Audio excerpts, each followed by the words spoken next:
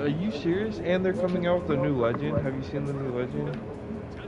Shit looks Bro, I don't give a fuck if the Pope's a new legend, bro. That shit's not making a comeback. Yes, it is. It's been making a No, comeback. it's not. Yes, That's gonna make it a is. comeback so is Rocket League. Yes, it is. You just have no taste. As will all the nations of It's not Once gonna we come back, launch bro. this weapon, the world will take us seriously. Everybody's Last. already playing it again. We cannot allow that to happen.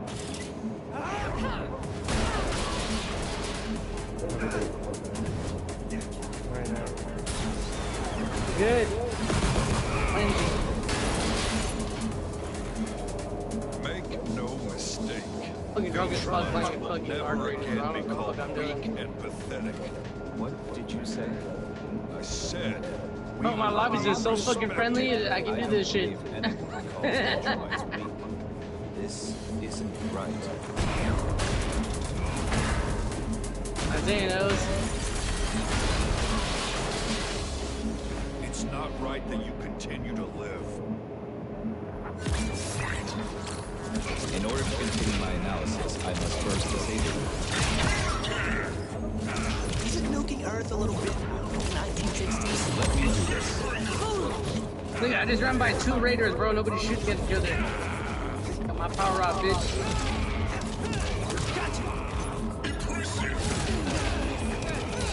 It's gonna hurt!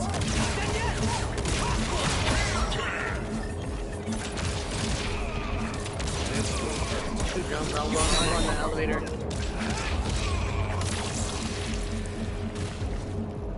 Earth has corrupted you.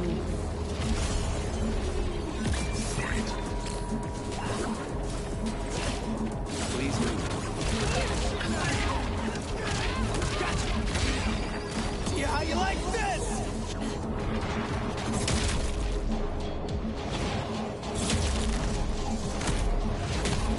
Just fucking die!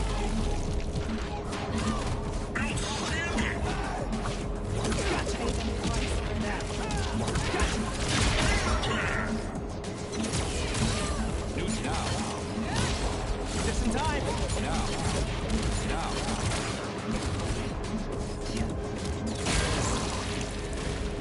Full power.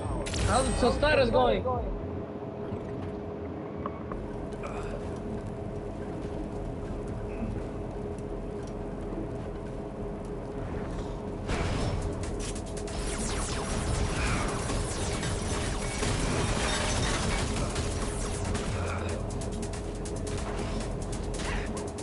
Invincible. Little busy over here. I do not believe these are truly Viltrumites. What? What are you talking about? The Viltrumites we know are not concerned about a lack of respect. They would simply kill.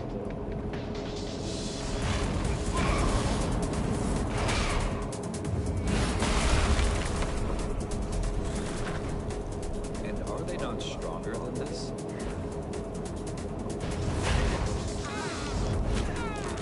She seems pretty strong.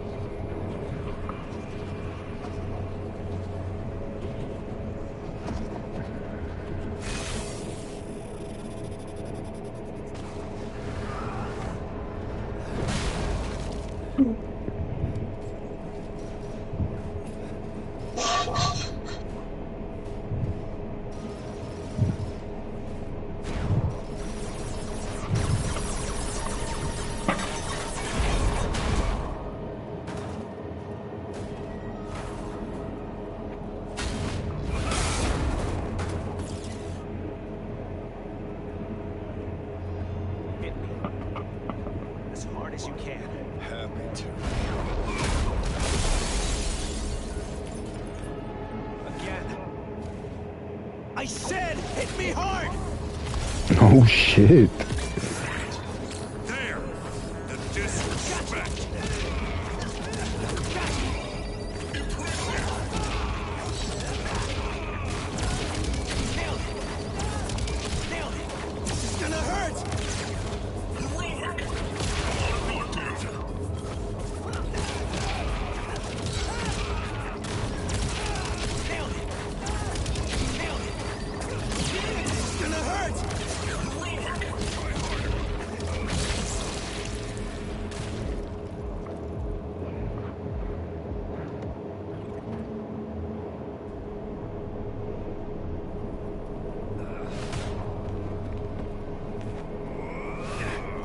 isn't working.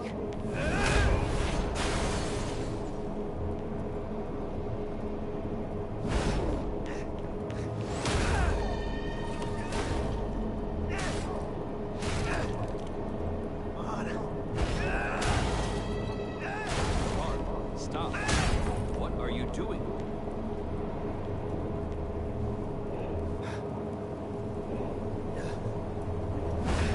Mark.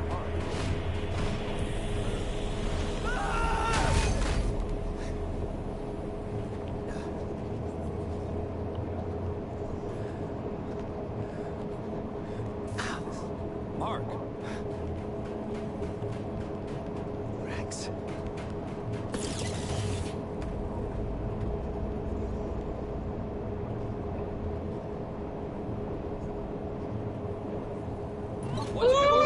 Invincible. No. No, you can't. There is only revenge now. Where's my little pineapple and Guys, it's ham? me. You've left us no choice. Listen to me, robot. Shut the fuck up. There he is. Too far, go fucking break the ball. Shit's been like, where's my little toodle at? You know, Madam Millie. Don't want to do this.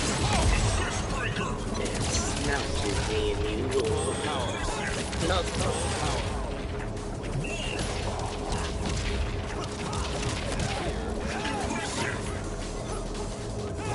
Look at sending Fredo mad invites to get pissed off. Got something for you. Got something for you.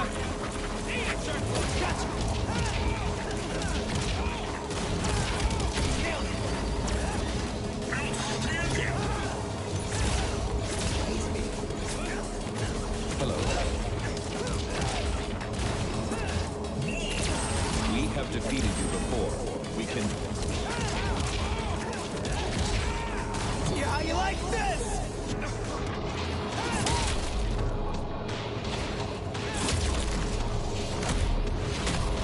Just fucking die!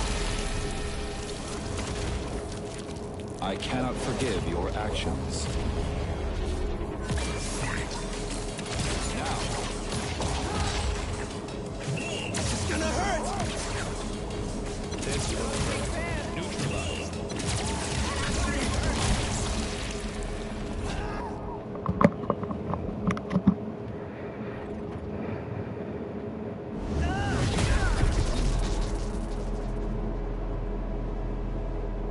Ow! What the hell?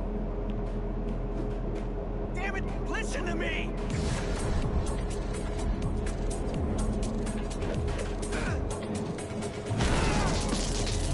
Oh, shit.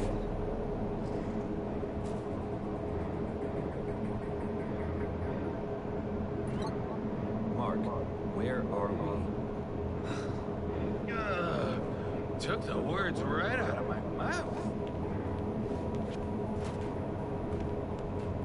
You guys see what I see now? I assume so. Were we fighting? I think you were hallucinating. Okay, see, you've got this thing on your back, and Rex and I have one here. Strange.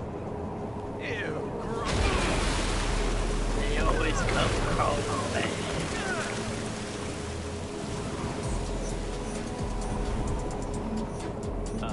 Who is she? Little damn precious. Shut your fucking spaghetti noodles fucking ass. I swear to God, bro, I take a shit in your fucking bathroom and not flush it. Yeah. Take a shit on your chest. Yeah, that's what I thought. This minor? Powerflex! Stop! Now! She's still hallucinating. I feel like shooting somebody.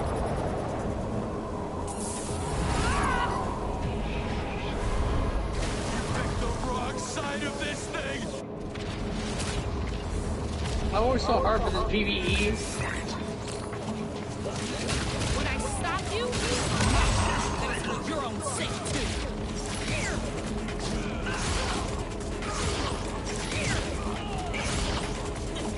Okay, now. Yeah, that's enough of that. Sit your ass down. Your place!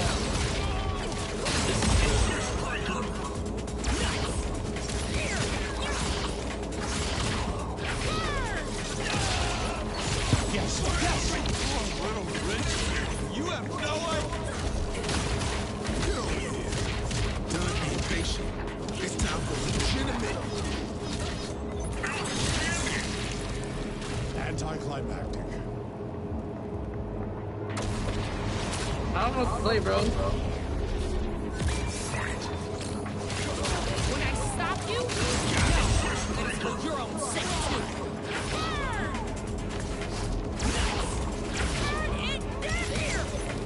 They're mine.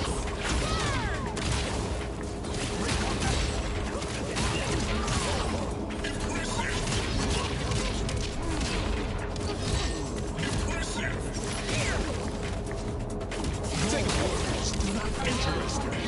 Only power. Okay.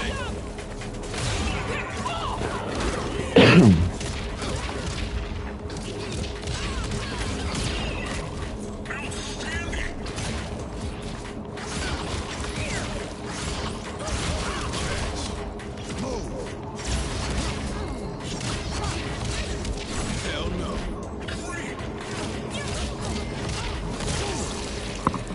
Anticlimactic.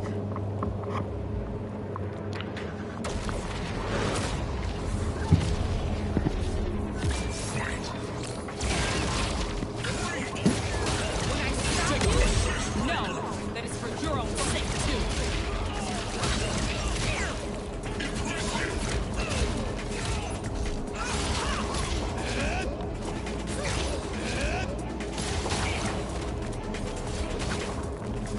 Stand aside.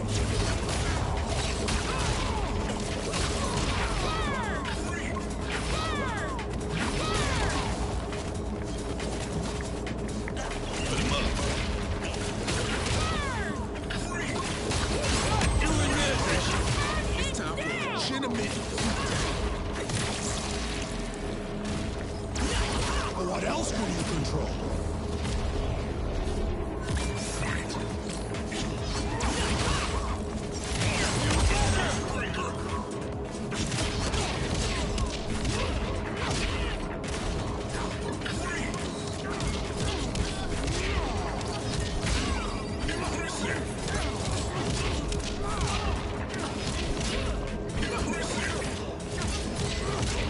Come to me. We're not done yet.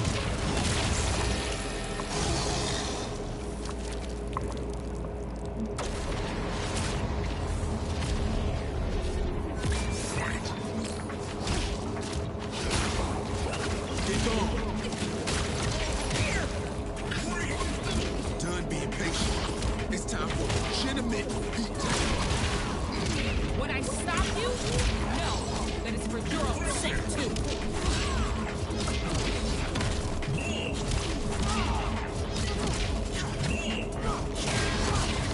God damn.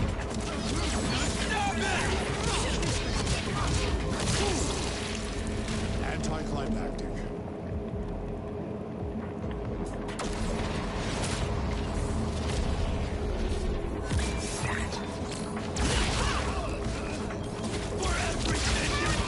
When I stop you, know that it's for your own sake, too.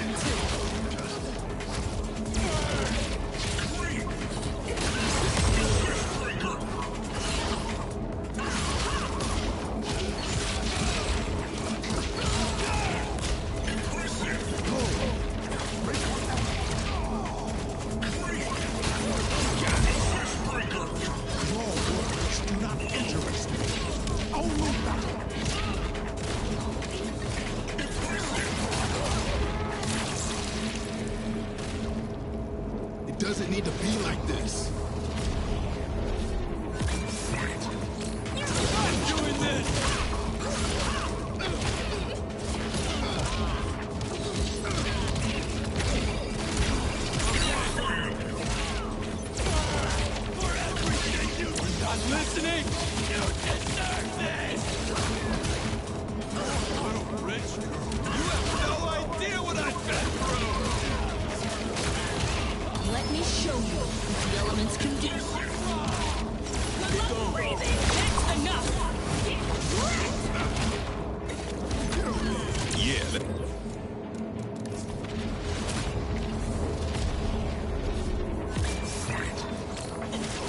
When I stop you, no. You're all safe too. put him up. Watch it, asshole! It's up. It's time for legitimate beatdown. Yeah, that's enough of that. Sit your ass down.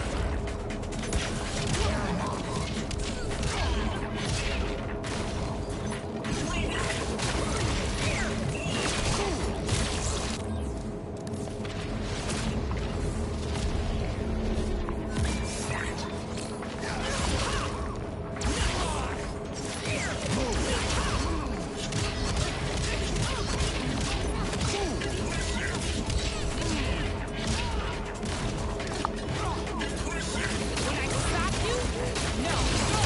You're all safe too.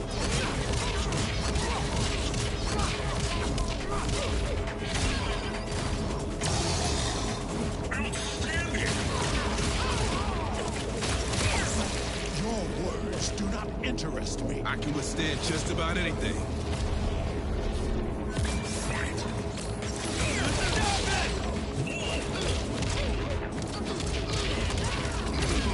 Yeah, that's enough of that. Sit your ass down.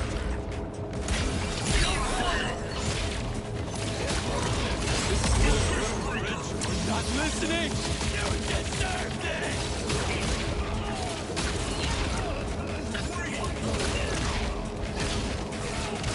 Let me show you what the elements can do.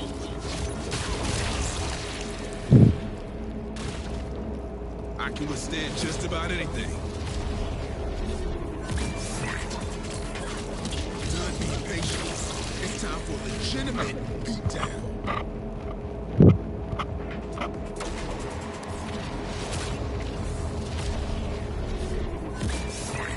When I stop you, you're all safe too.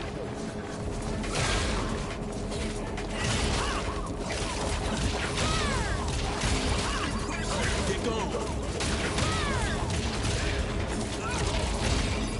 Done being patient. It's time for legitimate beatdown.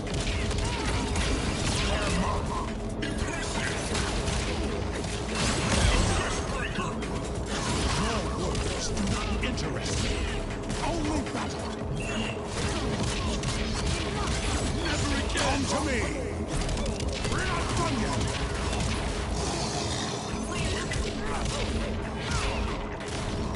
You'll pay. Poor little Rich. You have no idea what. What else can you control? Let me show you what the elements can do. Take a minute. Come to me.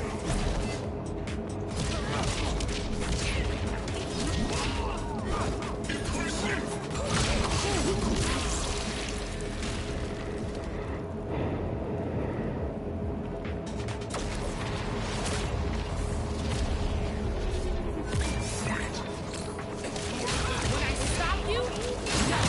It's for your own sake too.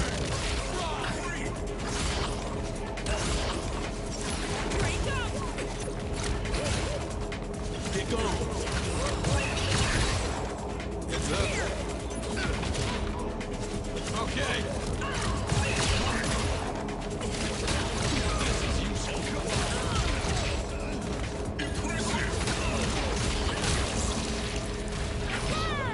It doesn't need to be like this. Rock on. Stand aside.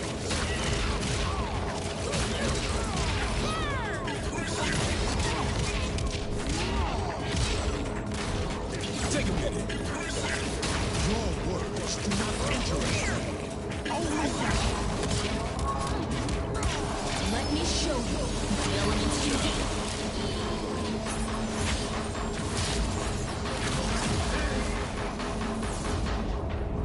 You won't escape! This will only make me fight harder. That's enough!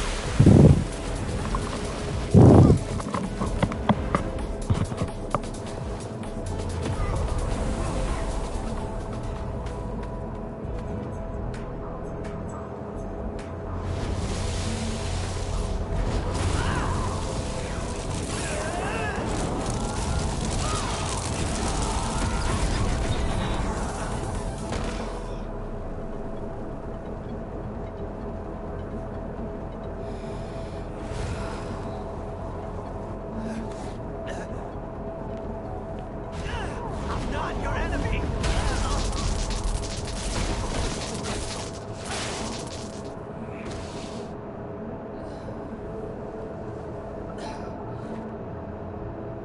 Oh my god, you're... Oh my god. That's so funny. Power plates, right? And we've all been seeing things that aren't real. We have? Oh, we're back. Shit, you're Rex Globe and Robot?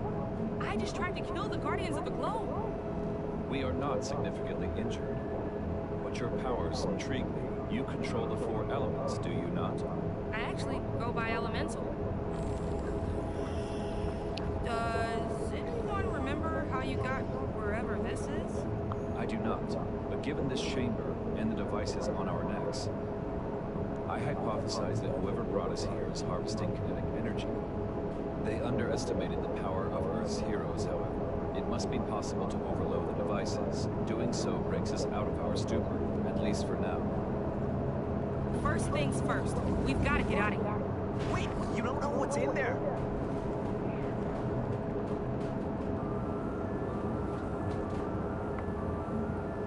My God.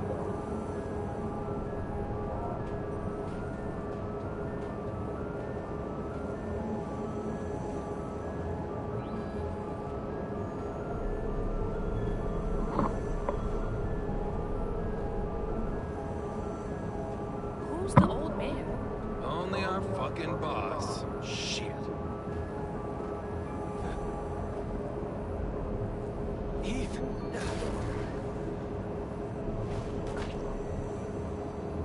How do we get them out?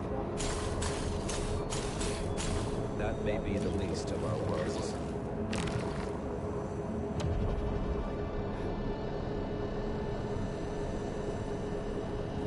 Eve?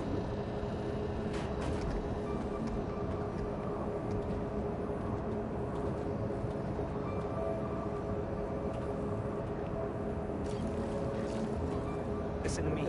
Whatever you see, it's not real. Every moment of the rest of your life, you're gonna remember what you took from me.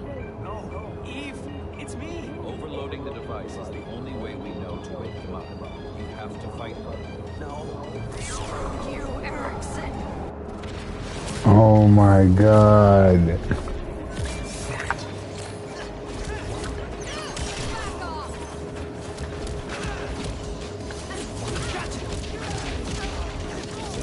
Here you go.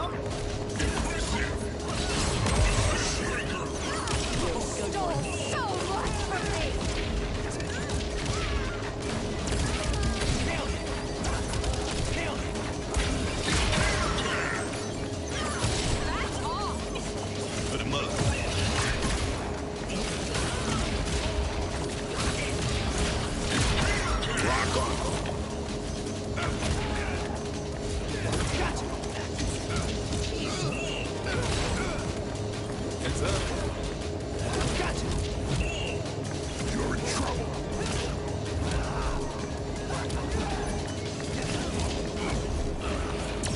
Gangsta coming through.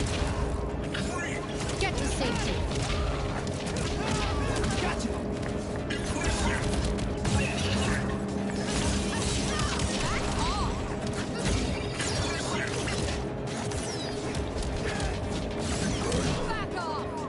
Back off.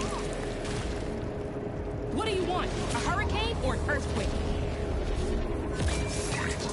This isn't how I wanted to meet you. Back off. Take this.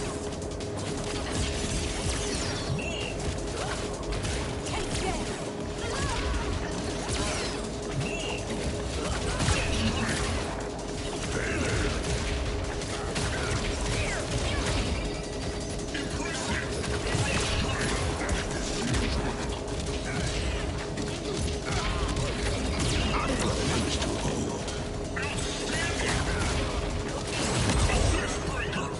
Let me show you what the elements can do.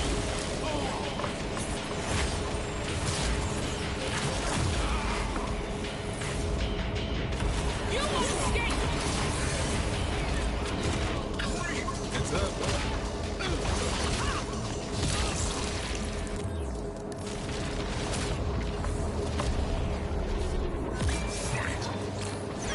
Back off.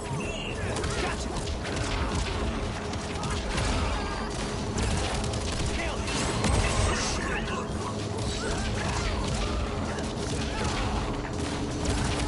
Nailed it. This is gonna hurt. Here we go.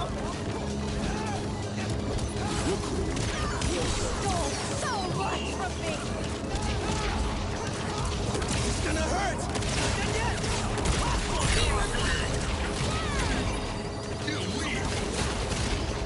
This isn't how I wanted to meet you.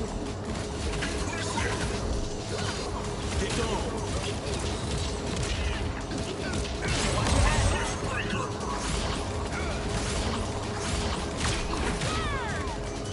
Rock on.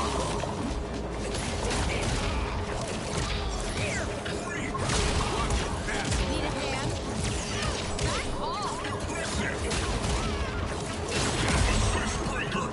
Take this. I wish there was another way. Nailed it. See how you like this?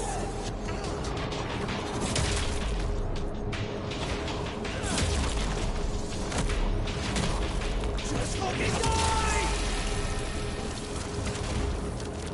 I know how to hold a grudge.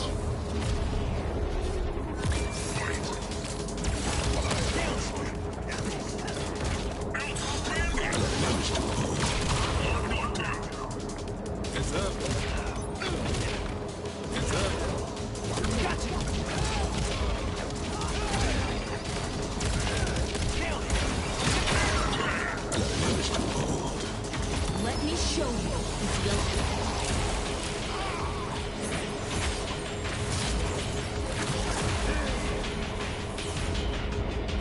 You won't escape! You're such a sniveling worm. Good luck breathing!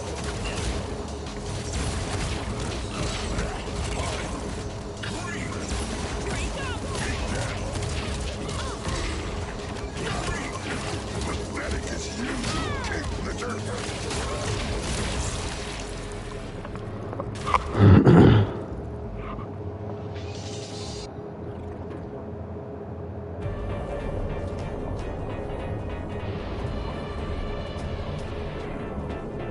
Stop! You can't!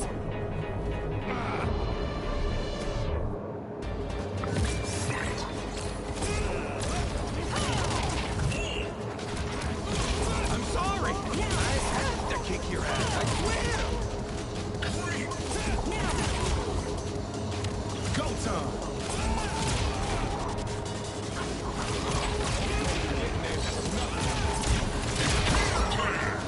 Get him out! Don't know what's up! Right on time. Soon you will understand why I have to do this. Going up. Watch. This will hurt. for ya! Need it, Jerkwad!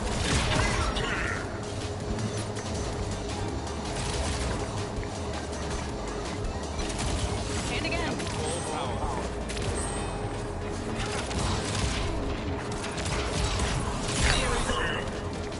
Your number's up!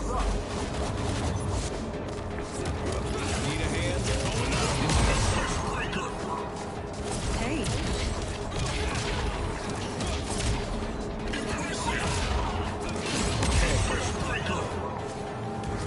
Now, watch this.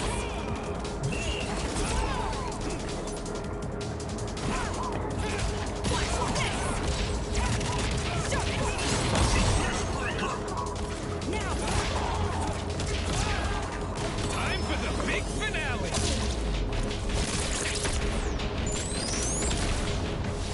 Read fast, dickhead! You always did have a crushable face. Your number's up.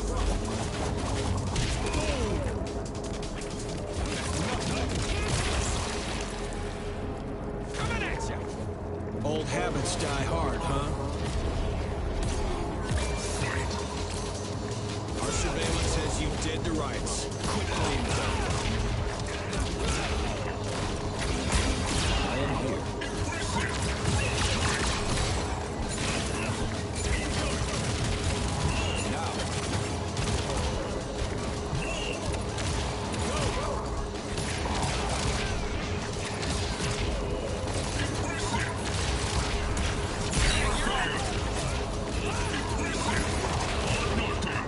Time for the big finale! Keep the change!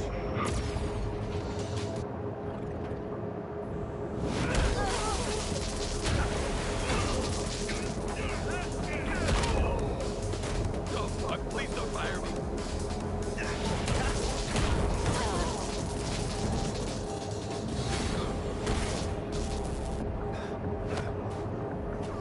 Mark? I didn't mean to hurt you. There was no other way. Invincible!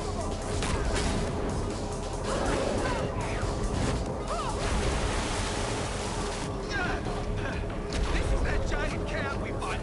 And those are Viltrumites?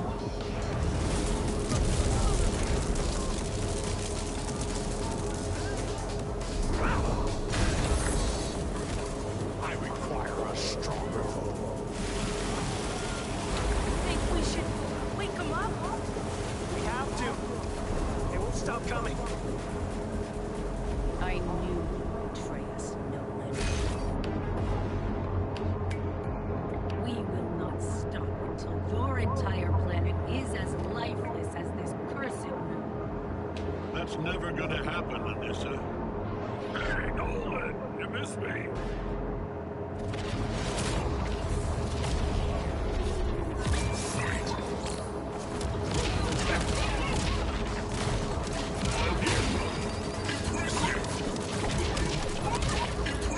The Viltrum Empire means nothing to me anymore. That's not going to die.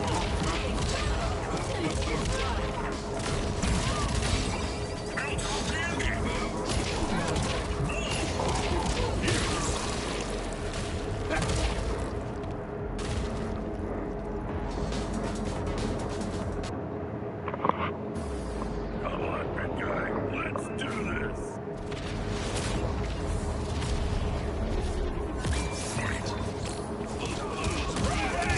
This is for my planet, asshole.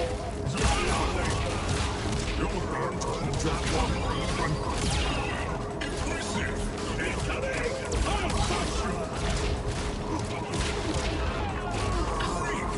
Nice try.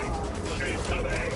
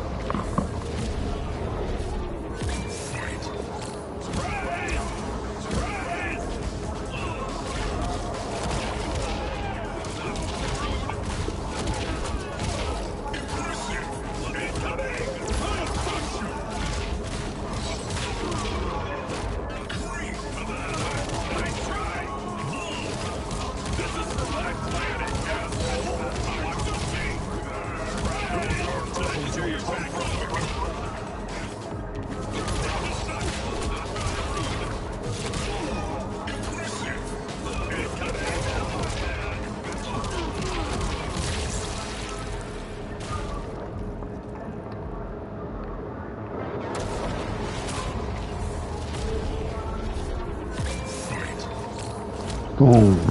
Oh, boom. Oh.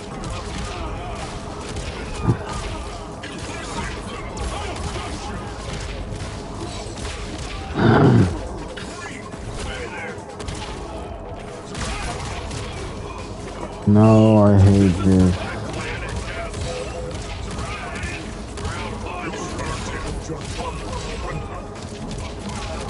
Let's get serious.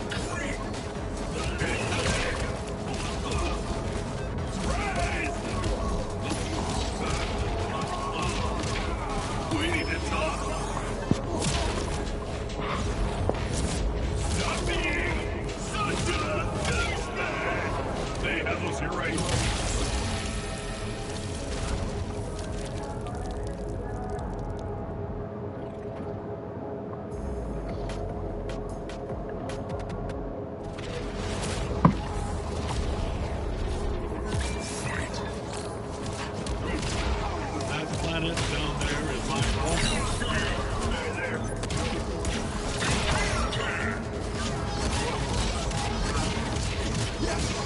Come to me!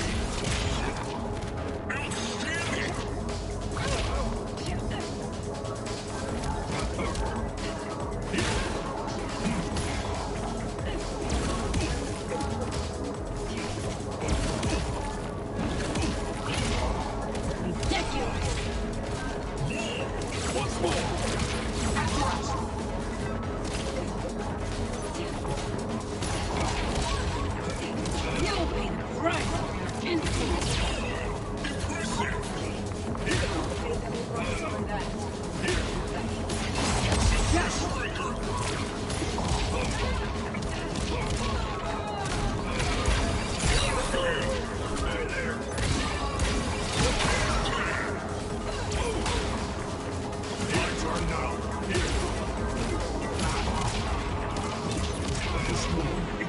Listen to me.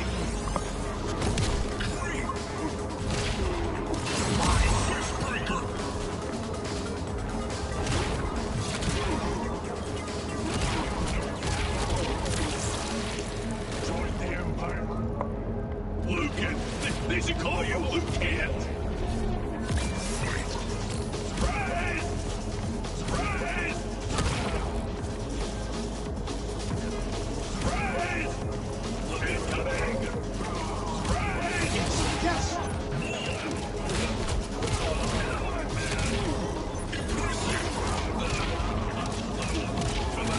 Nice try! With 2 eyes, can you see me kick your ass twice as well?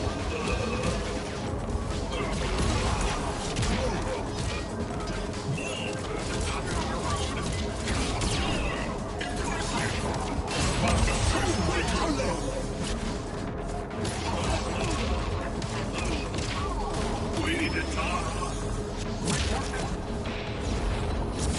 Stop being such a douchebag! They have us here right.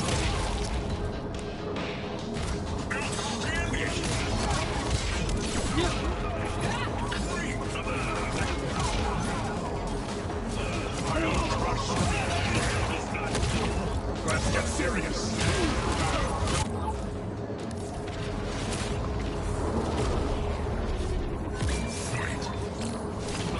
That planet down there is my home now.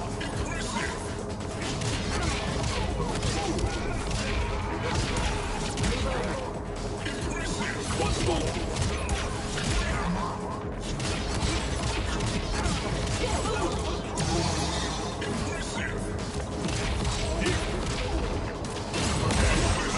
Come to me!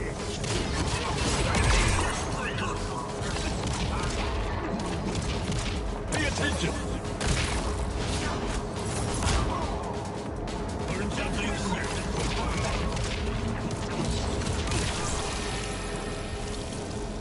You are going to pay for this.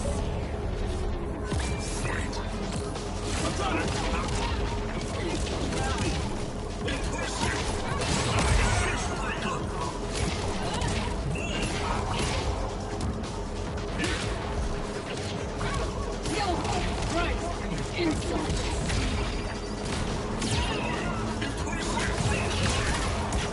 My turn now. Join the Empire. Lucan! They should call you Lieutenant! Watch the thing.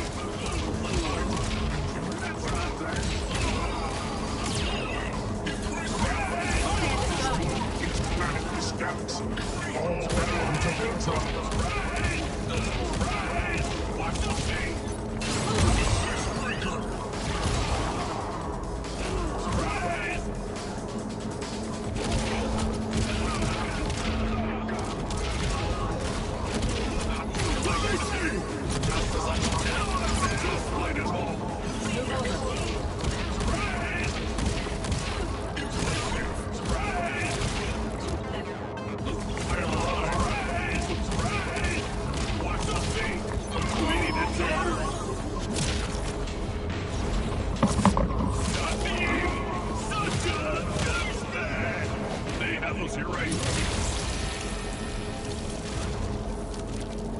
are going to pay for this.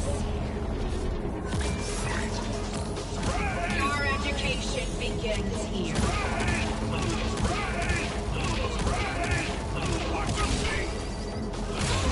On my watch! Want to see a great view? Getting punched is the price of admission.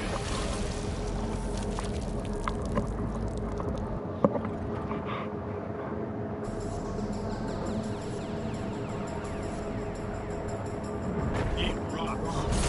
This,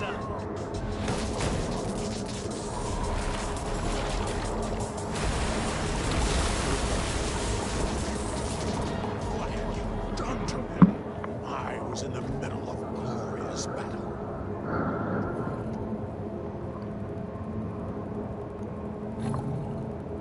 But are there also worthy adversaries here?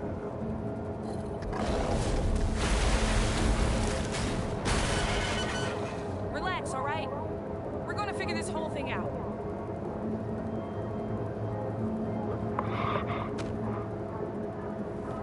Robot says we're trapped here. yeah. No one knows why. There's gotta be a term for this. I just know it. Oh, wait. Epically fucked. Thanks, Rex. Sarcasm helps so much. When I find out who did this, I'm gonna kick their ass into the next century. Didn't you almost get Invincible killed like 3 times? Maybe lay off the ass-kicking talk. There's really no way out? Foolish humans. If an exit does not present itself, make one.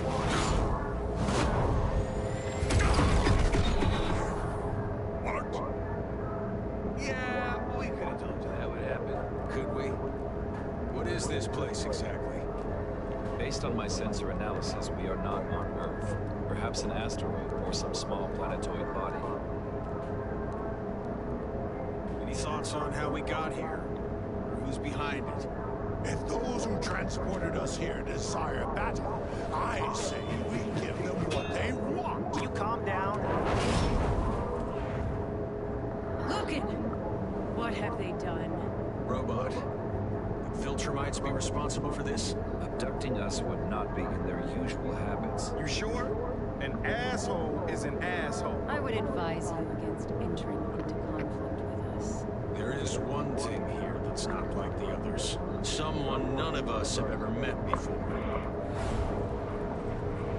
How do we know this woman is who she claims to be? Ella? I mean, I never met her, but I've heard of her. I think she helped Ray out one time. Sure, there's an elemental in the GDA database too. But is this really her? Hi, I'm right here. You haven't met me because I only got my powers a few months ago. I was still deciding if I want to use them as a superhero or more like Adam Eve. Ella and I already had her knocked out, right? Cecil, we're good. Yeah, she almost wiped the floor. But once she woke up, I don't remember you asking her a damn thing.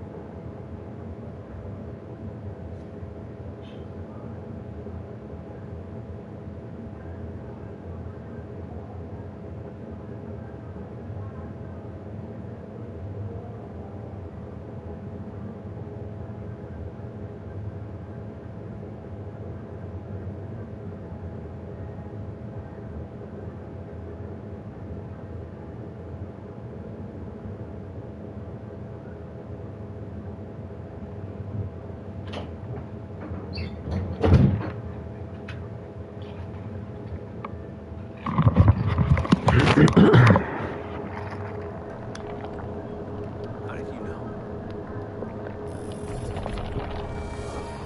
Guardians, we should take off.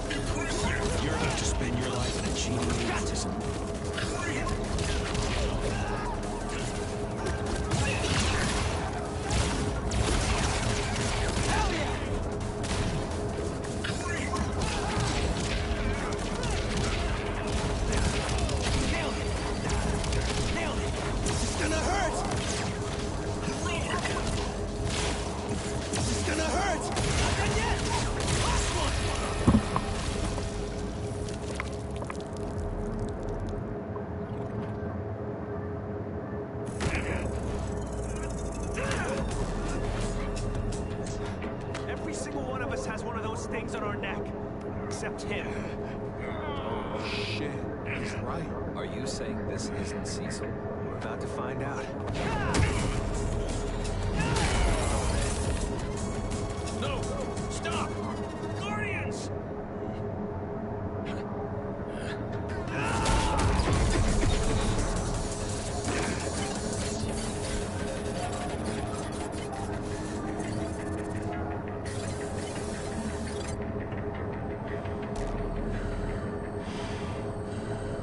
What is that?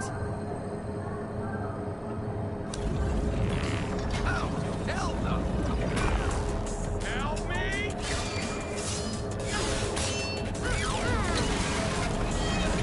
Who's first?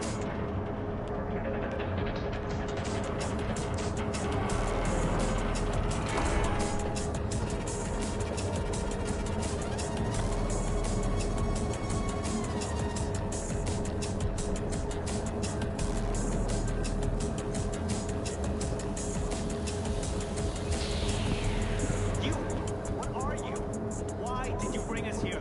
You may call us the technicians, and you are part of a grand experiment. Ah, great. Now I know what my next 10 years of nightmares are. The most efficient form of energy in the universe is life itself.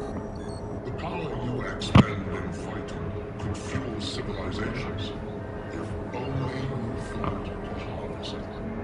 Harvest this!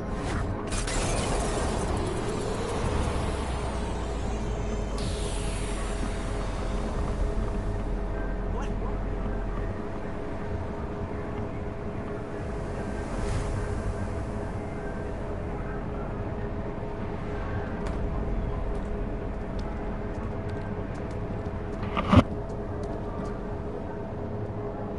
Those can't be real Viltrumites.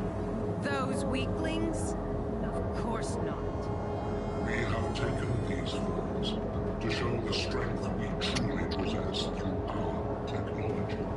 Our experiment is not over. It will never end while we benefit from your captivity. Yeah? We'll have to make sure you don't.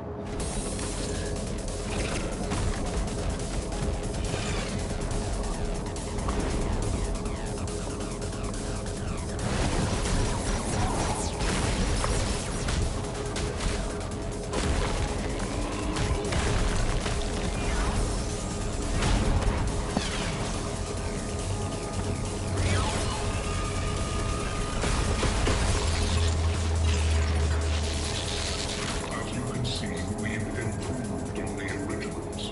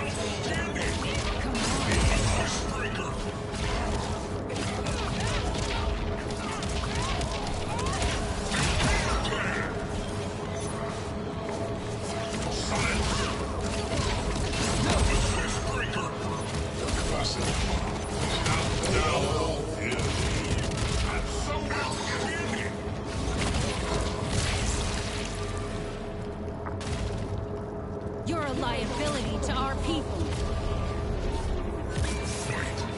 Your education begins here.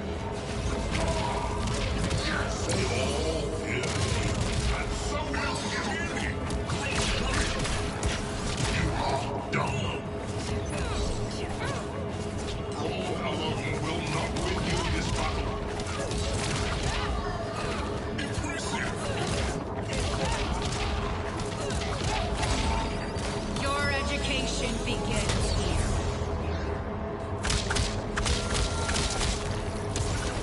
Learn your place.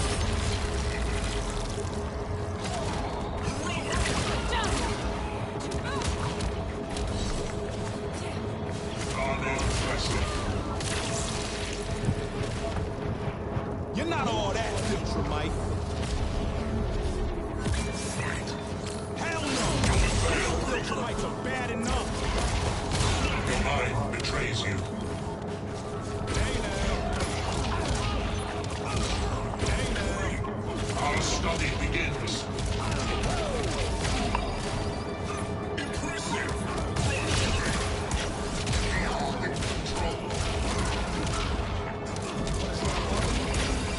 Science. Your number's up. Get him. Hey now. You only prove our hypothesis. Interaction on.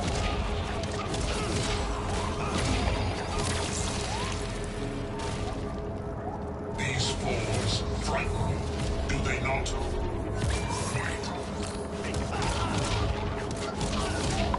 One beat down coming up.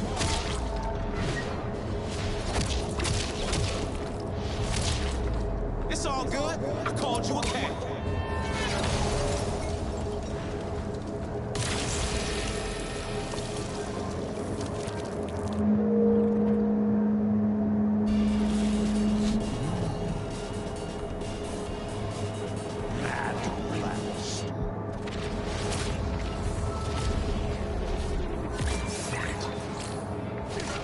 This will be my greatest challenge yet. I can taste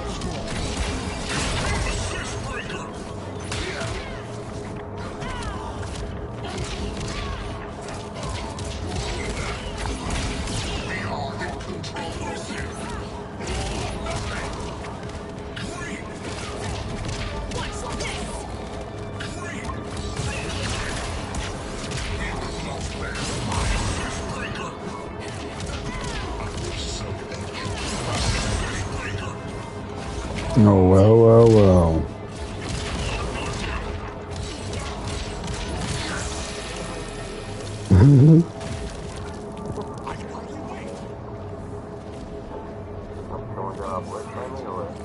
I've been on all day.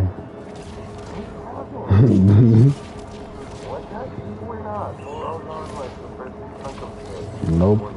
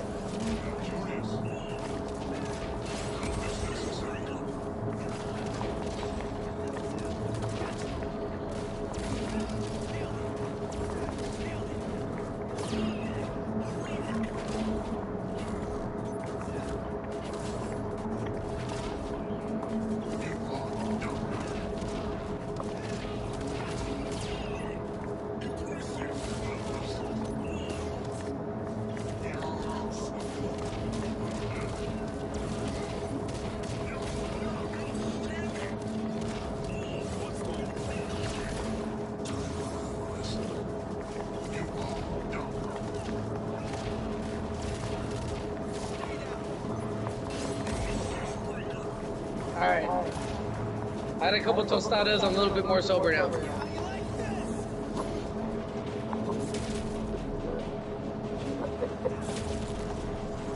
What's up, man?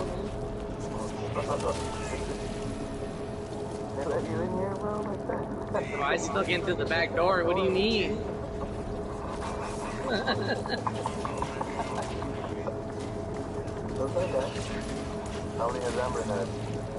We want to be on time, but our clothes and our swag gotta coordinate.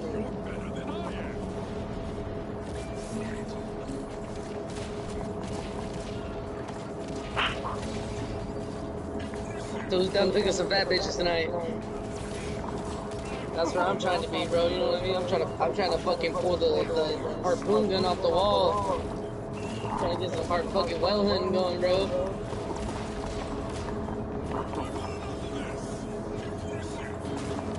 Going down faster than a pump date.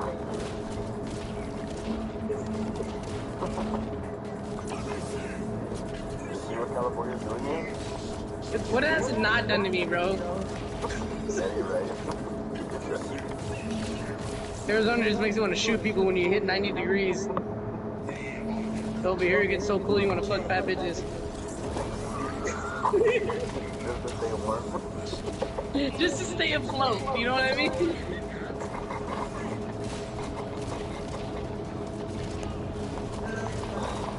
What's that window off of fucking Adam Sandler movie? Like, we didn't find Nana Day. Oh, when you're naked. You almost naked? Nah, boy. Oh, when they're naked. Damn, boy, you know that.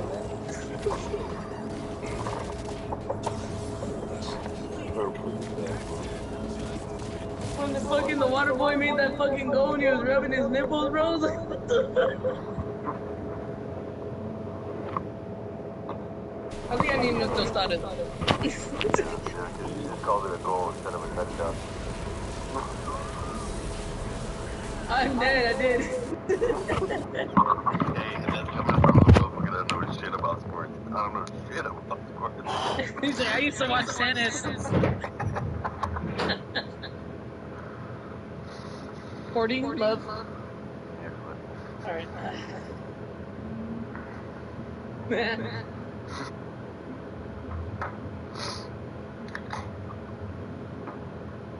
Might as well drink this beer that's in my refrigerator for 2 months. Berries in? I know,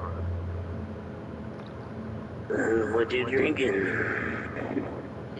Modelo. A Modelo Chilada. Modelo? You're not a white boy, bro. What you drinking Modelo for? Because I'm trying to fit in, bro. I'm trying to blend in, cuz. Trying to blend in, man. Come on, dog. Pockets ain't empty, cuz.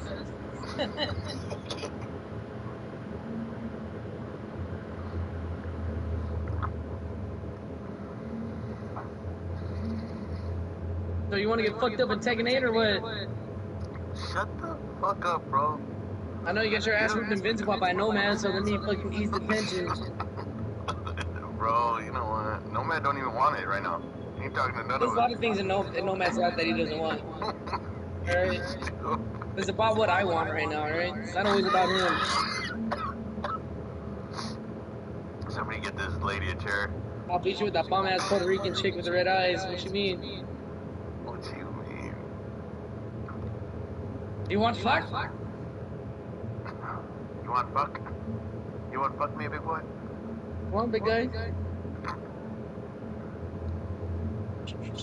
Come on down to the hello.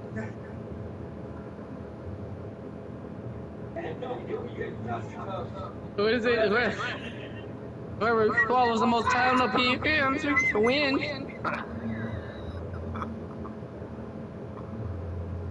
Come on down. I got some popsicles in the shallow.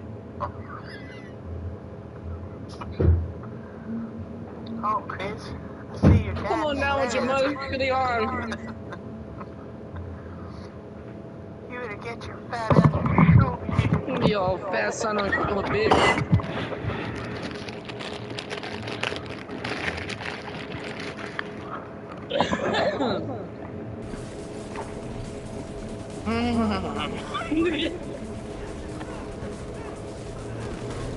That's my favorite line ever. Whoever swallows the most town will be him wins. Whoever swallows the most town will be him. Terrible. No, it's wins. Oh. What you going down the bucket beach? No, you're gonna get whipped or what? What's going on? Fucking playing this game right now. Yeah, bug in my good. Bro, you got like 1.5 games in you, like, shut the fuck up. You don't even... Yeah, but that's 1.5 that you need to be whipped in. Look at that. Look at this, you're getting beat by a black guy. I would not talk about the fucking character. I'm so sorry, Nomad. Me and Nomad, I need to find he's playing his own game. Oh, see, no, so double down being a dickhead, got you. No, it's like, it's like that square. He's like, we all know where you stand, Greg. We all know where you stand, bro. It's like a dickhead square. Square dickhead. Oh, I did the most accidental racial shit I ever said. Accidental shit. Yeah, on purpose is different. The most fucked up joke I ever did on accident was I found out this fucking dude, God rest his soul, dude. He went to serve 2 tours in Iraq, bro. Came back, become a police officer, and got killed in the first fucking 5 months of duty. I was like, damn. Imagine coming home after serving your country just for your country to serve you. Damn. I went, oh wait, that's not what I meant. That's crazy. That sucks. It does, bro, that's horrible. It just shows that America is way more hardcore than the war is on. Oh my god, don't wear your Pampers when you come down here. Oh, we're home at the fucking ejection safe zone, vape free area for fucking safe.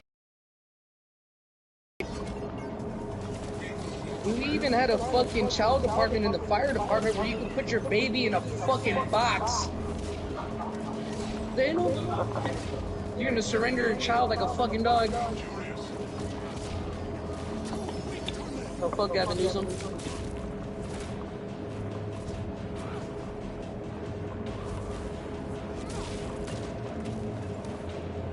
So, how's it feel to pay a lot of money for this game? As he licks his lips from the blood of his enemies. I know, right? I don't know, I like it. It's cool, I just think of it as another fucking Street Fighter. It is, but I like it. It's actually, it feels, in a way, it's a dope, little bit bro, easier because than other games that have come out, you know what I mean?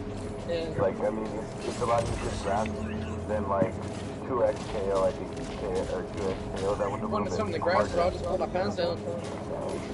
What, so I can see the air? Like, see the wind Yeah, turbine? I'm swinging at nothing.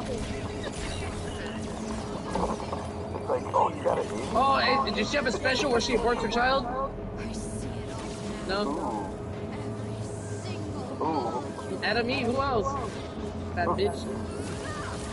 No, are you being... Oh, I know, that's so crazy.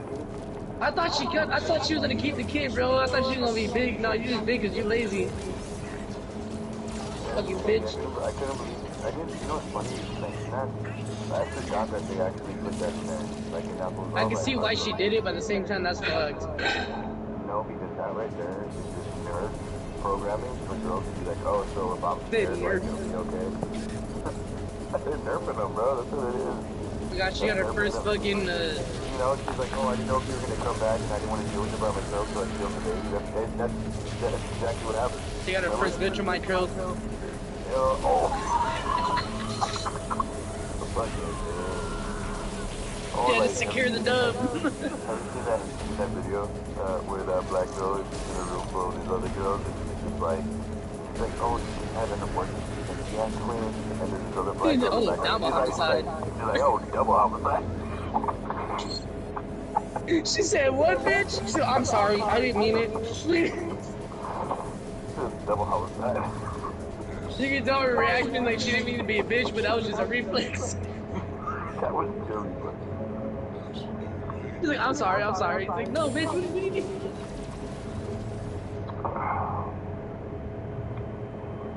Oh my god. Dude, she would have been fine if she went down the bus, dude.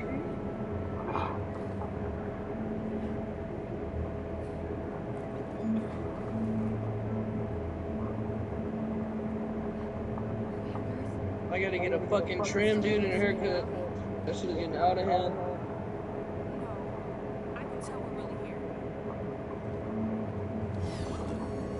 One straight jacket away from looking like a fucking escaped mental institution person.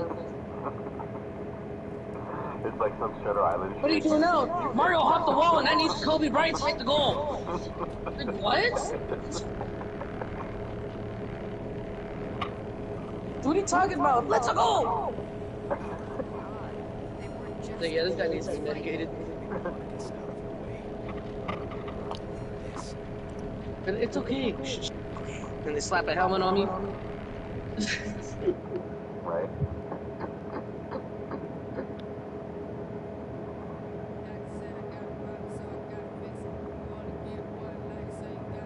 Your sister give me the eyes like I'm gonna punish her.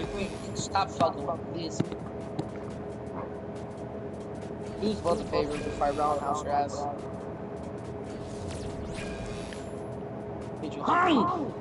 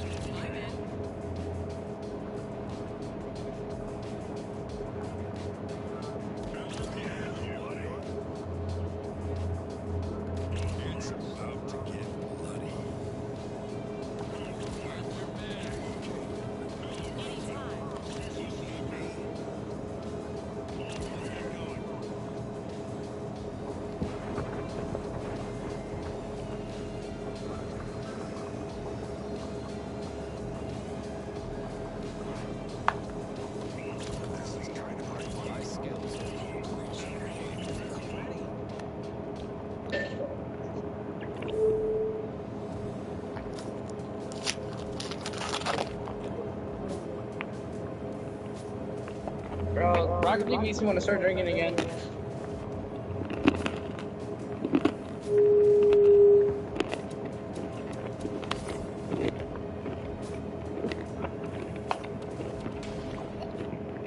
Don't you like live for life? I do, but also live for drinking.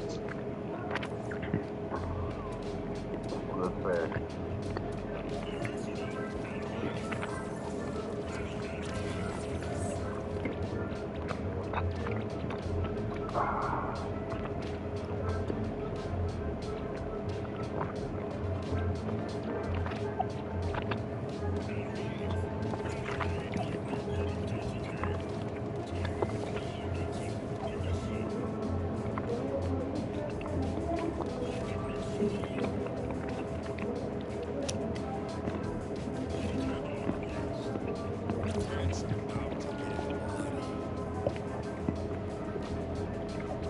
Do you not want us to win, bro?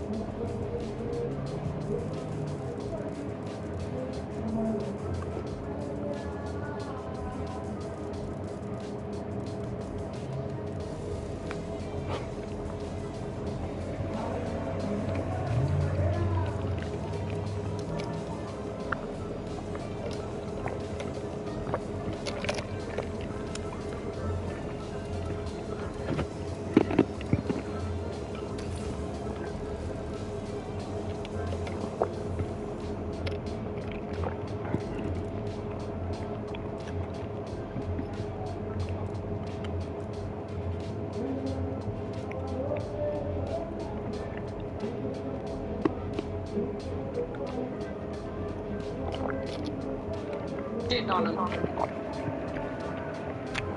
Don't say stuff like that. I have to, bro. It's 2026. The new thing, bro. Love it. Love it. Jeremy's gonna do that shit for a minute. I've also been doing sodomy, but, you know, it's still illegal in the Bible. Is it? Is it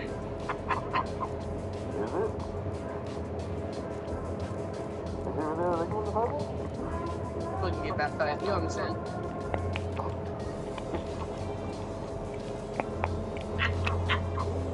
I got baptized, I don't even remember. I don't know.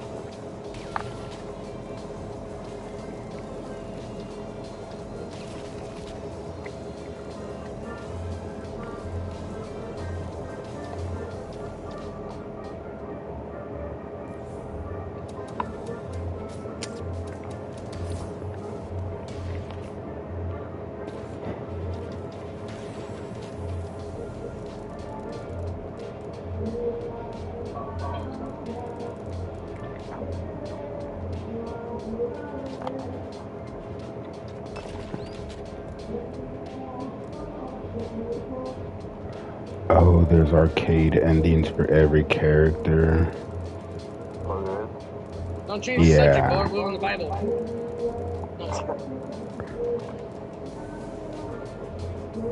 No, the greatest con of mankind, huh? Depends who you talk to. The truth talkers is who you're talking to. No, you gave me a bunch of bullshit back in my day. You like to eat it, so. Dogs don't look up. You ever seen them? I have. have. My dog hates crows, bro. No, I swear to God, I see my dog chasing crows, like, they really do look up. I'm not gonna lie to you, bro. Like, that was always the thing in my head, like, dude, dogs look up, bro. They're not dumb like that. And I see my dog chasing crows, I was like, yeah, this bitch looks up. Well, duh, how the fuck would they look at us? Yeah, I wanted to say that. I bet if it was a white crow, like, shut the fuck up. A white crow. Does that make it a dove? Motherfucker, those are... A crow is a crow and a dove is a dove. They're two different birds. I'm drunk and it's a joke. You fucking... It's a goddamn you.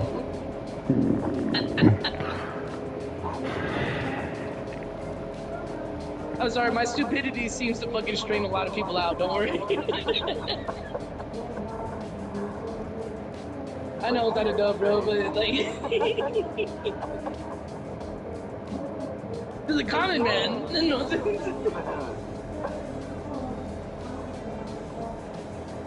Which brings me to my next point. Don't smoke crack. Put that out there. Take it from LT.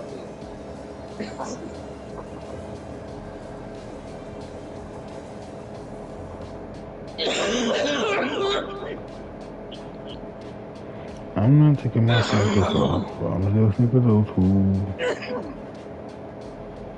I hate you, Dad. I wish I was never born.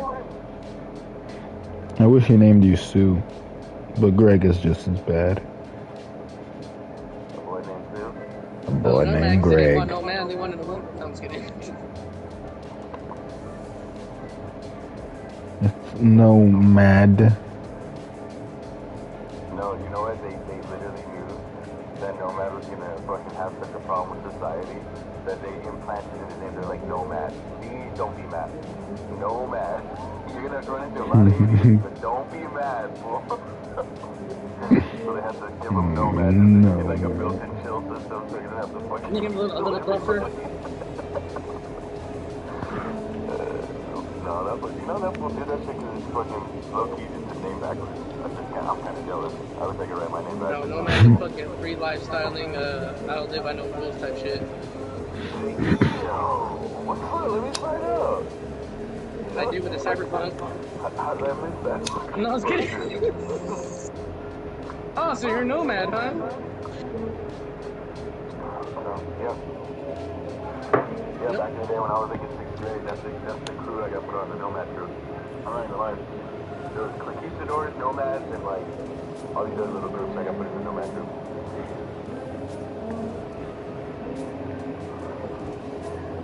I transcend time. No, your papa used to be a real badass.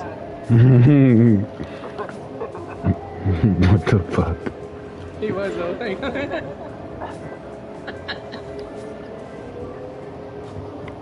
Hey, weren't you in Riverside? Shut up! Shut up, fucking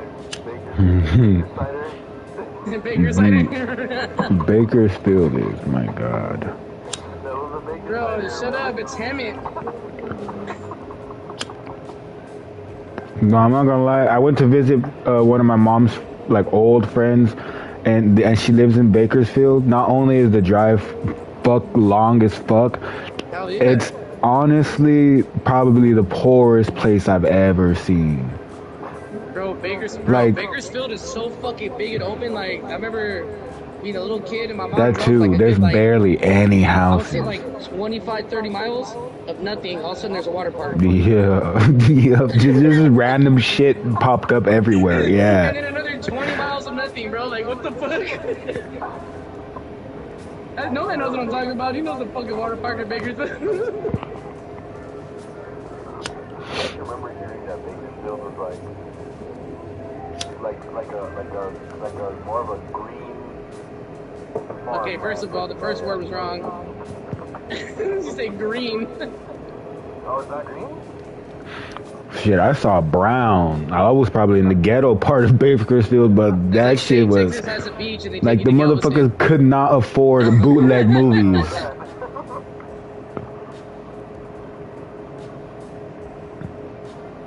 my sister was young and she was being rude. She was young, so she didn't know she was being rude. But my mom's friend was trying to buy movies from the corner store. I guess they bootleg movies, and they were giving her a hard time and not giving her a deal.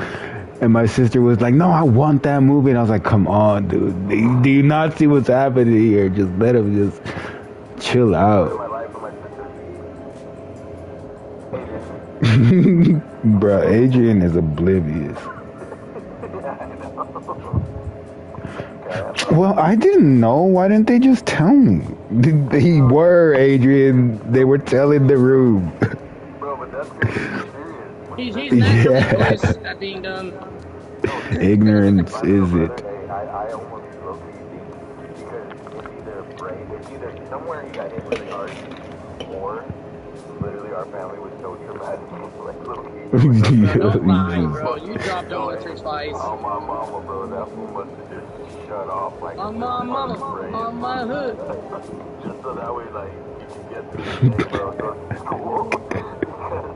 I'll be sitting with them like, how the fuck did you not see this one peeing right next to us? What's that worm smell? Oh my god. For real, asking question shit. Well, I didn't know. I just thought it was getting humid or something. I don't know. And you still didn't notice? He could have been drinking water. Literally, all his responses. It could have been a well-quenched thirst. It could have been anything. I don't know. No, Adrian. I don't know.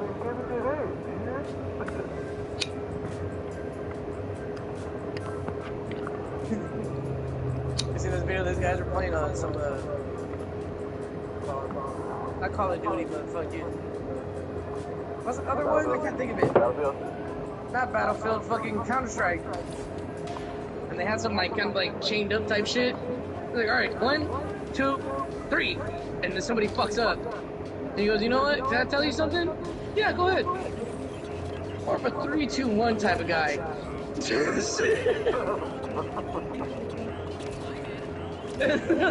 the fuck?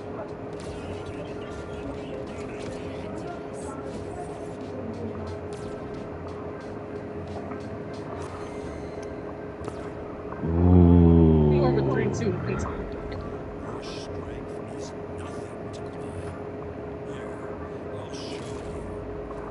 I'm gonna take the boost.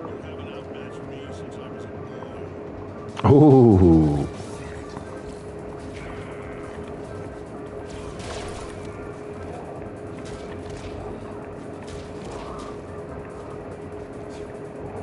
Whatever, bro. This is why I voted on Prop 5.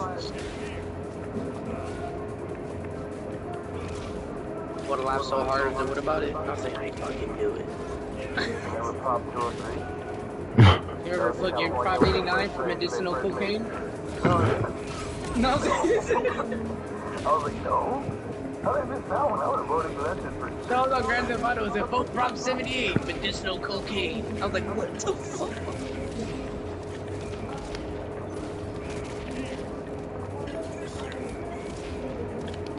What's up with everything? They didn't do it back in the day. Now they don't want to do it.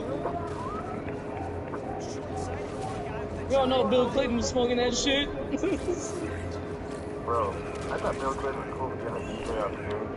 But now that I know that he's like fucking drinking his blood, I'm like... He had a BJ on Epstein Island. How's that?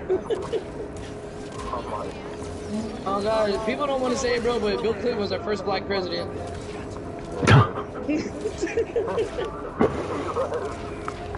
I did not have sexual relations with that woman. Like, if we're being like completely honest, like, no, he technically was the first black president. He was Jew as fuck. Like, if you're truly like not being, if you truly don't see color, like, nah, that fool was the first one. He's the first president for sure. Like, that fool. But I didn't know that his girl was like, I didn't know that. I don't know. I always knew that they were kind of like all into like some dark shit. I didn't know it, bro, but it didn't surprise me. It did, but yeah, when they were like, oh, Hillary Clinton fucking, you know, has this part of the child trafficking ring. I'm like, of course, bro. Nigga got done Trump. Oh, he said he gonna grab a bitch by the pussy. I was like, no, they didn't. He goes, yeah, they did. I was like, I don't know. And then I heard the video. I was like, ah, you fucking idiot. Hey, but that's human. Well, Bill Clinton was doing Unhuman. I remember he was like smiling, seeing the Epstein pictures. Like, oh yeah, I remember that. The lawyer's like, bro, shut the fuck up, stop smiling, bro. Give me the pictures. Okay, I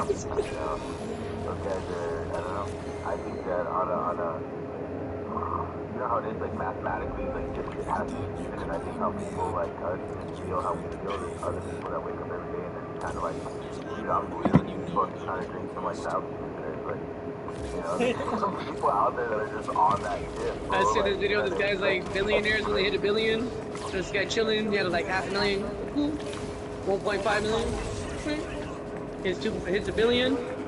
Picks up his phone. Goes, hey John, how's it going? It's going pretty good. So why don't you grab a whole bunch of kids? I feel like fucking them.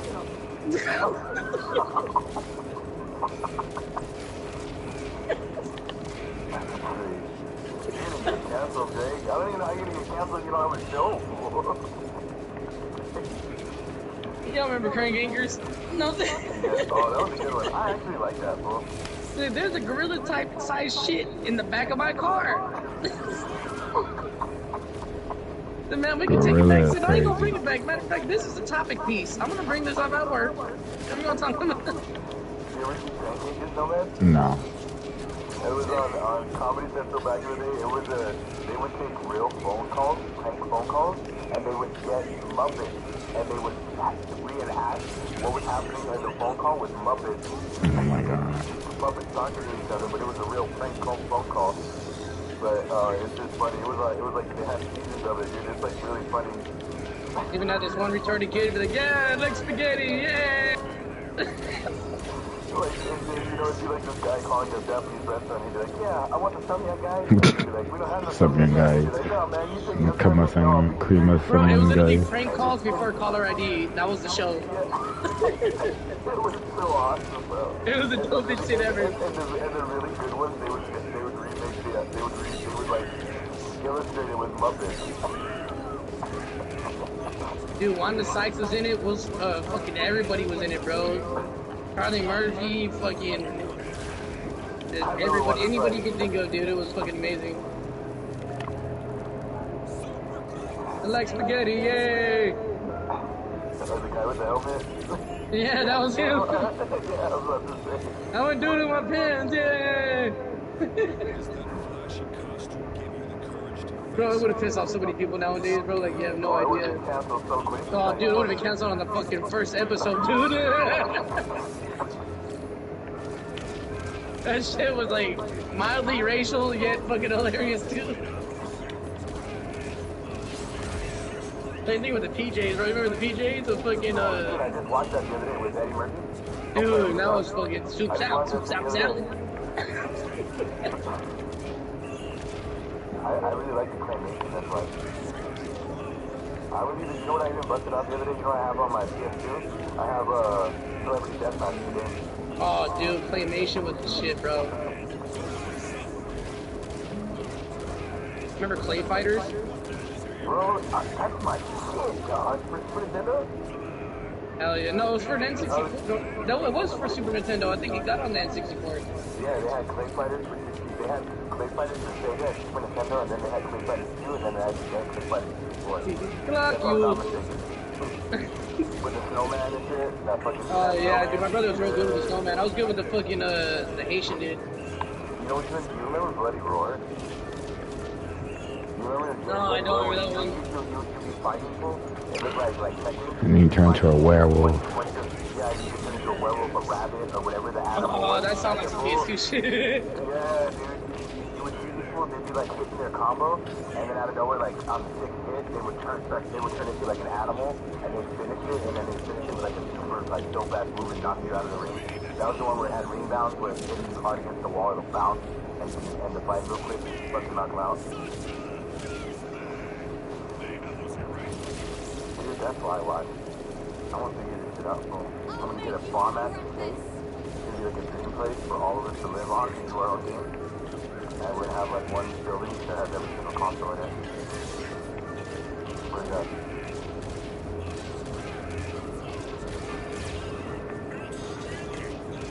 there's a fighting game that I want to play Nomad in called, there's another fighting game called or Engage or On Guard, something like that. On Gawa! There was a PS1 game. There was a PS1 game where it had Final Fantasy 7 characters in it, and you fought like first. And then it had another mode where it was a dungeon crawler, where you make your character from scratch. It's just like weird. There's so many weird ass games that were out there back in the day. Stand against me. This moment. Ego is going to get you killed, Conquest.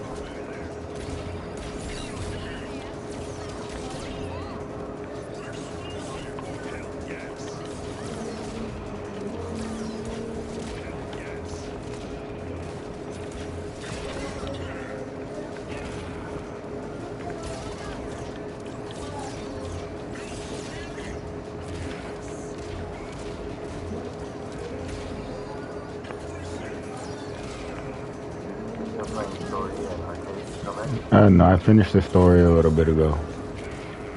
How was it? How long was it? It's only like an hour long. Depends what difficulty you're playing it. I just played it on the hardest one. The story mode? Yeah. I don't know why I didn't do that. I normally do that, but like I feel like some latest games have been making it where. Remember how back in the day you beat it on hard and it would clear all of the difficulties under it? Yeah. Now I feel like there's a couple games where you can't do that. Now you have to go back and you have to still beat them on medium hard if you want to get it credit for beating it on expert. You know what I mean? What I'm trying to say, kind of? Yeah. I'm just smiling and nodding at this point. Hey, you know what, dude? Nobody knew you were still standing there. No one knows when I'm standing, bro. It's a short problem. They're like, oh my god, he's got no kneecaps.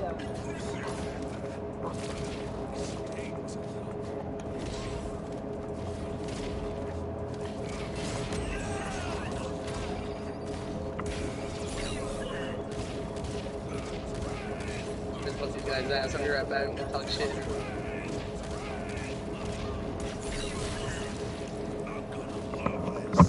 You can't catch up with me.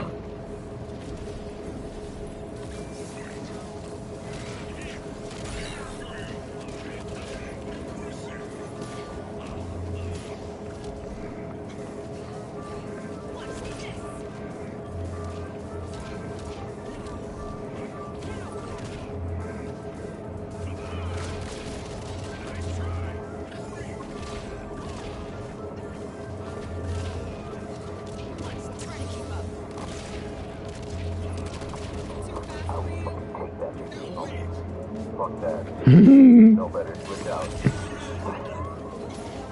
Okay. I'm in this mode of like, I just want the blood. I don't care who it comes from right now. Need to be on the field. Sorry, don't be in range. And it's like, I don't know if they're honey potting me, so it's just like when the minute I see them actually shoot it, I'm just like, nah, when you get there. You know what I mean? When they just my touch, they just stand there and they like, oh yeah. look like they have Down syndrome, and I'm like, no way. I'm just gonna turn it on full blast and not stop till it's over. Like, I'm like, you do your thing.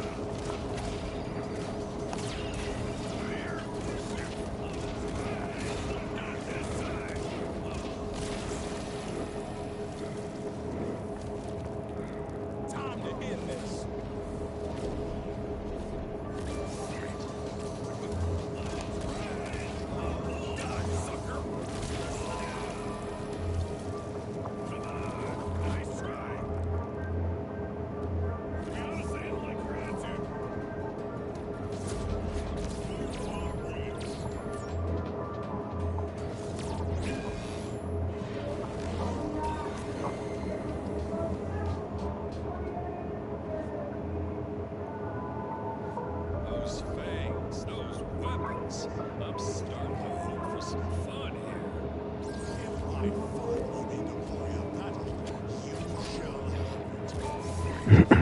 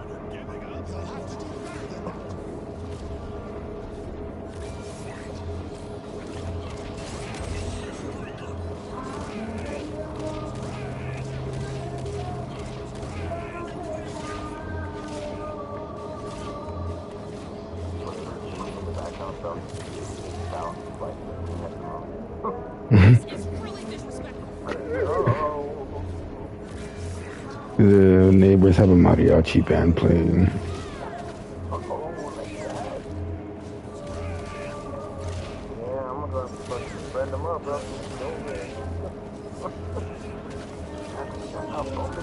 Yeah.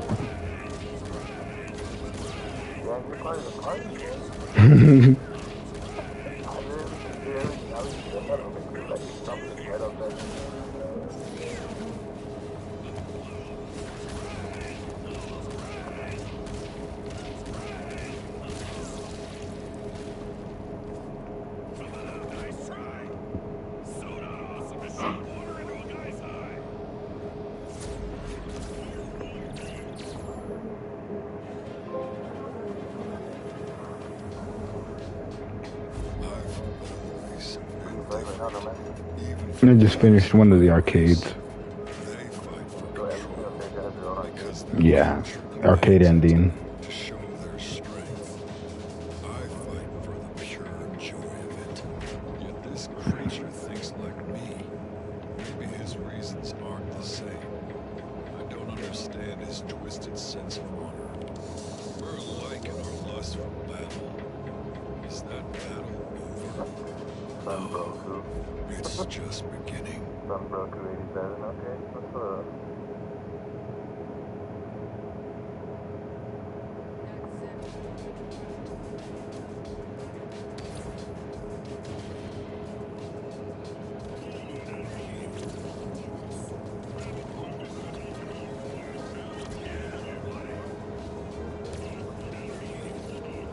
It's about to get bloody.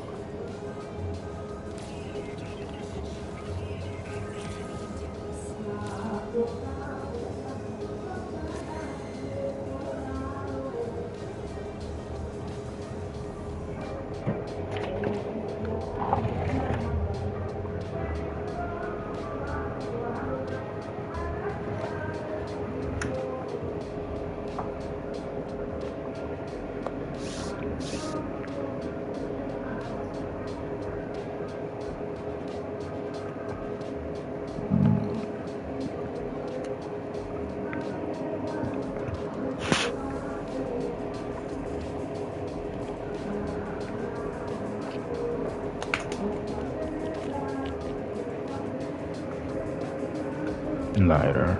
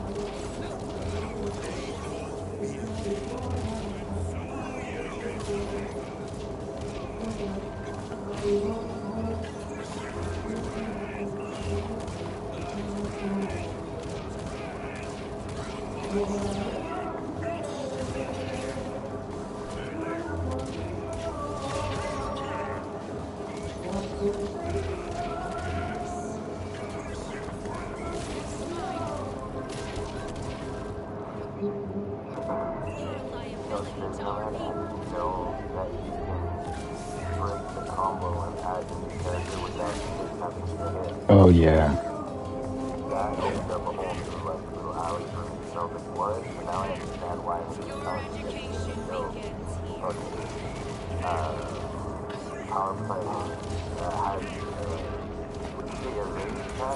yeah. and now he's saying that I realize that now when I'm cornered against the wall, because I have to run towards them, the minute I shoot my fireball connects, I can latch on my L1 Yep. and my character, so I'm like, oh, that's pretty deadly.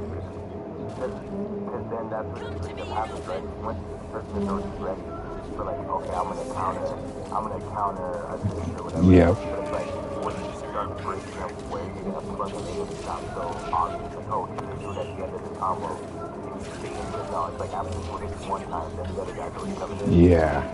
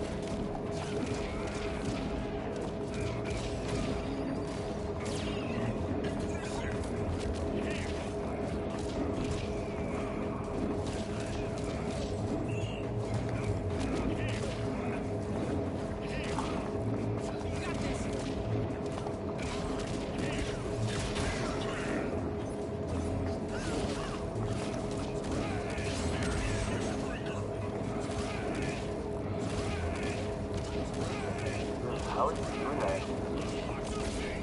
Can you stall out your counter? Yeah, by pressing it twice. That's what he's doing right now. That's the first I've ever fought that does that. The minute I hit counter, he slows you down and then I'm getting a counter for help. That's insane. I didn't know that you could delay it and force the counter fail.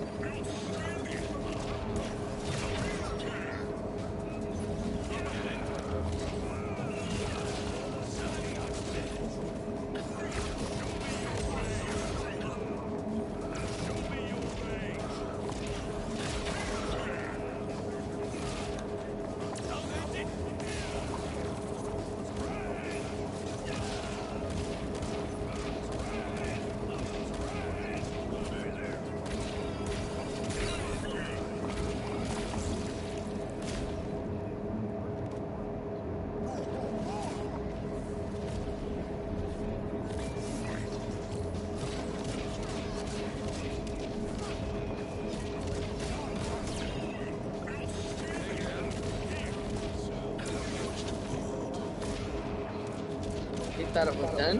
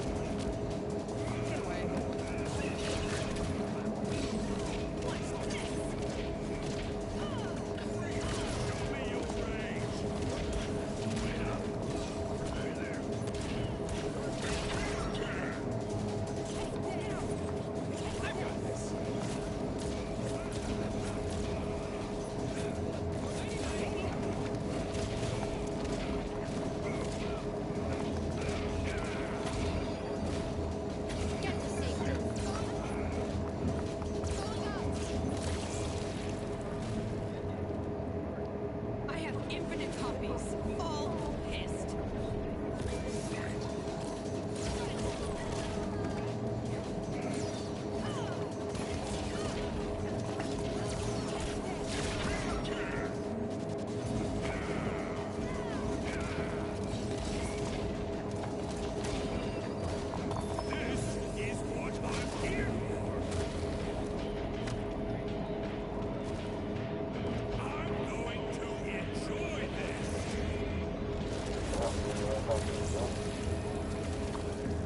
You might need to restart it.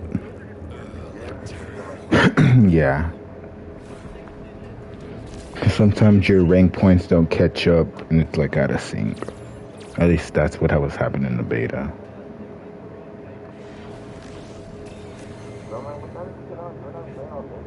Yeah. Like 1.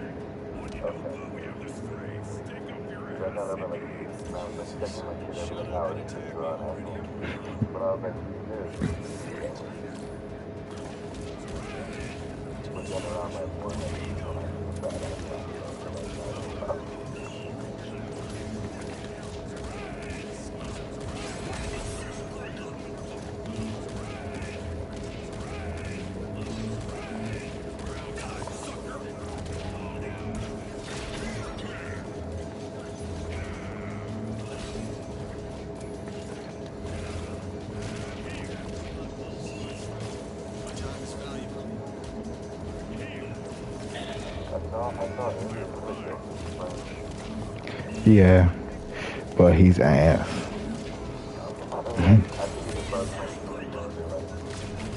Oh yeah, that's what he said. He was beating story mode. I remember he texted me about it.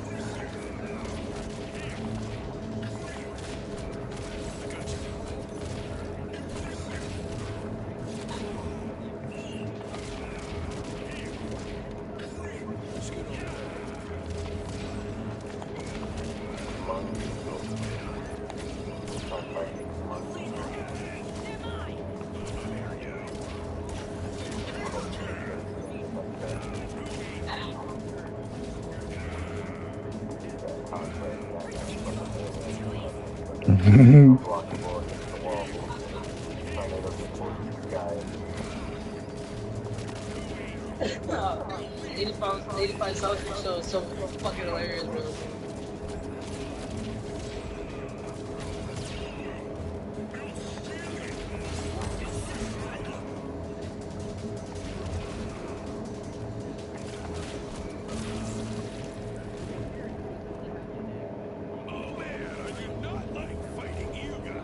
Literally in my eye.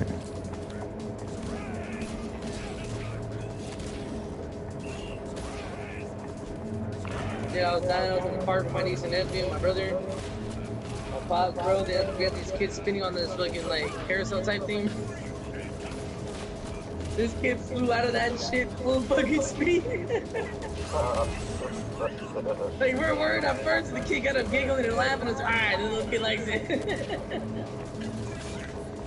Bro, you flung out of that shit like a ragdoll, like, ugh. Go fly into the sun. But you know, there ain't no wood chips nowadays, bro. It's all fucking soft foam and shit, so. Oh man, I got lucky. I came at the era of the end of the fucking wood chips. I saw them for a little bit, then it went to sand. Damn was still tough too, bro. You fucking fall, bro. That shit still hurts. But now you bounce like a fucking rock on the lake when you hit that shit now. That shit's like super soft.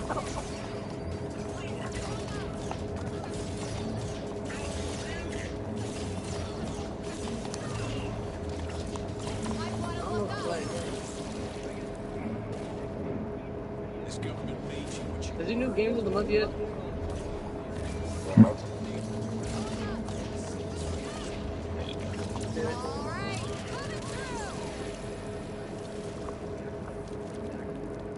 The Guardians will know what happened here today.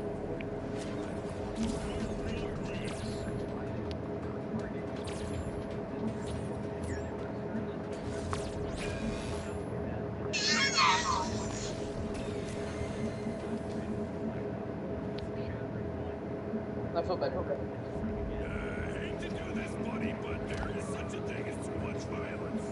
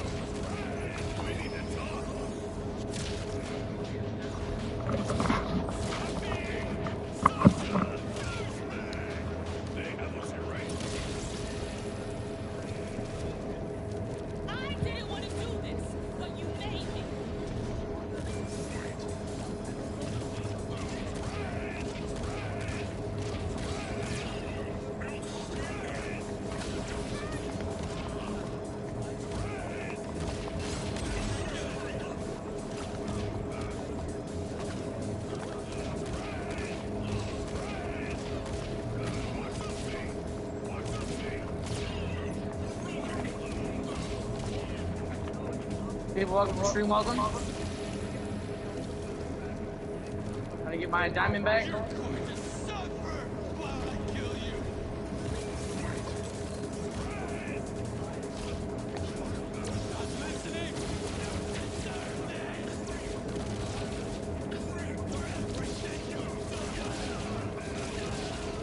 Damn it!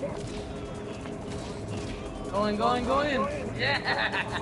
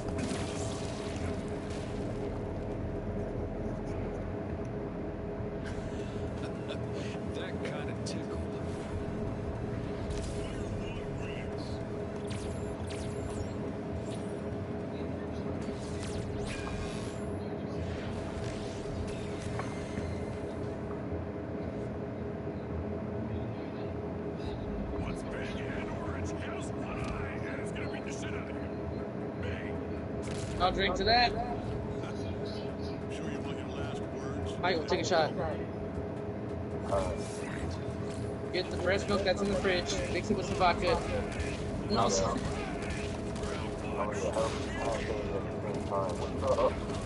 Bro, they say Loki like that. That shit's not even that bad tasting. What the? You say, you know, you dirty bastard. You say, I mean, who would be curious? That's facts, though, bro. I'm looking like I have to find out.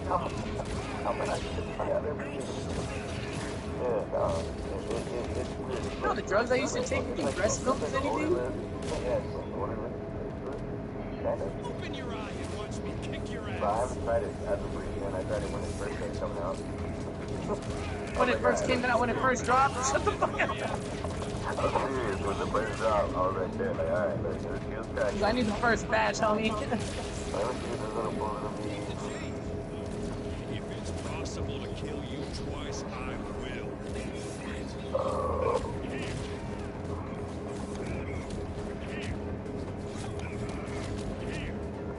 Here's breast milk.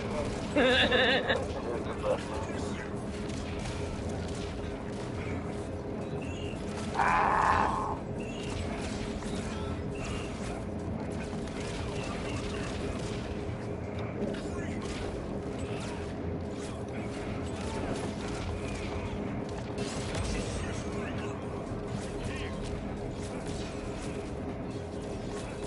Up and over.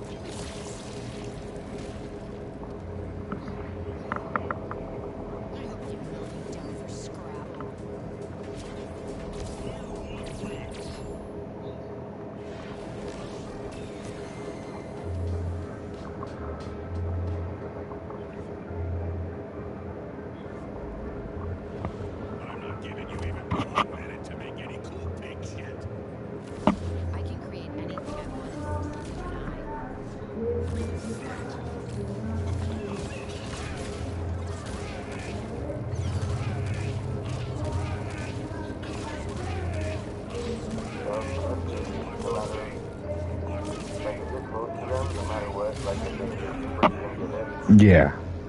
Okay. Unless you're blocking. Unless you, like, if you're in the air above them, it doesn't matter? Yeah. Unless you're blocking. And it depends on the super.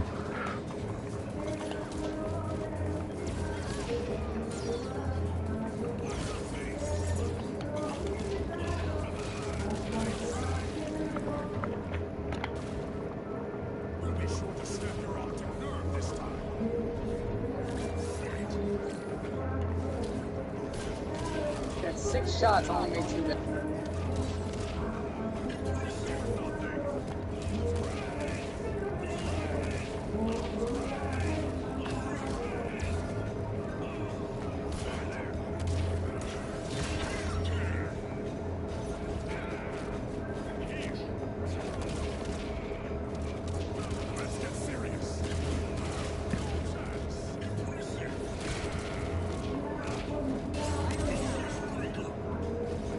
He's so mad at losing fucking bowling, he's fucking watching him play with his fist balled up like he's about to crash out.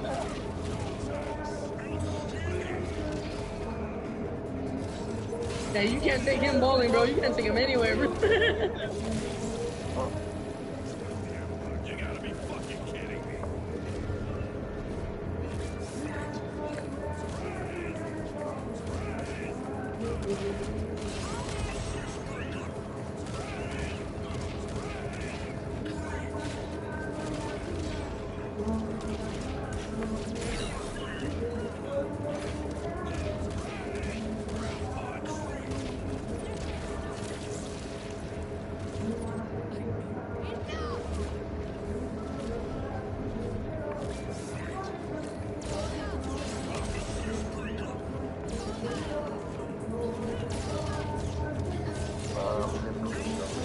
Yes, sir.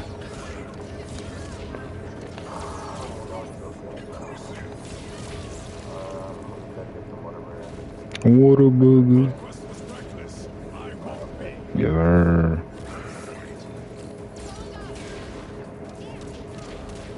What you do, Nomad?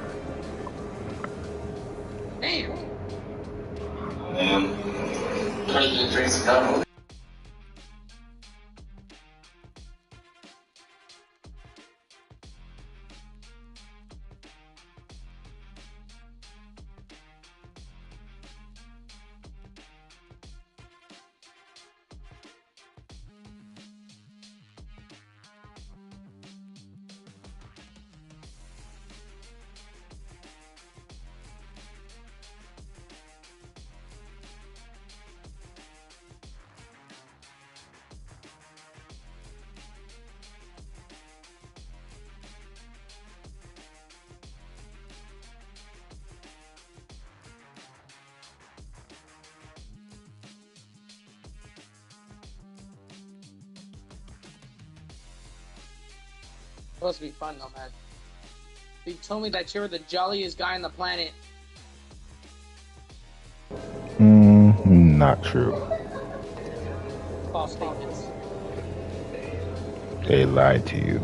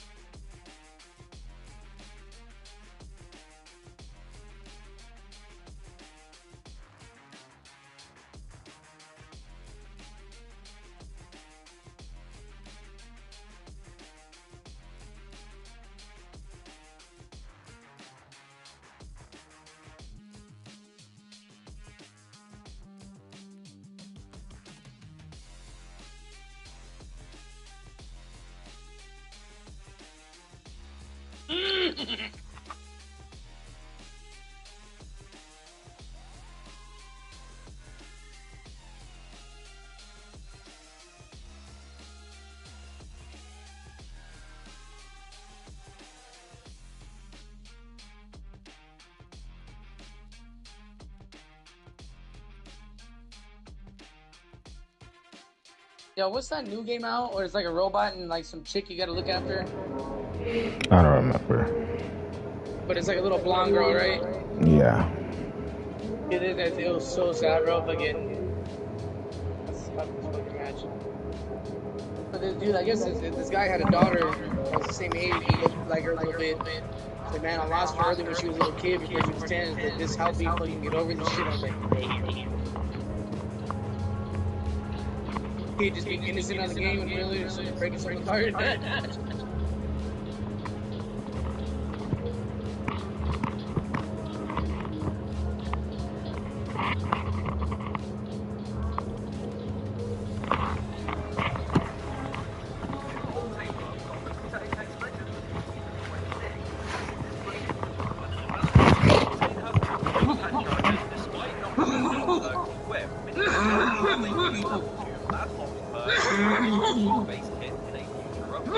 Most likely come along with more Octane, as he's meant to be the movement legend in Apex, kind of gets outshone by Sparrow and Ash. So what buff are you? New Octane buffs are coming to Apex Legends in Season 26, because in this footage released by the developers, Octane has 2 jump pad charges despite not having any perks equipped, meaning it's likely they'll make his level 2 Mad Hops perk integrated into his base kit in a future update, which will most likely come along with more buff for Octane, as he's meant to be the movement legend in Apex and he kind of gets outshone by Sparrow and Ash. So what buff are you hoping for? New Octane buffs are coming to Apex Legends in Season 26. I promise. It's already here. Yeah, I got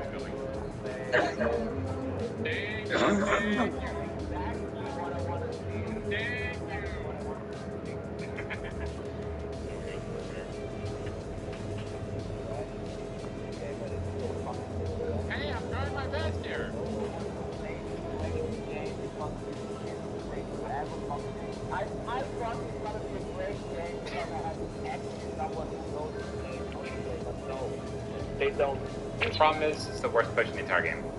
Oh, they're already here. Okay, I gotta slide in this building. Very good play, very good. Thank you, thank you. Exactly what I want to see. Thank exactly you. What I wanted to fix. No, we got the roof there. In trash people in this game, and it's so fucking disgusting. Hey, I'm trying my best here. No one wants to play this great game because of these shit teammates you ever fucking. I thought it's gonna be a great game because I have actually someone who knows to play, how to play, but no, they don't. The problem is, it's the worst push in the game.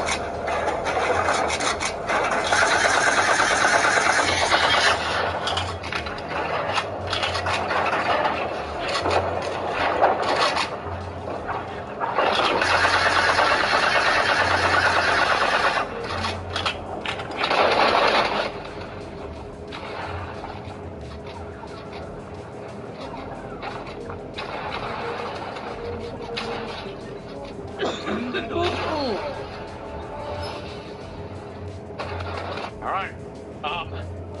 Do we just go? I just said I got it, bro. What the fuck? Looks like I sent her a little too fucking hard there, bud. Power Descender attempt 2. This time, we're gonna use it and not let go of it the whole time and hope that I don't run out of battery charge while I'm doing it. I'm Johnny Knoxville, welcome to Jackass. Hiya! Oh, it's gonna run on a battery. It's gonna run on a battery! Fuck! Anybody got a defib? My legs are shattered, but my spirit is willing. If I could just receive but one sweet morsel of defib. The flesh is weak. Yeah, I got it. Oh, well that makes this 10 times easier. Thank you, sir. God damn it. Of course. Wait, before you go, do you want to watch what I'm trying to do? Because I might need... Here, take my defib. I might need that one. Keep your eyes on the skies, my friend. I'm coming off that tower. I'm coming off hot, but I got a trick up my sleeve. Now I have a safety net. Now I feel much more confident. This is great. All right! I'm coming down hot!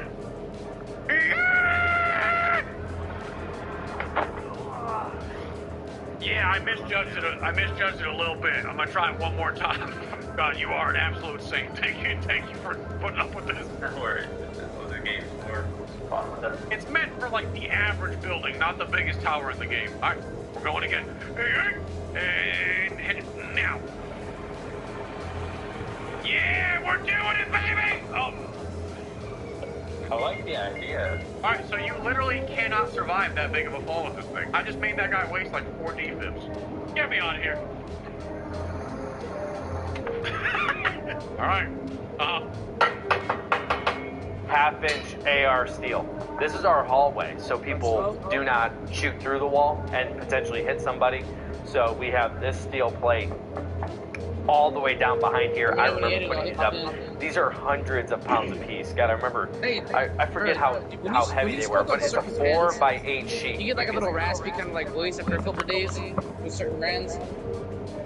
Brands that use a lot of flavoring bullshit. And those are the ones that kind of like a little raspy voice and shit. Yeah. Yeah, see, I thought it was tripping, bro. I told my brother about that shit, dude. Would you like the chance? When LaRon Murphy throws a round kick to the body, but dude, I look even like the raspy voice and shit. You know what? I had 1 or 2 people tell me that shit before, but not gonna lie. I was okay, I thought I was just tripping.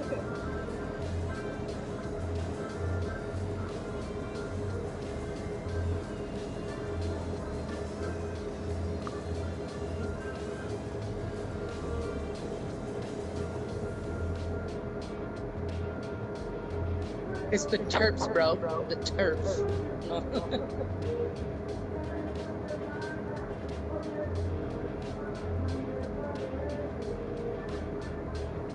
I just got 4,204 rupees.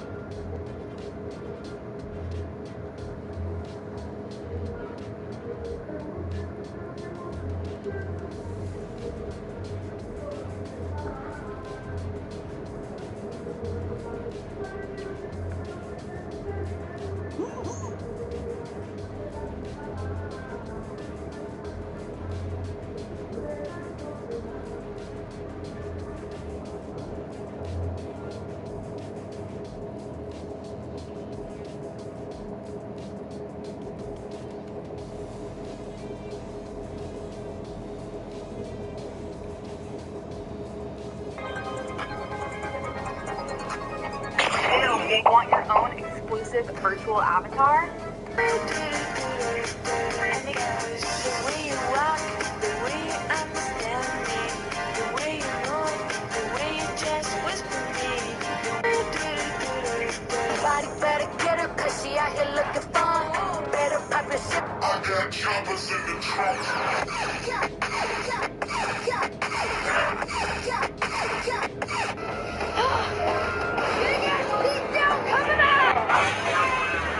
And you need my help. Just like I helped with Conquest. Your body's starting to break. First, I'll keep Mark safe. Bro, he got whooped every time he tried to be tough. Fashion becomes... Fucking Mark safe gets the shit beaten out of him. Now make it sound, I eh? take him alone because the jaw ripped off. And check your B-string. Sextuplet sequence of G-Ionian starting on the tonic. Make it sound like my old lady's cat. Which one? The tabby. The tabby. Okay, now make it tell a joke. Who's there? Say that again. Oh, Dwayne. Make it sing for me. Our filter might as well blend in. Now make it sound. Wait, what they mean? Yu-Gi-Oh was cheating? How about that was cheating? Okay, pot agree. You draw 2 cards. That's 2. Wait a second. Wait a motherfucking minute. Hold on, you bitch ass nigga. I see why Kaiba. If you put all of the whispers together, you get this. Which is actually the lyrics to Duel of the Fates.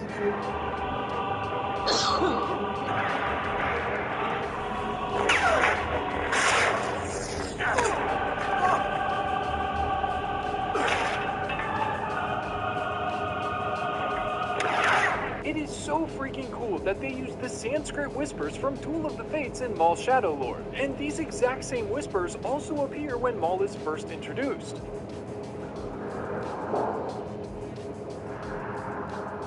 And then we hear them when he lands on Tatooine. And again here.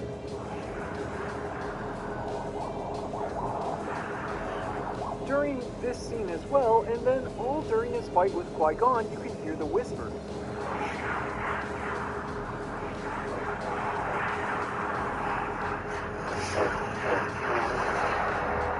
Now, all of these exist because John Williams chose to use Sanskrit for the Duel of Fates. He liked how it phonetically sounded, so he took an old Welsh poem about a magical battle and translated it to Sanskrit and then rearranged the words, and that's where all of this started. If you put all of the whispers together, you get...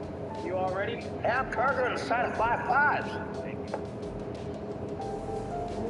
You mean french fries? Is that what you're saying?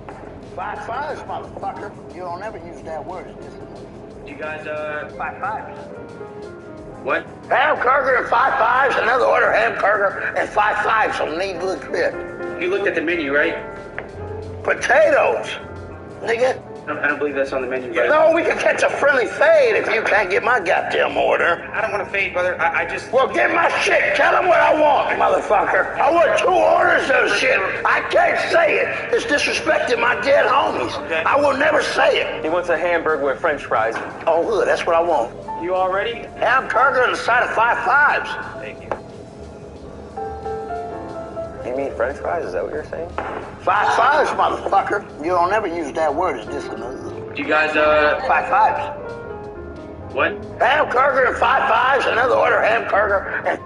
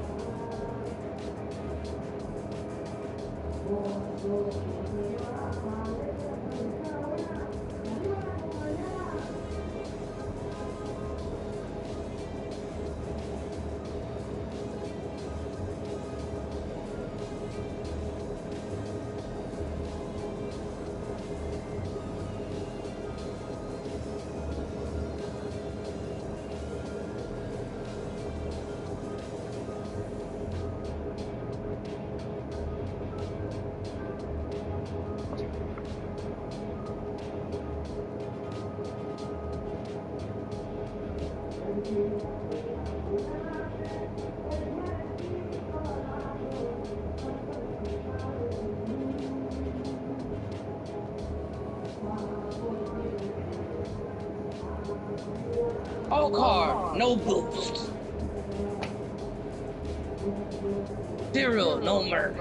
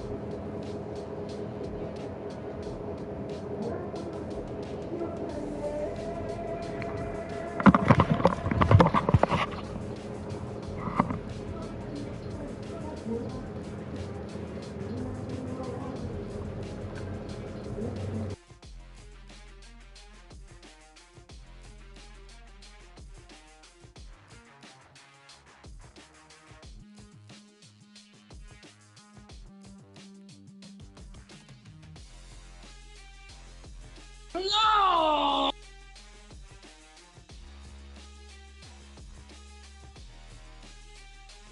I'm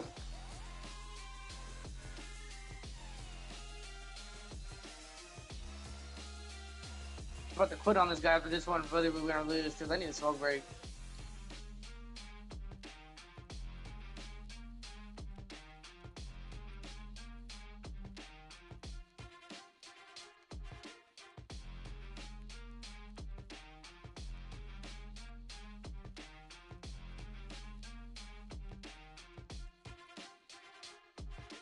Fuck this little weird ass.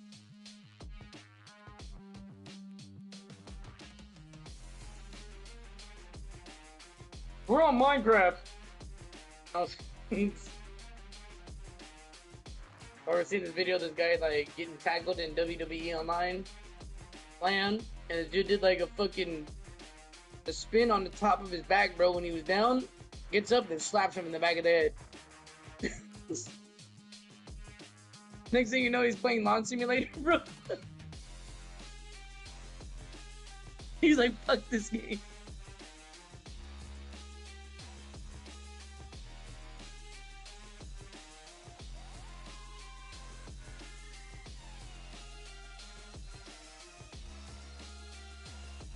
Man, where's Danny?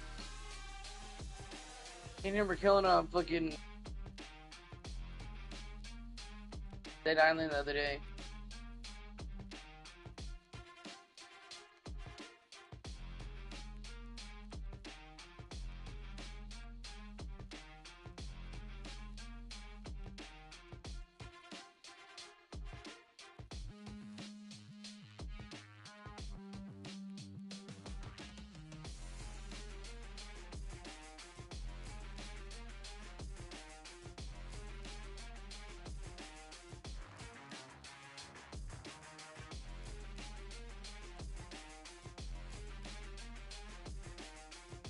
Do Rumble.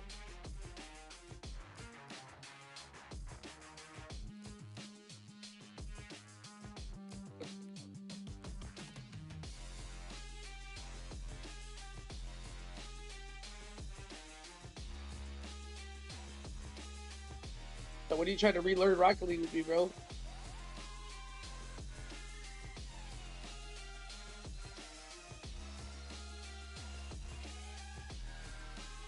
You can't be comparing yourself to fucking Fredo all the time. Are you better than that?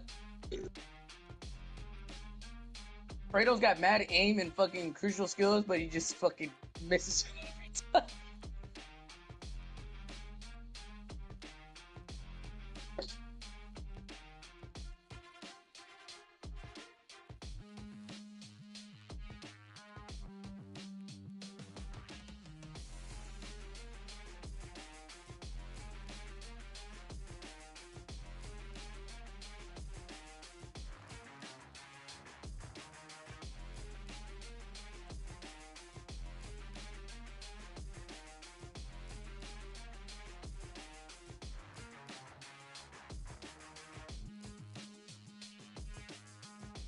Oh, I forgot it was Rumble.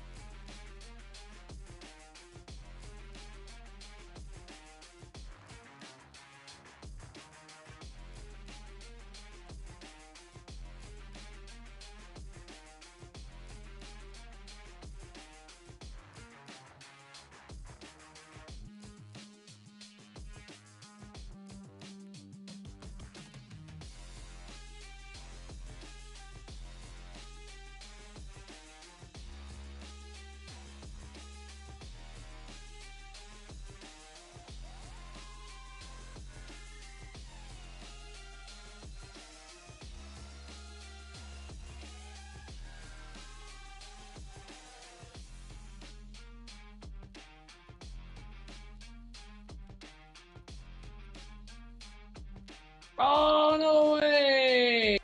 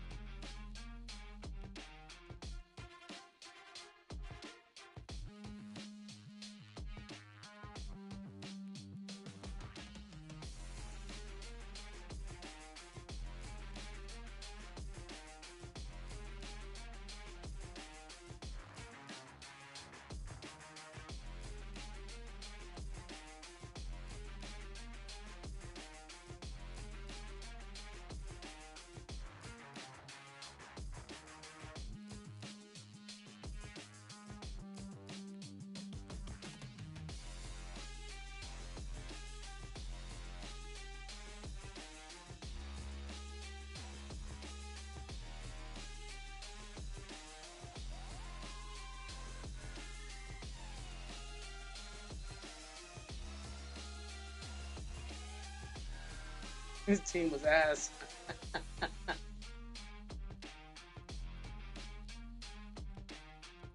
We were beating them 3-0, bro. And then one teammate made it, and then the dude Solar was getting so pissed, bro, that he literally wound up getting all the goals and beating us fucking 4-5.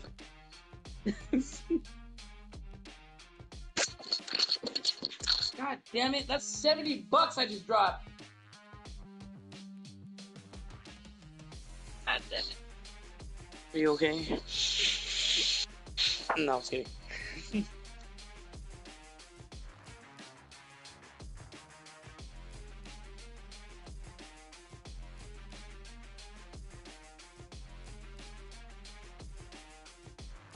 Alright, that one down coming up when I come in.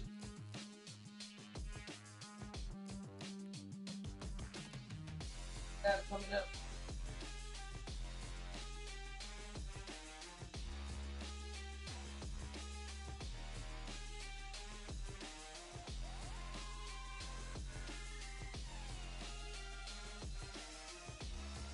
Don't float down here.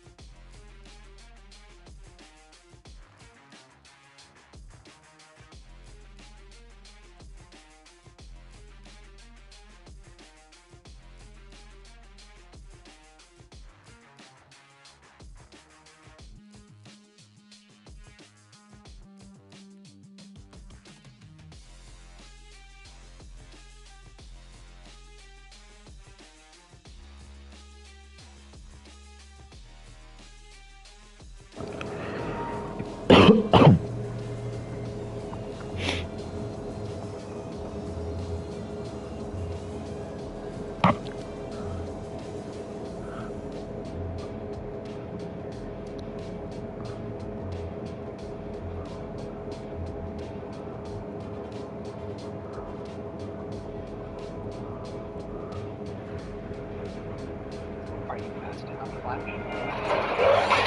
Careful, it's bolting through your wrist. Remove the bomb, it explodes.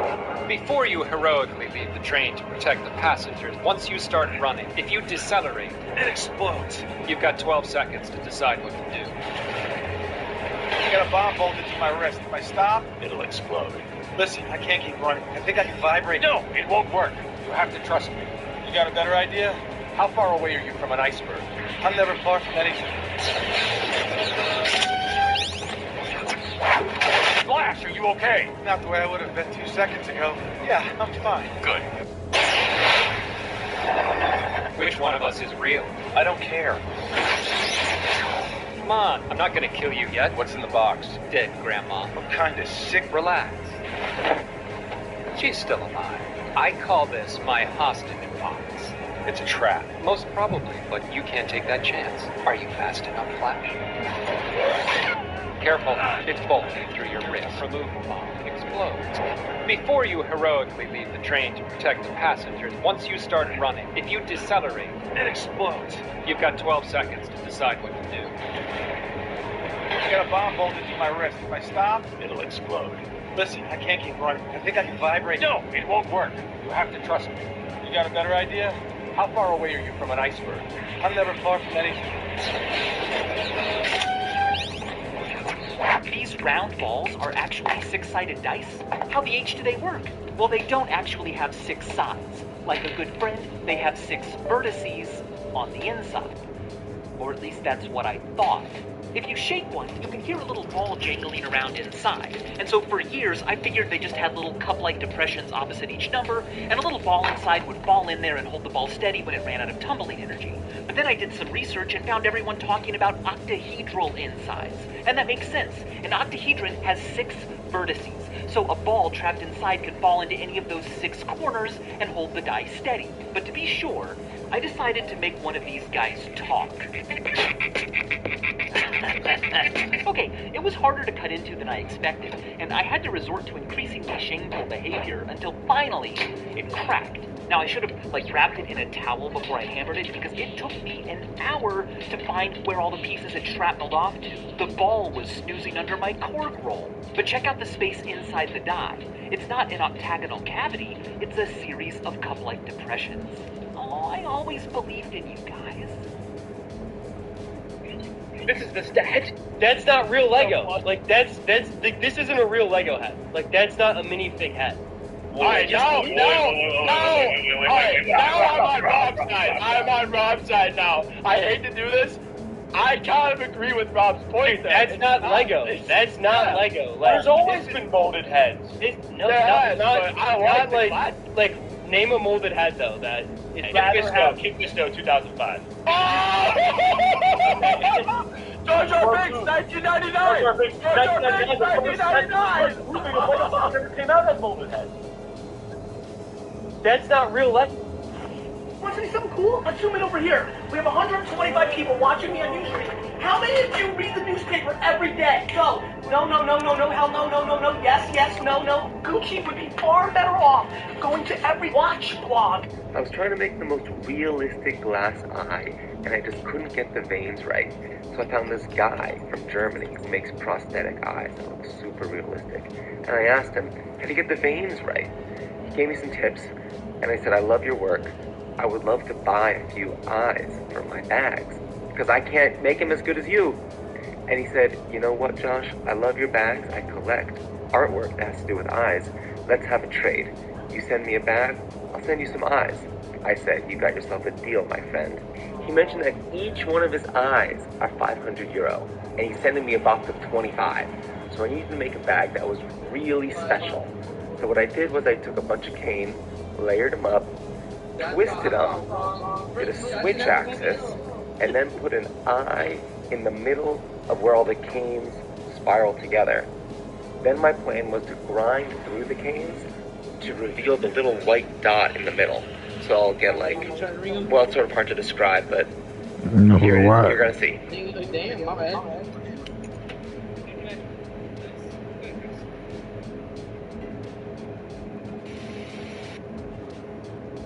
Hey, my friend, in America, Josh.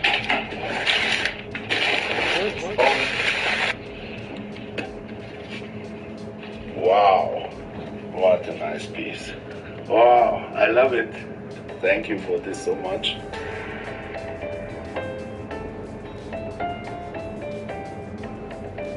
I have a very special package here from Frankfurt, Germany.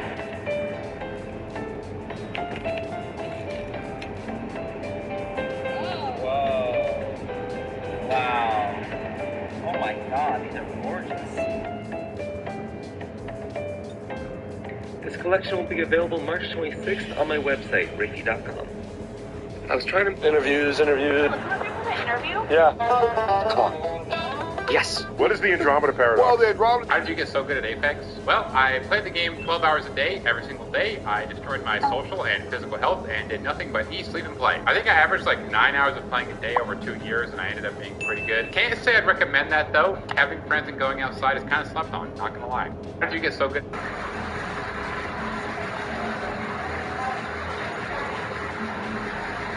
Me.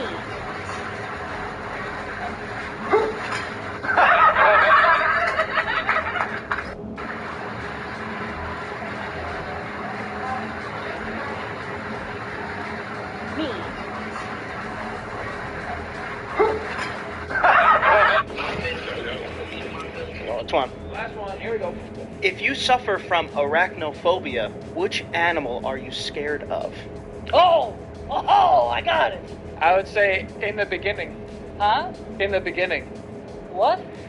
Or he's saying if you're in the... Sometimes. Sorry I'm late. Just woke up 2 minutes ago. That too slow. Flash, do you really think you stand a chance against the Man of Steel? Man of steel, feet of lead. May I quote you? You can do more than that now.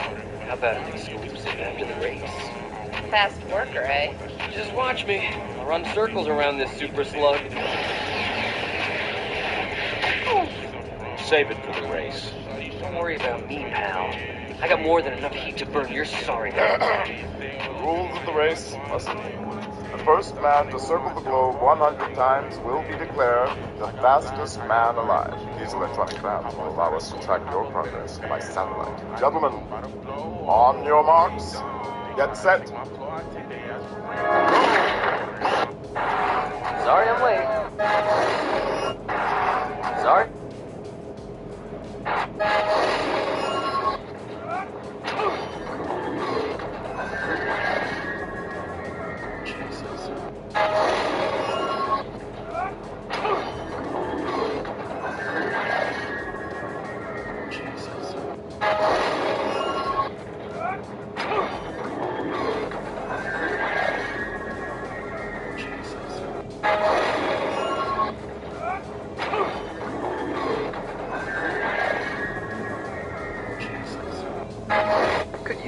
They got tired of me hitting home runs, so they did this.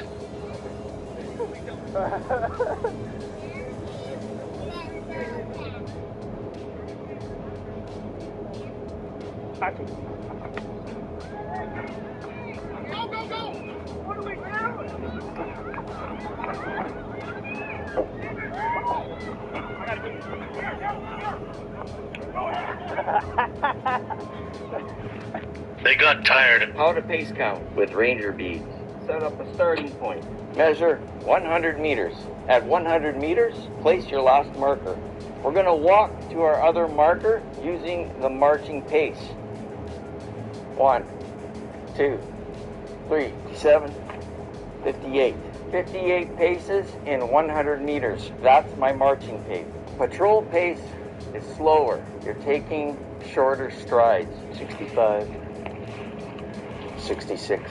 At 66, I pulled down one of my beads that says I've walked 100 meters. Rangers, Green Berets, Special Forces, they all know how to use Ranger beads. And as a civilian, you can easily teach it to yourself.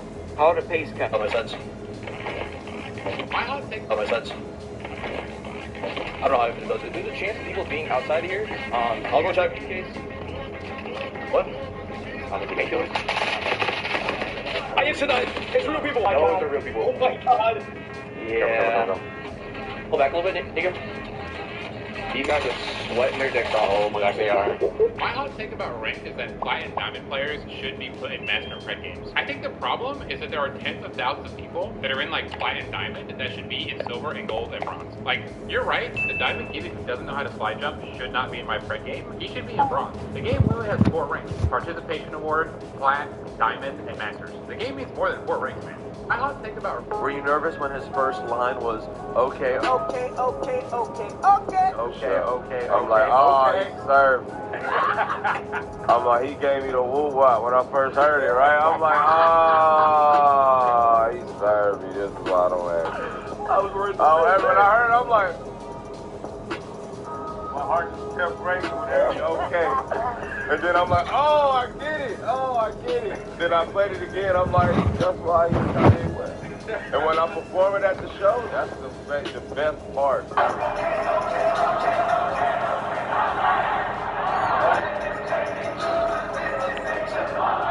Were you nervous when his first... You're home early. Yeah, like Dave. Dad, look, I'm gonna be duct tape man. Like, even if I don't get powers, I can just tie people up with duct tape. You can do anything with duct tape. I don't know if that's gonna work as well as you hope it will, kiddo. And you might rethink that as we peel all this off. Go upstairs and run a bath. That should help. A little. That boy is never getting his powers, is he? Don't ask me. You're the superhero space alien. But even if it doesn't, I love him just as much. Finish dinner while I'm tape boy.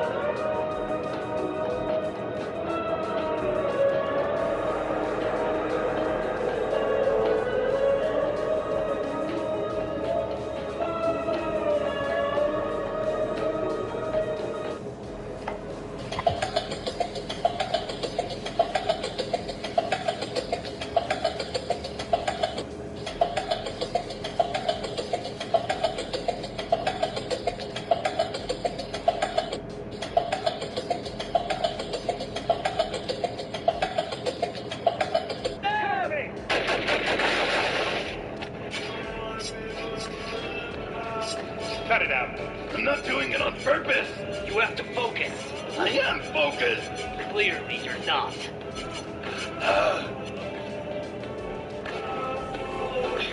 Okay. Now I got it. You've got until the count of 3 to change us back. Okay, I'll release them.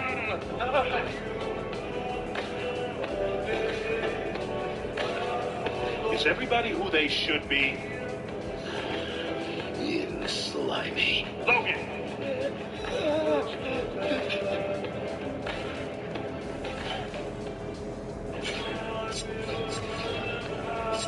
Cut it out. I'm not doing it on purpose. You have to focus. I am focused. Clearly, you're not.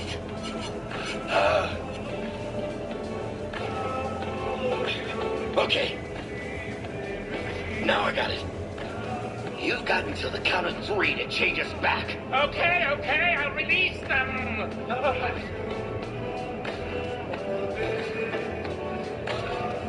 Is everybody who they should be? You slimy. Logan!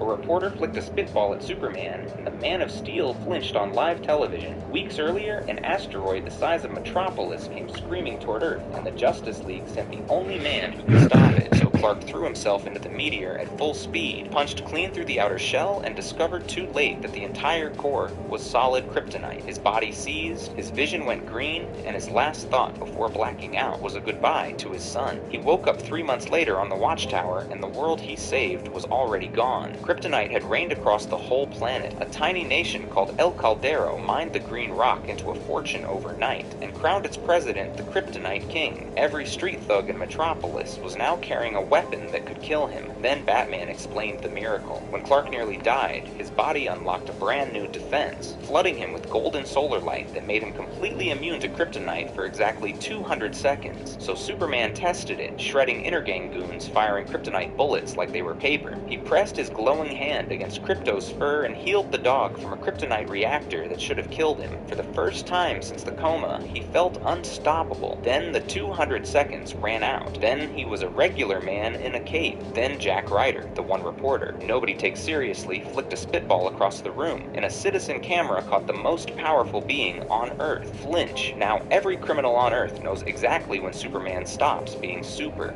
A reporter flicked a spitball at Superman. I mean, the fact that this thing is even standing up is an illusion.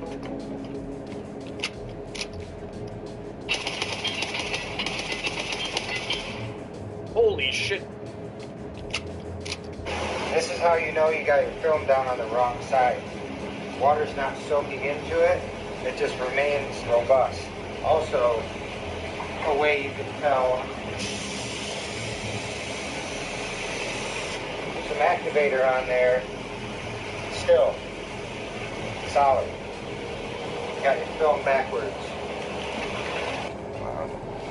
Okay, so in order to stop that from happening again, this is a way you can tell which side goes down on the water. You lick your fingers and pinch the film. Whichever side sticks, that's the side that goes down on the water. And you can already tell by looking at it, the water is soaking into the film. It's just much more delicate.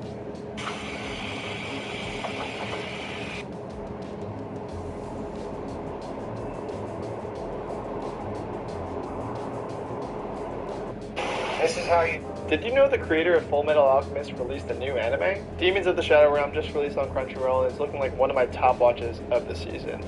4.9 rating. The animation studio is Studio Bones, who's also the same studio behind Full Metal Alchemist, My Hero Academia, and Soul Eater. The story follows Yuru and Asa, twins that...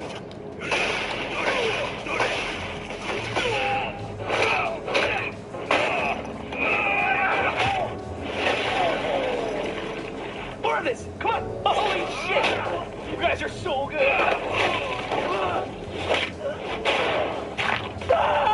Darkwing!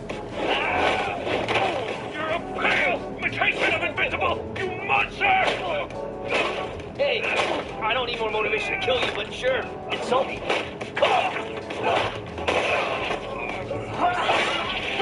Oh, I mean, hey, my dad killed most of you guys at Pie World. Your stretchy friend wasn't even there. He's awesome. Wait, what did he say when I ripped him in half?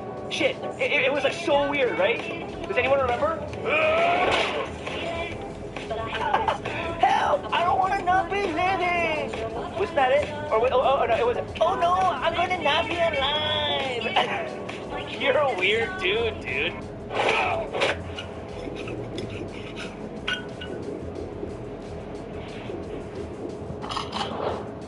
Take it off! Point a gun at someone. Better be ready to pull the trigger. Hey!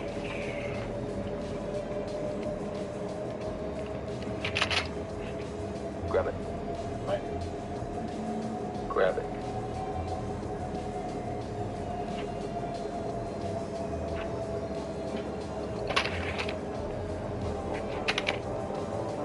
Magic.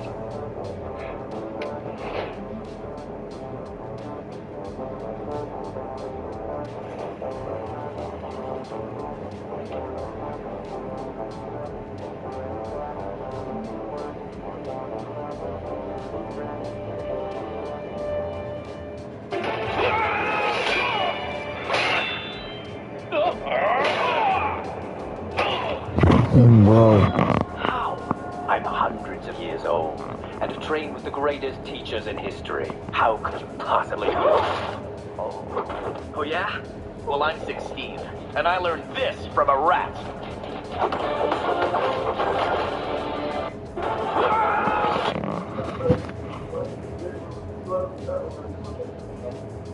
Jack! No! Jack, let him go! All right. Jack!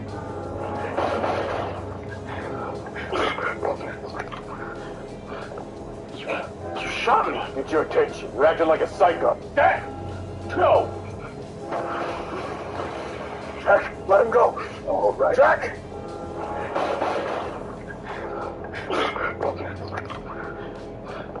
You shot me. Get your attention. You're acting like a psycho. Dad!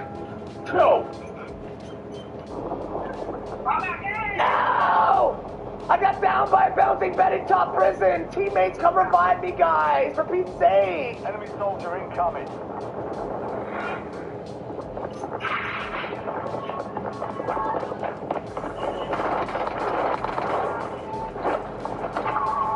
Enemy movement. Get my show about this.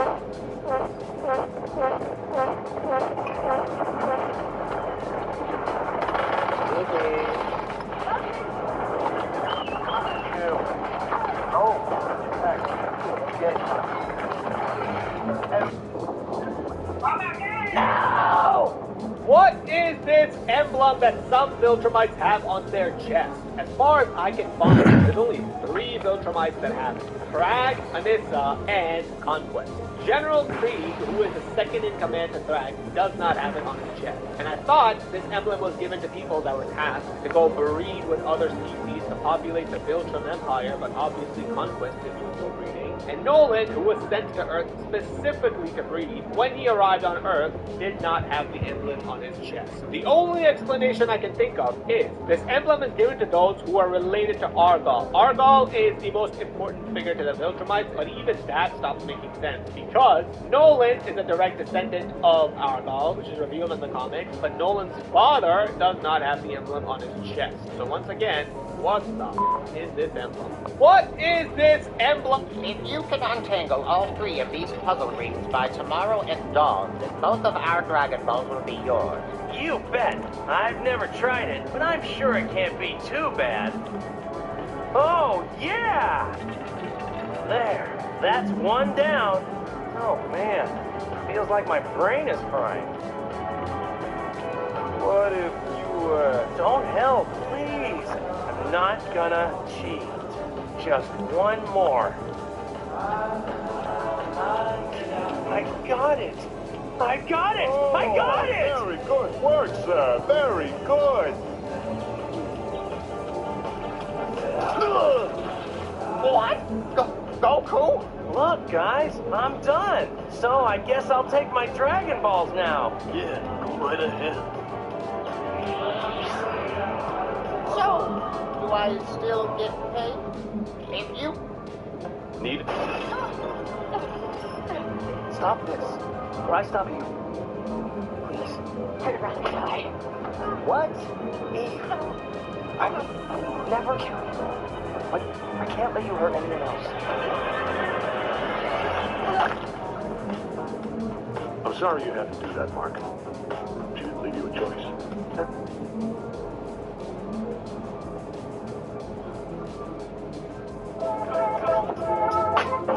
Chisel down. Rick, what you do? How'd I do? All I do! Hey, you want me to take that up for you? Yeah, thanks, pal. Can I stand before my fears and vow? I'll pay him back someday, somehow, somehow.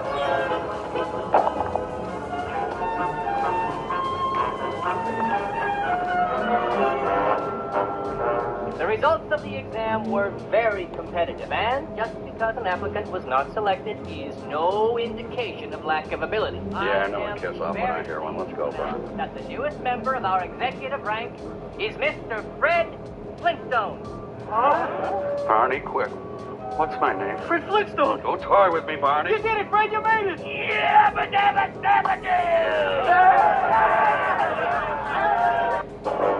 You're slow, Zoom. In the old days, you never needed help. What's the problem? You might say everything. Nice shot. It was Batman in another timeline. I never saw it coming, but I felt it. I tried to vibrate my inner molecules to save my brain even as the bullet was tearing through. And in that moment, that very infinitesimal split second before death, I drew the Speed Force into me with every ounce of willpower I had left. I literally bought time. I'd expanded my moment of dying into days, maybe weeks, but it's like operating in a fog. Everything's a little unreal and warped. I feel like I'm walking through water sometimes, and then when I speed up, I can feel my life slipping away. You're slow, Zoom. In the old days. What's there like? Oh, shit. The flash is back. Come on. Good guy Flash or bad guy Flash? Oh, wow. Oh, definitely bad. That's the Flash? You might as well post him the bullet.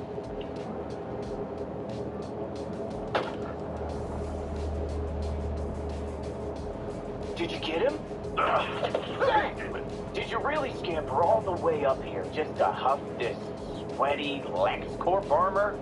Man, you know it's gone to hell when you... Really? Why don't you just mail me the bullet? Oh, shit. When Taco Tuesday...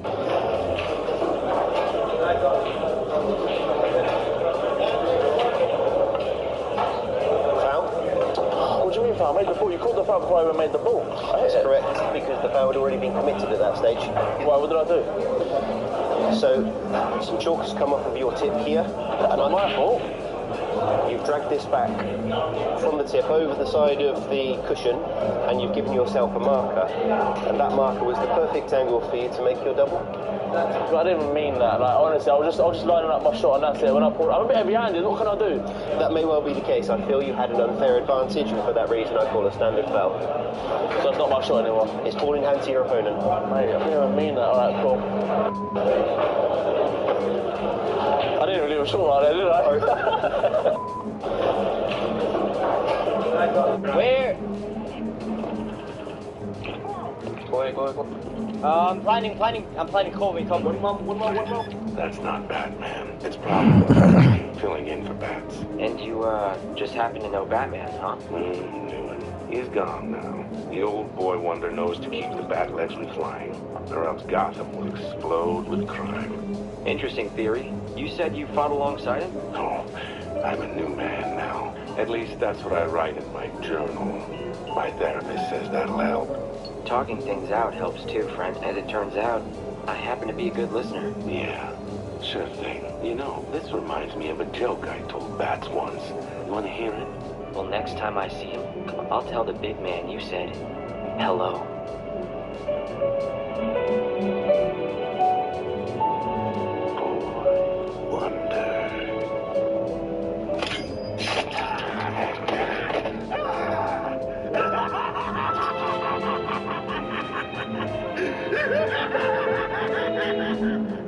I'd like to buy that horse. $300,000. And if you don't like the price, go somewhere else. Take your money and go. Wait a minute, that's my horse you're talking about there. And I'll sell it to whoever I want if they can afford the price I'm asking.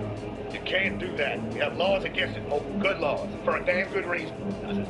Right. Do yourself a favor and listen to the story.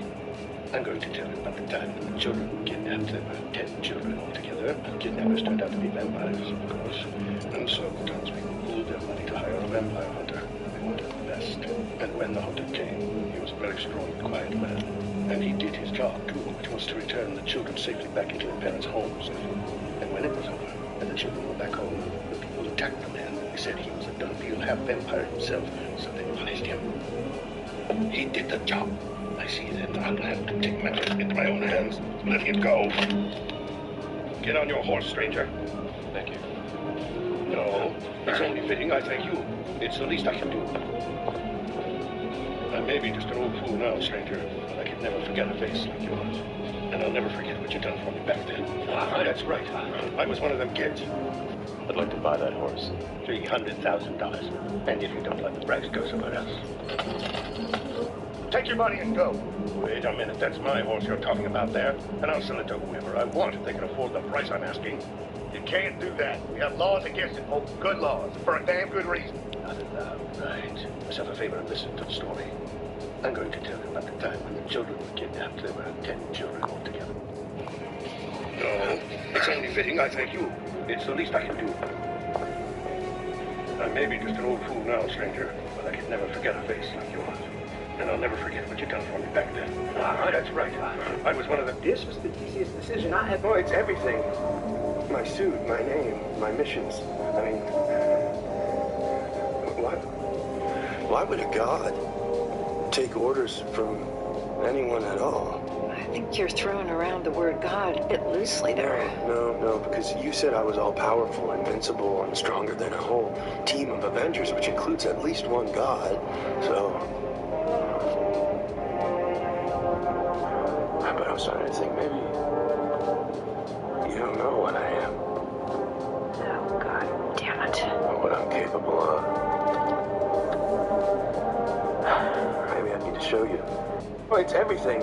The blade sank 3 centimeters into his face, yet when it was pulled out, not a single drop of blood fell. This was the terrifying skill of Miyamoto Musashi. By applying perfect vertical pressure, the blade caused no damage, because true cutting relies on friction. Just moments earlier, Dappo had tried to intimidate him. He shattered 5 layers of stone with his bare hands, crushed a wine bottle instantly, and kicked through a 10-centimeter wooden board. But to Musashi, all of it looked like child's play. Enraged, Dappo decided to prove the power of karate. He launched a fierce headbutt, but Musashi stopped it with one hand and mocked him. Still, Musashi acknowledged his strength. If that hit a normal man, he'd be finished. He even gave Dappo a chance to walk away, but Dappo refused. So Musashi got serious. In the next moment, an invisible blade cut through the air. Dappo smirked, thinking it was nothing. Then Musashi moved. Dappo tried to block, but in an instant, Musashi twisted his wrist, and with a single slash, cut straight through him, before he could even process it. A massive strike smashed into his face, and sent him crashing to the ground, but Dappo stood up again, still unwilling to accept defeat. Seeing this, Musashi finally drew his real blade. The dojo master panicked, urging Dappo to use a weapon, but Dappo refused. He believed his fists were enough. Musashi laughed. Dappo attacked once more, and in the very next moment, he was on the ground again. This fight proved one thing. Musashi's strength was absolute, and Dappo had already lost his will to fight. The blade sank 3 centimeters into his face, yet when it was pulled out, not a single drop. What is that for? You're gonna get hit with an arrow. No, I'm not. Yes, you are. Fine. I will humor you. Ready? Ready. Nice try. Ah! Ah! You shot me?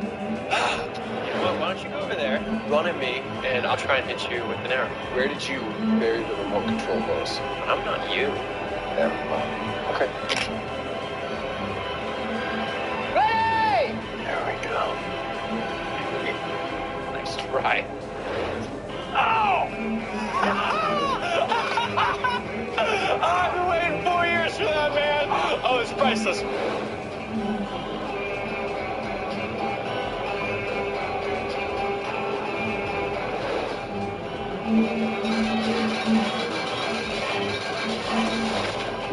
Nothing so hard about that. What is that for? You're gonna get hit with an arrow. No, I'm not. Yes, you are. Fine. I will humor you.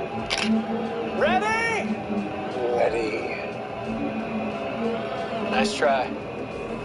Ah! Ah! You shot me? Well, why don't you go over there, run at me, and I'll try and hit you with an arrow. Where did you bury the remote control hose? I'm not you. Never mind. Okay. Ready! There we go. Nice try. Oh! What are you doing to me? Listen to me. You are not a hunchback. What the hell are you doing? Put that weapon down now. 600. That I am a lot. You're gonna make a difference. It's close. The only thing that's gonna make a difference is whether I'm crazy or not.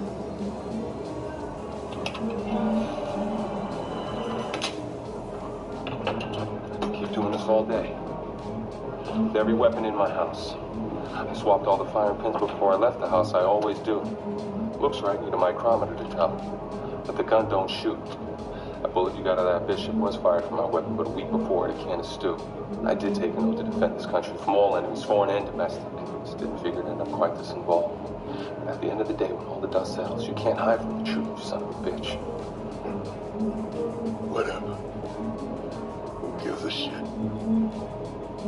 Nice presentation. None of it sticks to me. Gentlemen, this meeting is over. Done. I'll be seeing you. What the hell are you doing? Put that weapon down now. 0 from 600.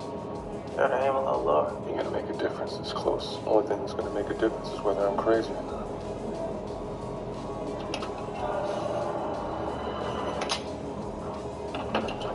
Keep doing this all day. With every weapon in my house. I Swapped all the fire pins before I left the house. I always do. Looks right. What's your deal? You know how to receive mercy, but you can't give it. Too bad. I was hoping you might have changed. Oh, they don't deserve any favors. They're scum, Kakarot, believe me. Would they have taken mercy on your son and your friend? If you'd arrived 10 minutes later, they'd be gone right now. You're too soft to be a Saiyan. That freak you let go could cost you your life. No way, not him. He doesn't have to be stronger than you to beat you. He could take your kid hostage and make you walk right into their hands like a lamb. These people are ruthless savages, Kakarot. They're warriors, and they'll do whatever it takes to win the game. And here you are, Mr. Nice. Chalk is made of calcium carbonate, and if you heat it with a normal torch, it doesn't look like much happens. But if you heat it with a hotter torch, you have a crude version of a spotlight, similar to what was used in theaters in the late 19th century. This is because heating chalk converts it to calcium oxide, or lime, and if you heat lime super hot, it will emit a blinding white light in a process called candoluminescence.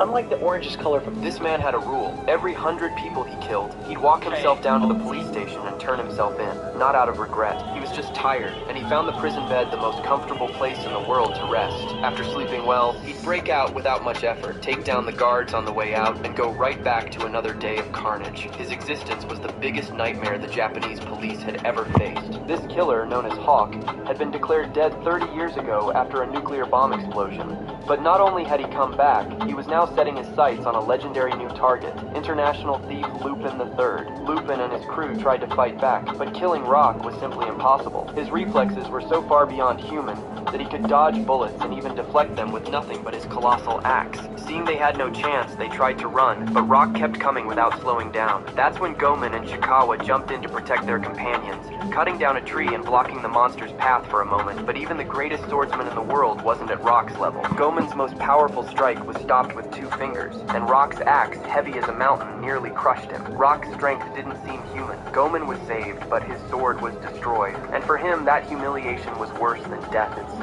Disgraced, he isolated himself in the mountains to train, determined to recover his dignity and bring Rock down. But the memory of that defeat followed him everywhere. It didn't matter if he was training against sharks, enduring fire, or pushing against the force of a waterfall. Rock's axe still weighed over him like a mountain. 3 days passed without food, his body wounded and infected. But worse, time had run out. The son of his former patron, who had died indirectly because of Rock, had given Gomen 3 days to avenge his father's death. He had failed, and now the very people who hired him turned on him, beat him, and mocked both him and his sword. When it seemed like everything was over, something awakened inside Gomen, a new clarity. Suddenly, he could see his enemies' movements before they even happened. Sword in bolt of lightning, taking everyone down. Face to face with the patron's son, he didn't dodge the shot. He took it, accepting it as the only way to settle the debt with the man who had once helped him. But right after that, he split the boy's weapon and hair in a single strike. His goal was clear: defeat Rock and take back his honor. Meanwhile, Rock kept hunting Lupin and Daisuke. The two tried to hide in a temple, but were found and left badly wounded. Right at the moment they were about to die, Gomen reappeared to save them. He went in with his fastest strike, but Rock blocked it with his fingers again and sent him crashing into the ceiling. Furious, Rock tore through the temple's support columns, bringing the whole structure down. But this time, Gomen had reached a new level. This man had a rule. I really wanted to. What is that? Let me see that thing. Show me. Oh my God! Is that a 22? You brought a 22? Jesus! Where'd you get that thing? I think it was my grandfather's. Oh, that's adorable. Your 22 against my 45. Winner takes all. Like the Wild West. Yeah. Jesus, Neil. Come on, man. I didn't mean this. Easy. Shut the fuck up. You ready? Yeah.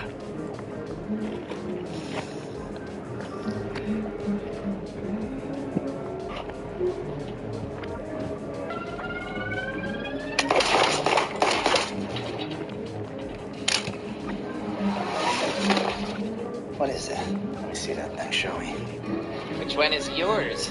Lila, that little ragamuffin in the rain boots. She won't take those off, you know. Not since I read her Paddington Bear. Now it's all rain boots and marmalade sandwiches for that. She's, adorable. And she's got a lot of her old man. I can't help but see myself in her little... Are you babysitting? You what? Oh, you know, I take care of a lot of things. Many things. You don't have a child, Mr. Monarch, so I figured... You know who I am? You've heard of the Mighty Monarch? Oh, of course. Big fan of your work. That marionette thing you made for Rusty Venture. Wonderful. Wow, I'm flattered. I mean, that's like... That's my business. But we're not at the office right now, you see. And that's the secret. You gotta separate your work from your life. It's a slippery slope once you start living as your character. The obsession starts. The darkness. A man can do terrible things when he's lost his way. Terrible things. Which one is yours? Lila, that little ragamuffin. Why are the eventual land champions letting other teams down them on purpose? VK Gaming have rotated to a pretty central spot in zone where they have no ability to really loot whatsoever for the rest of the game. As of right, I have a request. Even if I lose to you, I would ask that you please spare my life. After Atlas asks Superman to take on his burden for just one day so he can walk his daughter down the aisle at her wedding, Superman decides to accept the request and becomes responsible for holding the weight of the entire world on his shoulders. But as Clark feels the immense weight, he is shocked and asks how long Atlas will be gone. At that moment, Superman realizes that Atlas has already left and prepares himself for the longest day of his life. As the news spreads that Superman is out of the city, several villains try to take advantage of the situation. At the same time, many heroes step in to cover for him, such as his cousin Supergirl and even teammates like the Flash, while Clark grows more and more exhausted from carrying the weight of everything. Later, as Lois Lane becomes unsure about what to write in the newspaper and Superman starts to fear that Atlas might never return, Atlas finally appears again and asks Clark how things are going. With a trembling voice, Superman replies that it has been a piece of cake. After thanking him for the help and saying that he would never forget what Superman did for him, Atlas immediately takes back his burden, freeing Superman. At that very moment, Clark drops to his knees. When Superman admits that he feared Atlas might not come back, Atlas responds that he would never wish his burden on anyone else. Clark then collapses onto the ground right there, finally enjoying his well-earned rest. After Atlas asks Superman... Oh yeah, let me charge it. Alright, I'm charging. Okay, is that the max charge? 150 damage, bro. I'd do more damage if I spanked the zombie's eye. Oh yeah, let me charge... Really? There's a hilarious what if in the Invincible universe that fans love to joke about. What if Two Punch Man had fought Conquest? Now, Two Punch Man is clearly a parody of Saitama from One Punch Man. Same bald head, same deadpan look. But here's the twist. Instead of knocking enemies out with one hit, he needs two. That's his whole thing. Every time he's shown up in the show, something always stops him before he can land that second punch. But here's where it gets fun. Conquest. This guy loves dragging fights out and playing with his enemies before finishing them. So imagine this. Two Punch Man shows up. First punch, Conquest just laughs it off.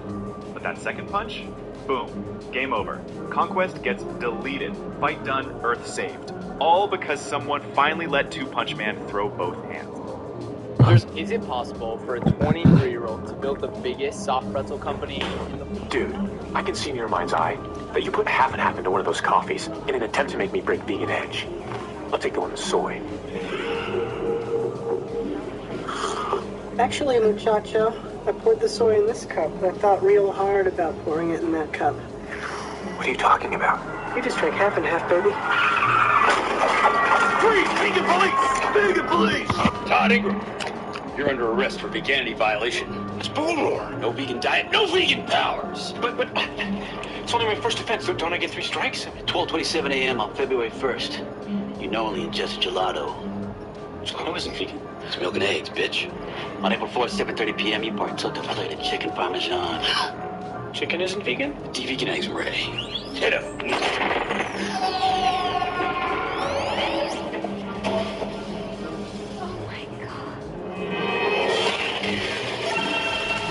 Dude, I can see in your mind's eye that you put half and half into one of those coffees in an attempt to make me break vegan edge. I'll take the one with soy. Actually, muchacho, I poured the soy in this cup, but I thought... Let's bail before this oven self-cleans. What do you think? Sub-ether barrier blocking the portal fluid? Can't be that. Mine would get through it. Here, give me that. Don't freak out. I'm gonna tweak this. Carry the 2, hold the 3. You need some kind of vector? I was getting there. The goo! The goo from the trap! Come on, go! Oh, jeez, that was insane! I can't believe you were excited for that! I'm excited for this. Clearly no one's escaped that place before. Really learned your lesson about chasing this guy. Hey man, you can leave now. That's true. I can. He knows the thing that wipes someone out across all dimensions could wipe him out across all dimensions. Holy... So that's the guy? You're exhausting. Can't help it, I'm a rascal. Morty, you can't come. Evil Morty, stay out of my way. Gonna kill my nemesis! Freak out! Let's bail before this oven's... Wanna meet local? LA.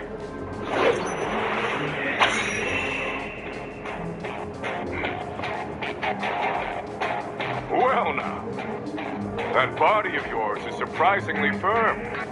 It didn't feel like it was made of flesh and blood. No, it felt more like hitting armor.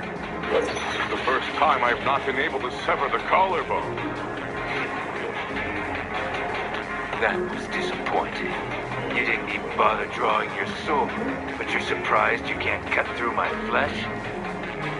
Is it swordplay or wordplay?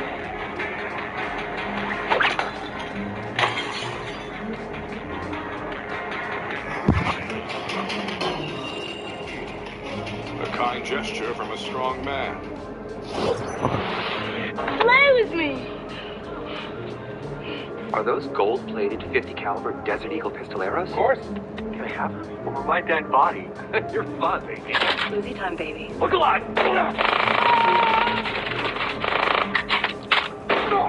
I think I'm hit. No shit. You did that on purpose. I did no such thing! Listen to me, gorgeous.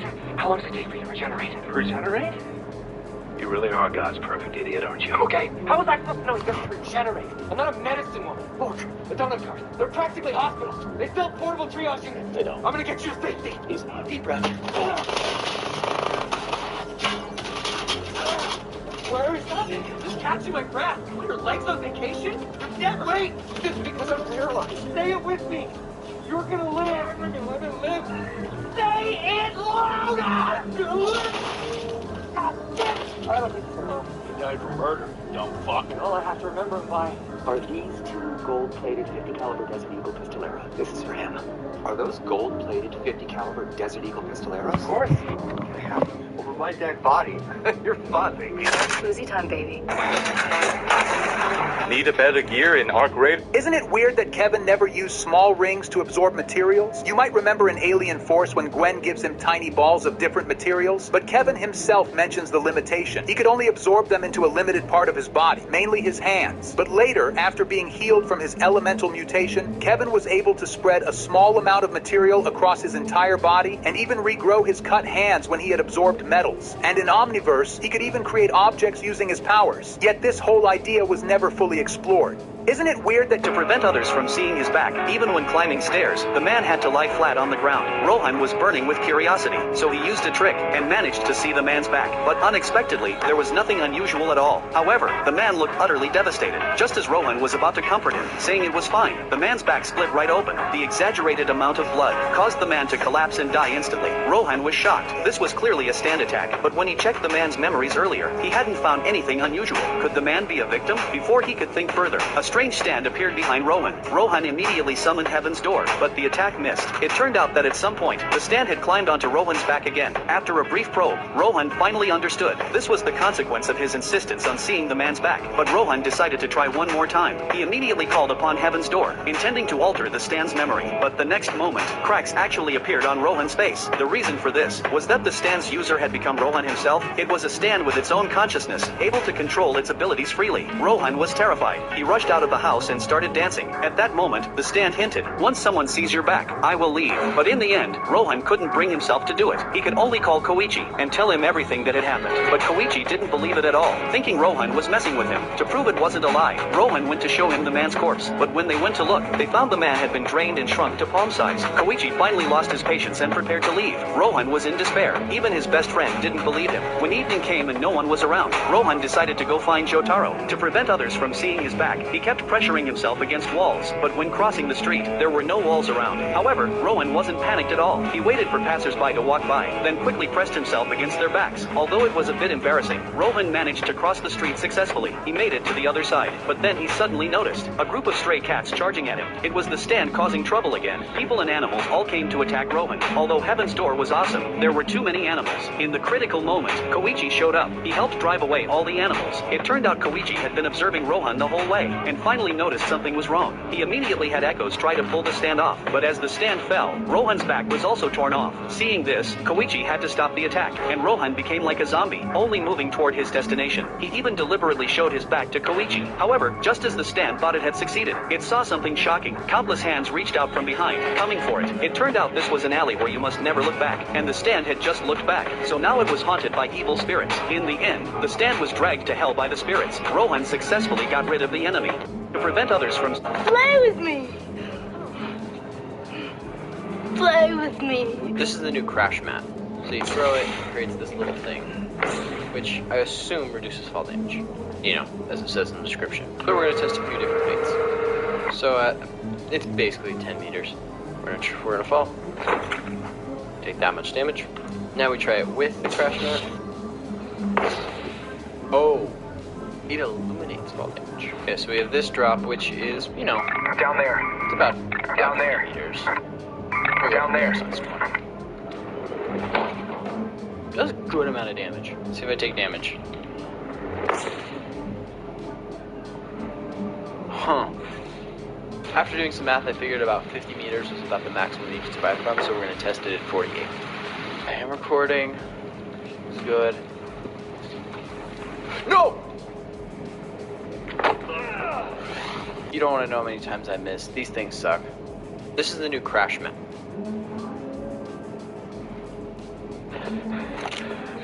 I don't have a gun anymore.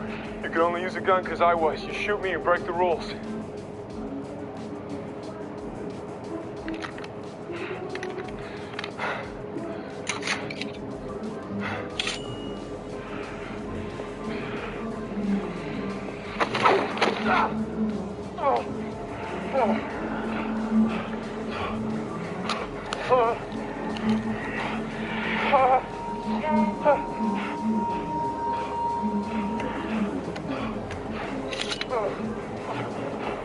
Come on, mate. Take my hand. Sunrise. Dance over. Good show, Mr. Tynes. Bloody good show. I don't have a gun anymore. You can only use a gun because I was. My sense. I don't know if it does it. There's a chance. Every Invincible fan has that character they want to be like. Some people want to be Mark, other... Did you know that Alien X's greatest weakness doesn't actually exist anymore? Most fans forget that Ben completely hacked this fatal flaw to gain unrestricted control of a literal god. Back in Alien Force, Ben was utterly paralyzed as Alien X because every movement required the two inner personalities, Serena and Bellicus, to agree. If they didn't, he did nothing. And here's the crazy part. In the Omniverse episode, Universe vs. Tennyson, Ben pulls a masterclass in psychological manipulation. After invoking physical trial by combat against the Galactic Gladiator, he realizes Serena and Bellicus just love arguing with each other. Ben offers them the ultimate deal. He'll let them argue in peace forever uninterrupted as long as they hand him the keys. They actually agree. Ben essentially locks them in a room and takes full control of his reality warping powers. He instantly breaks the cosmic stalemate and absolutely styles on the Galactic Gladiator, creating a black hole and a massive swarm of Alien X clones just to flex. With Ben having unrestricted access to omnipotent powers, is there any character in fiction that could actually defeat him? Drop your theories in the comments and Armor all. I must request that you not smoke on deck. You got that? You got it, kid. Hold it, Pops. If you don't want me to smoke aboard ship, then just tell me. Don't be a condescending prick about the whole thing, you jackass. Hey, Jotaro, don't be disrespectful to the captain. I'll be as rude as I want, and you know why? The captain is the stand user. What? A stand user? That is completely impossible, Jotaro. Hold on, what's this thing, a stand? Do you have any real proof, Jojo? I found a way to differentiate stand users from others. The trick is to watch a possible stand user around cigarette smoke, because a single whiff makes a vein pop up on their nose. You're not serious, Jotaro! Relax, I'm lying. That said, it looks like we found the idiot.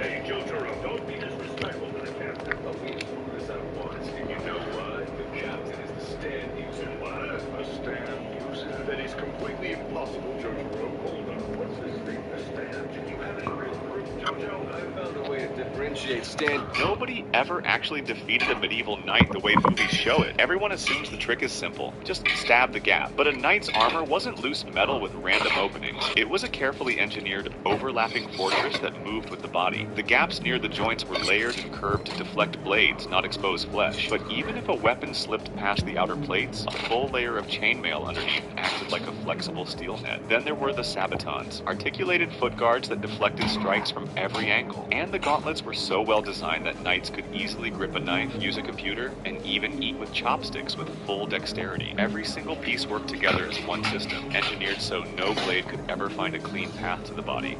Nobody ever actually defeated... Gosh, my house looks almost exactly the same! So cool! What? Where are you guys? No! Oh my god, what the fuck is this? Oh, they spell it just a little differently. Oh my god, it's amazing. I'm keeping that shit. My dad's not gay here. No way. Are you kidding me? Oh, yes. Unbelievable. Hello? What the fuck? Who are you? Why are you here? Oh, dude, hold on, dude. It's me! Are you fucking kidding me? No! Holy shit! Hey! Oh, Spider-Man me! Hey! My house looks almost like... What the fuck? You have no idea what it's like. Day after day, shovel the shit, fetch the meat. I have spent my entire... Not everyone gets a speech. Okay, hey, if I take this helmet off, you promise you won't kill us, Wack? I promise. I will kill you first. Why are you like this? I wish I knew. Take it off. What? Take it off. Why? Just take it off. This is our only chance to fix our shit. Take it off! I am wearing this suit. And that means a lot of things, but most of all, it means I'm an X-Man. And I know your brother. As much as I'm gonna fucking kill you, every bone in my body wants to fucking kill you.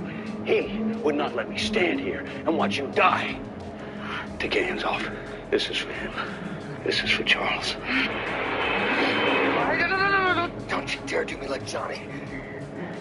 My brother loved you. He loved all of us. What the fuck? You have no idea what it's like. Day after day, shovel the shit, fetch the meat. I have spent my entire touch grass speedrun.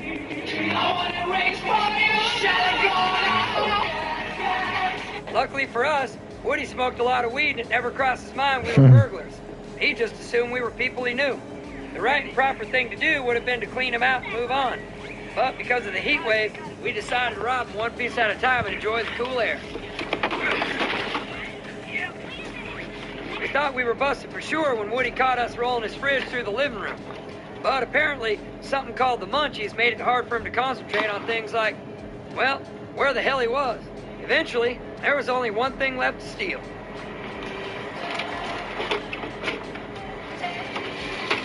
Go. Hey, Woody. Just adjusting the air here.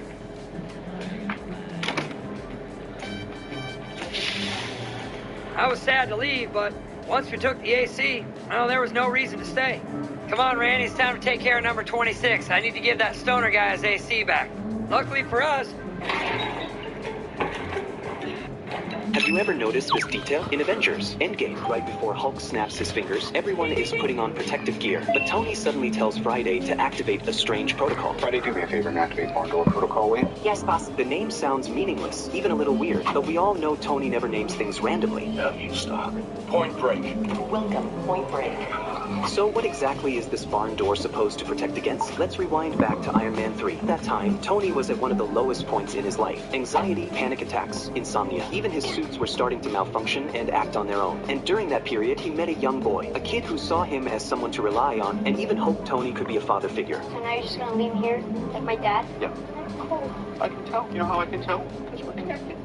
Tony left him a suit, but at the time, it had no power left. Later, when Tony was captured by enemies, tied up and unable to move, he asked a very important question. How far away was he from that boy? What's mileage count between Tennessee and Miami? 832 miles. Then he started counting down. He believed the suit would fly over and save him. Trust me, you're gonna be in a puddle of blood on the ground. 5, 4, 3, Come on! 2! How did we get this shit? For the first time, he realized he wasn't invincible, and the real reason wouldn't be revealed until later. The suit had gotten stuck behind the barn door at the boy's house, unable to get out. So now, back to Avengers Endgame. When Tony says barn door, it's not just some random codename. It's a failure, a mistake he would never allow to happen again. He's not just activating a protocol. He's making sure that this time, no door can ever stop him. Do you ever notice this detail? In Avengers Endgame, right before Hulk snaps his fingers, everyone is putting on protective gear. But Tony suddenly tells Friday to activate a strange protocol. Friday, do me a favor and activate barn door protocol, will you? Yes, boss. The name sounds meaningless, even a little weird, but we all know Tony never names. As the tentacle reaches through,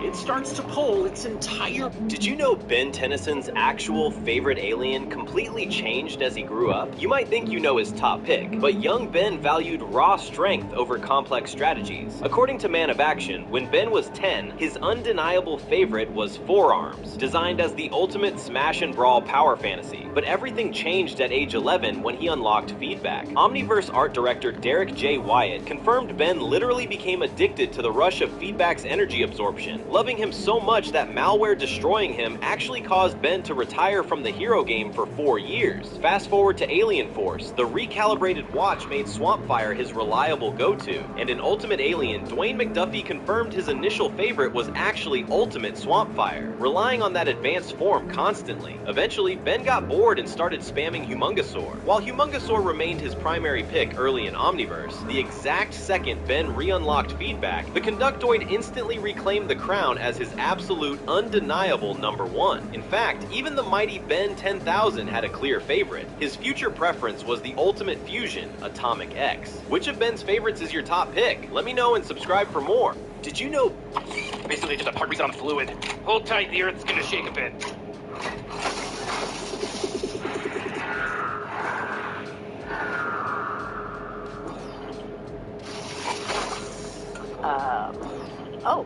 Oh, wait, what? What's happening? Instead of resetting portal travel, I may have reset portal travelers. Too late to apologize.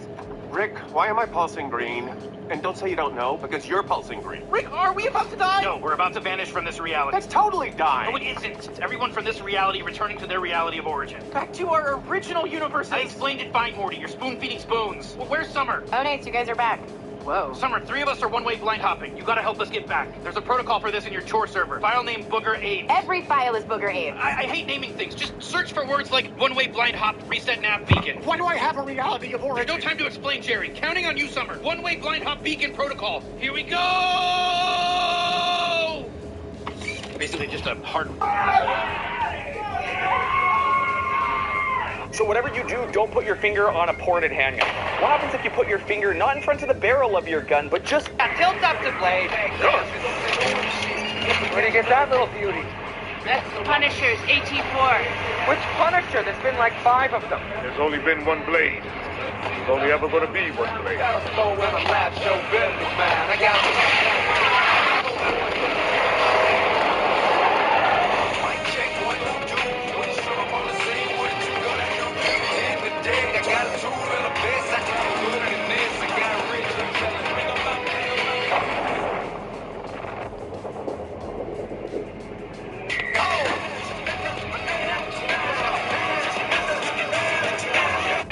Christ locked. You can only see me if I let you.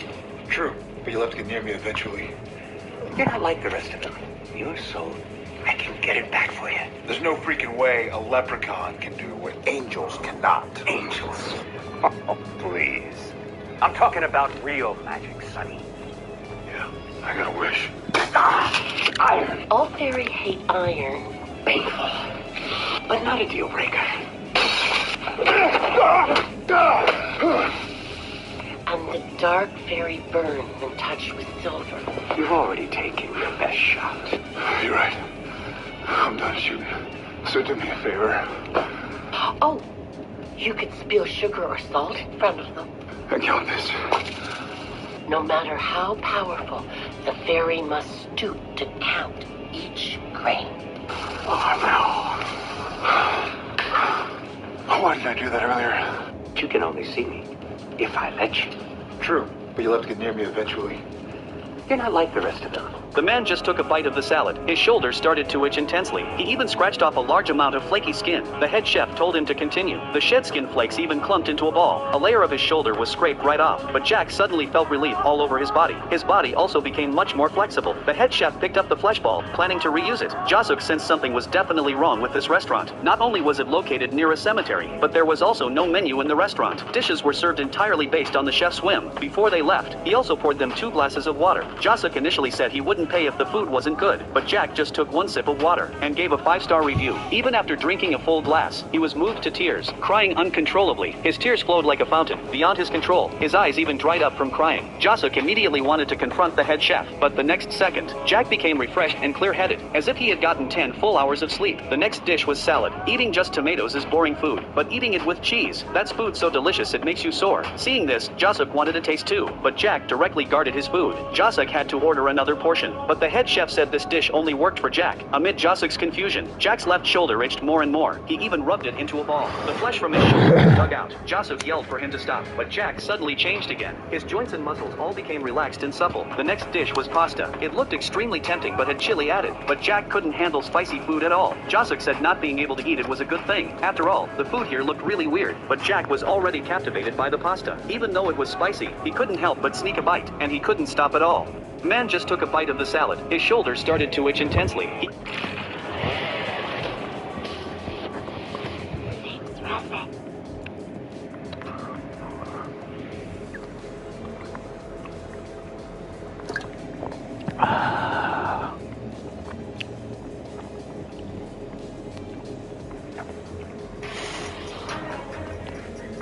$10 get $200 in bonus bets. Mint Premium Wireless is $15 a month, but I'd like to offer one other perk. We have no stores. That means no small talk. Just sign up online at mintmobile.com. It is an introvert's dream.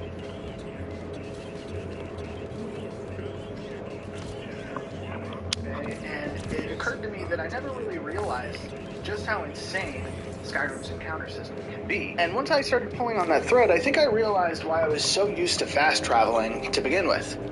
Let me show you. So after leaving town, I was basically immediately met by an RV box, which is cool because it makes the world feel alive.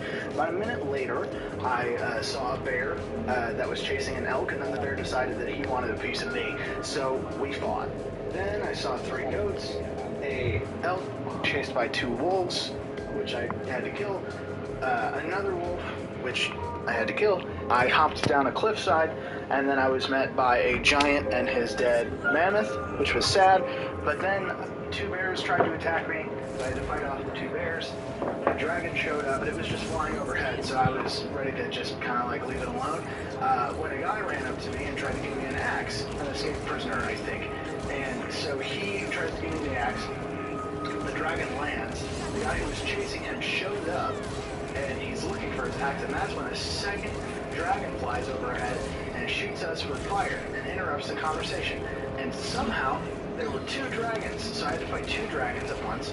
This guy who was asking for his axe back is ill-prepared, obviously, because he doesn't have a weapon. So he dies. I can't give him his axe back. I have to fight 2 dragons. When they're finally dead, Lydia's nowhere to be seen for this whole fight. So it's a 1-on-2, me versus dragons. And then, I'm in the middle of absorbing their souls when another bear tries to attack me. What?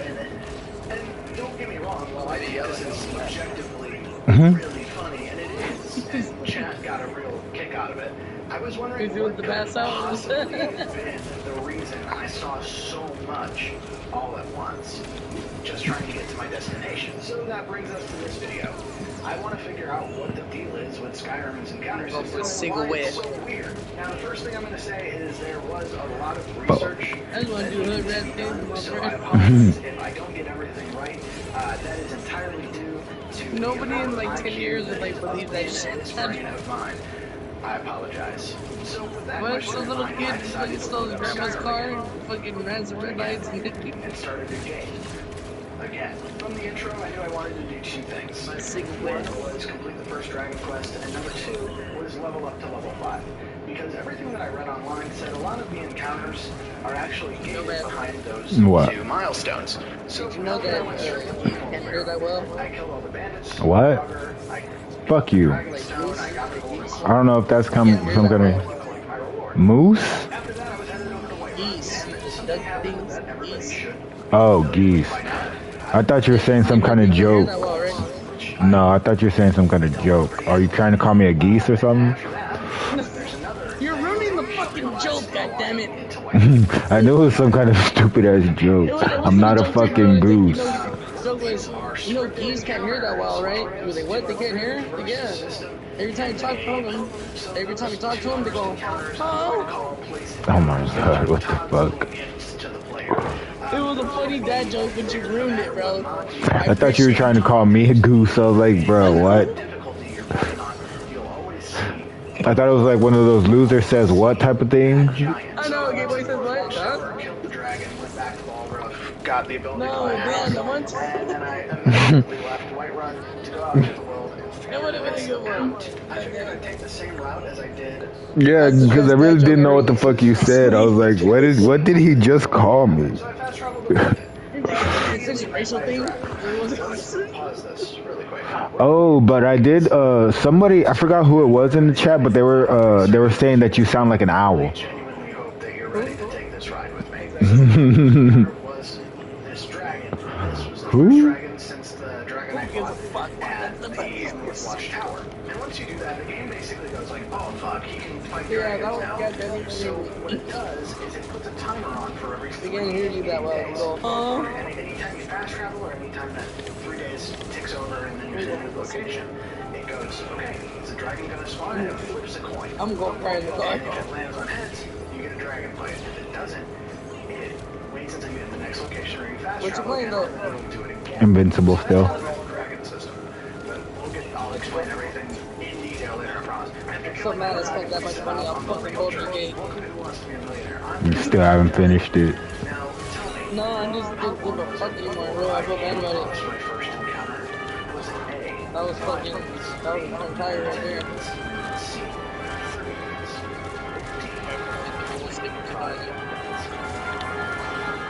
Just put some big titty mods on it and you'll feel alright. Have you seen that movie Balls Up yet? No. It's with Mark Wahlberg and fucking some It was less than a minute, dude. It was a movie based on this guy trying to sell condoms that covered the dick in the balls. And that was. And they called it Balls Up. Pretty sure it was It's fucking funny. It was literally right after that I ran into my second encounter. Literally 14 steps away. Less than 10 seconds later, I ran across this predator-prey encounter with an Arctic fox and a wolf. And now I get to explain the other systems that these two encounters belong to. Because there's actually a bunch of different encounter systems in this frickin' video game. The deer is what Skyrim refers to as ambient wildlife. This guy just happened to be broken. But they just kind of walk around and make the world feel a little bit more alive. Same goes for the predator-prey encounter, which is what the wolf and the Arctic fox were, but basically Skyrim just scripts a predator and a prey to spawn in the same location so that they'll either fight or the predator will be seen chasing the prey. These were two different systems that occurred at the same time 14 15 steps apart. It was about 2 minutes later when I saw a mercenary who told me that they were in the middle of heading to a job, but wouldn't tell me where the job was because I didn't sway them. You can pay them, you can intimidate them, or persuade them, and I tried to persuade them, and then she was like, I'm not telling you, fuck off. So I never got to know where she was going, but had I done anything about that, I would have learned. This particular interaction was part of our final system, world interactions. Basically, there are 149 different points in the video game, and Skyrim will look at your current state, how far you are into the game, your level, the relationships you have with NPCs, and then it will take from a table a random encounter, and then it will throw you that encounter. Sometimes it's a quest, sometimes it's dialogue that happens to you, sometimes it's dialogue that you can initiate, sometimes it's a fight, sometimes it's a quest, but it's always something, which is really cool. This particular time, I just happened to get the mercenary. So if you're keeping track at home, we have 5 different systems at play. First, we've got ambient wildlife. We've got the predator-prey system. We've got the random dragons, and then we've got place encounters, or Todd's pre-made fun times for the intrepid explorer, and then last but not least, we have the world interaction system. Hey, I just wanted to take a quick second. If you're enjoying the video, there's a hype button down below for mobile users. It helps creators like myself find an audience. I would be extremely appreciative if you hit the hype button for me. Use it up to 3 times per week on any video, and it would be really cool if you use all 3 of those on me. I'm not begging you to, but it would be sweet, and I would seriously really appreciate it, because I'm trying to do this full time now. Pin comment down below, kind of explaining the whole situation, so if you want to support me, I would be more than grateful. So I mentioned it was about 2 minutes between the last encounter I talked about and this mercenary, but great news, there was stuff in between that too.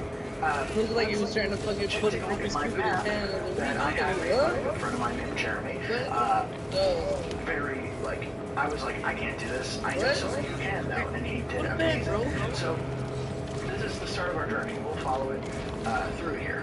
And this is what our map looks like so far. Deer, wolf, fox, 3 goats, 2 wolves, another wolf, a skeever, the mercenary, and now we're kind of caught up. The mercenary. Everything that's happened in between. And this is just 3 minutes of the journey. I walked for about an hour. I'm going to take you on that whole trip, but I need you to realize that all of these things happened in about 3 minutes. I saw some goats. I saw a wolf. This is when I ran into an orc that was trying to sell me skooma and moon sugar, which I did not pay for, but I did get by the way of murder.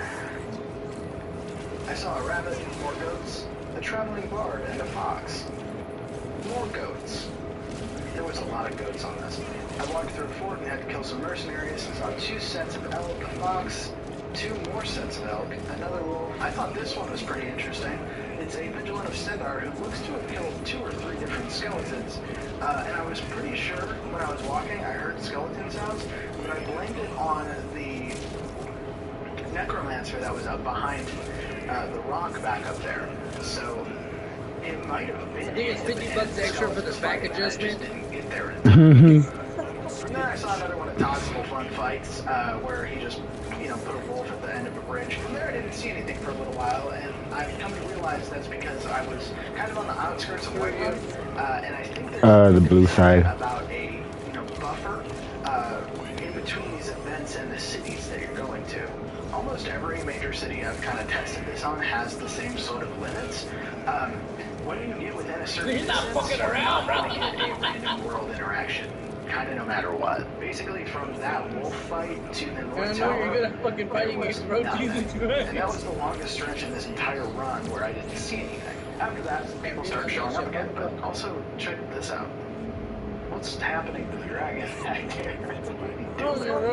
I ran into a traveling bard, more elk, more wolves, a courier who did not have any mail for me, who I did murder and steal all of his mail.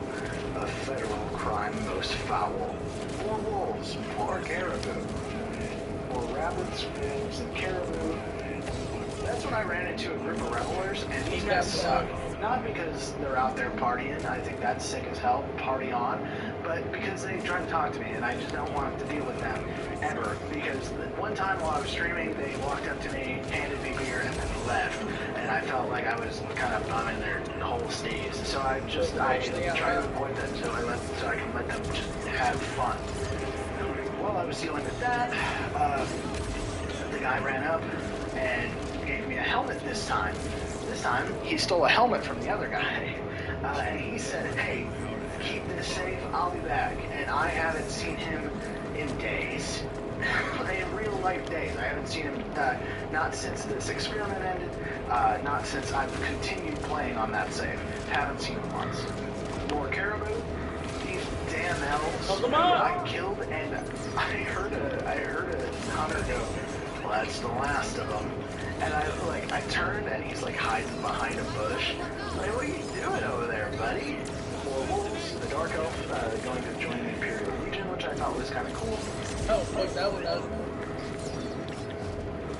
A group of mercenaries that I had to take out. This one was kind of cool. I saw a group of Stormcloaks and Imperials across a waterfall, so I had to jump my way across the rocks, and I just saw the very end of the fight. Stormcloaks, by the way, will in even numbers will always defeat the Imperials. Not a political thing at all, by the way. Just something I noticed. I saw more caribou basically immediately. More bandits that I had to take care of. I ran into a farmer who had painted a cow as an offering for the giants. He was going to go feed the way you went out in that episode, you would have said. He said no, so I said, okay, sorry for bugging you, sir, and then I kept rolling. This is Eric. When he got injured in a car accident, he called Morgan and Morgan. He not only gives away, yes, he gets finally lawyers like Sam and Jessica, who are in to win it. He gets no. cases, other ones. And if you ever have questions, our customer service folks keep things rolling. Injured? We're your army. Morgan and Morgan, America's largest injury law firm.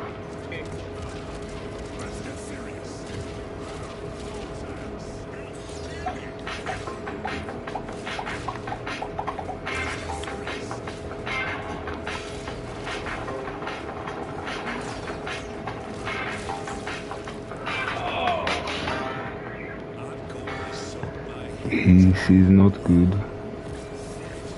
But say less. I ran into more elk, and this one was actually really cool. I ran into 2 survivors from Helgen that were moving to Solitude, and you're the strongest. So I decided to send it their way. Anybody who's trying to start a new life after something as traumatic as the dragon attack deserves a little bit of money. I took care of the suspect by seeing eastbound, westbound, and southbound. Some more caribou. A bandit tried to attack me, and I took care of him, no problemo. Man, bro, somebody break up with you? What are you doing? Then I ended the whole journey in Morthal. Who hurt you? It was a really sick time. It took about an hour.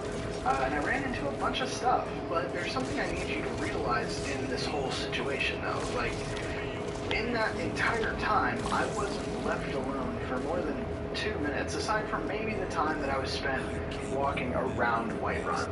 Then I started noticing kind of like clusters of 3 or 4 things kind of happening back to back, and then you deal with a little bit of space, and then more stuff would happen back to back. It wasn't uniform, right? But it was also not totally we didn't find out that day.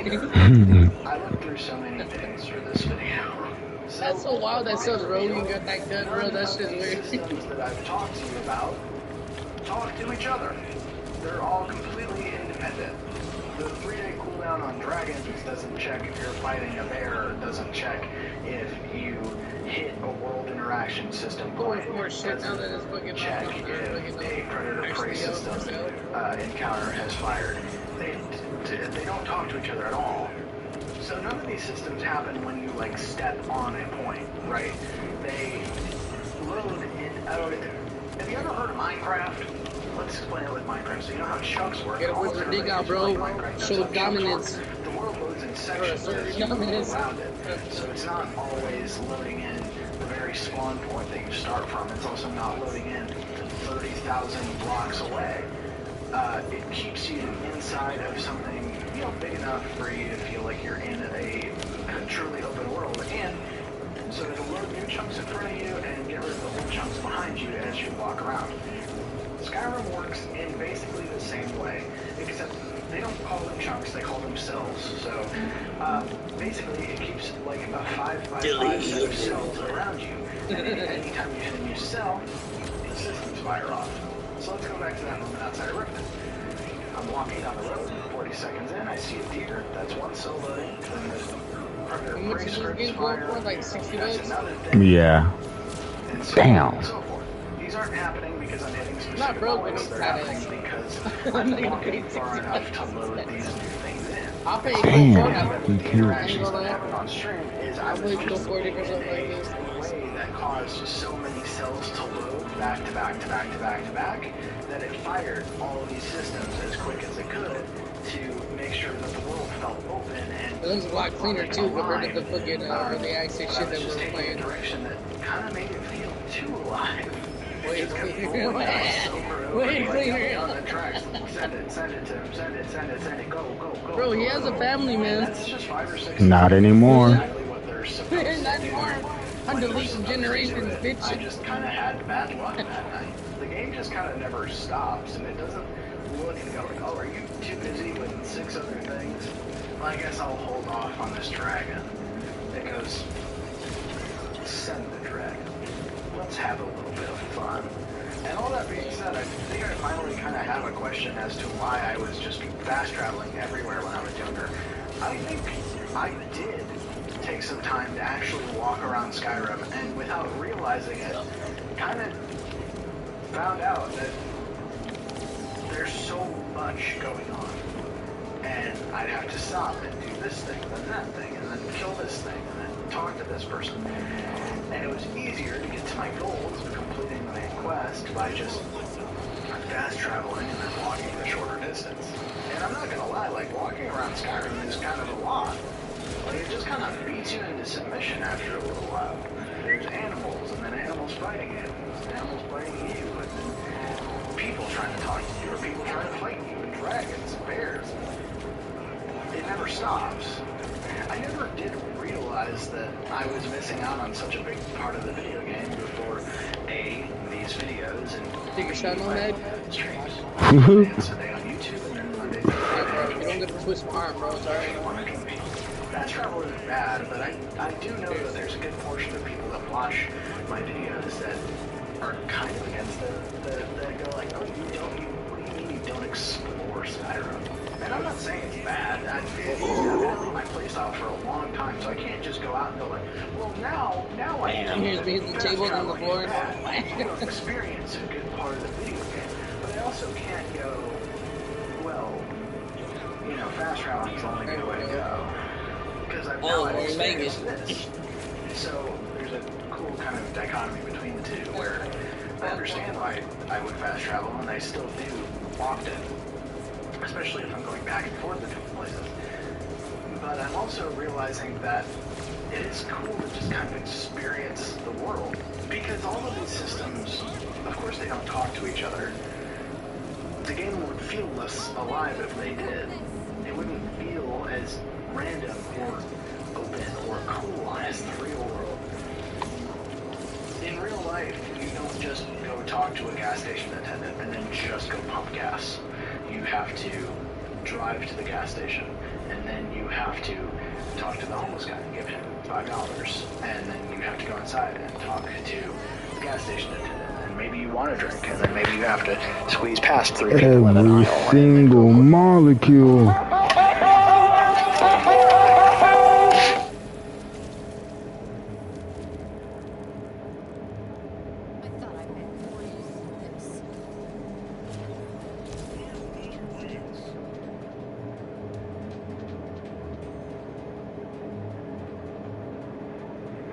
Mark my words, they're they're going to waive the preliminary hearing. They don't want a record of all this shit that I just read to you. Why would they want that? I mean, all they have to do is establish probable cause, and they have it, even though it's even though it's circumstantial. What I mean by circumstantial, it means that nobody actually saw him do this. You take the situation. Another way to look at circumstantial evidence is you look at it like situational evidence. Look at the situation, totality of the circumstances. These circumstances are really bad because if he didn't do this, who the hell did? He's the one who supplies the Uber. He's the one that tells her to come to me. He's the one, that is texting her after she's dead, probably knowing that she's dead. He's the one that's ordering, the body bag, the chainsaws, the pool, and it is his house. And not only is it his house, it's his car. And he's the last one. See, there's a video of him being the last one to drive that car. If this was my case, I'd lay in the weeds a little bit more. One of the things that people use a preliminary hearing for is to get discovery and do a little questioning of witnesses. You're not gonna get kicked out at the preliminary for lack of probable cause, because there's plenty of probable cause here. They got the goods here. This is so bad. This is so bad. Will forever sees the criminal lawyer. Will forever sees the criminal lawyer. Will forever sees the criminal lawyer. And it's gonna react on the substation. Hi, this is Bruce Rivers. Welcome to another exciting episode of Criminal Lawyer Reacts. I'm Bruce Rivers, your board certified criminal defense lawyer, coming in with my Pearl Handle pistol cufflinks. Look at these bad boys, so graciously gifted to me by our former content genius that you knew and I knew as Michael Rivers, my son. I still know him as that. Miss him every damn day. Trying to get over the death of a child, like in this case. It's very difficult. I can't imagine. I know what it's like. I don't know what it's like to have your child go through a horrific process like this, like murder. My son took his own life basically through drugs. But my heart goes out to these parents, and there's ways you handle a case like this, and there's ways you don't handle a case like this. And we're going to get into that a little bit. We're going to talk about the evidence in the case. We're going to talk about David and the nature of the premeditation and what evidence there was of premeditation in this case. But before we get to that, this is brought to you by our very loyal sponsor, AskALawyer.com. AskALawyer.com is a very loyal sponsor. They get the best of both worlds. They take a live human being and AI. They have AI trained in all 50 states, the laws, and then you put your stuff together and run it by a living, breathing human lawyer for $49. You cannot beat that. That is a really good deal. So if you have an issue that you're dealing with on your own and you don't want to spend the money for a lawyer, go to AskALawyer.com. It's a great resource to have.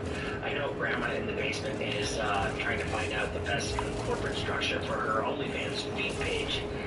In her Cheeto stained 90 as she tries to, who knows what she's doing down there. Honestly, I just leave her alone. But if you go to AskALawyer.com, whether you have a corporate question, whether you have a civil law question, issue with your landlord, no matter what the issue is, AskALawyer.com. And it's way better than just going to ChatGPT, because you're going to get what you want to hear at ChatGPT, but you're not going to get the nuance that a lawyer brings to the table.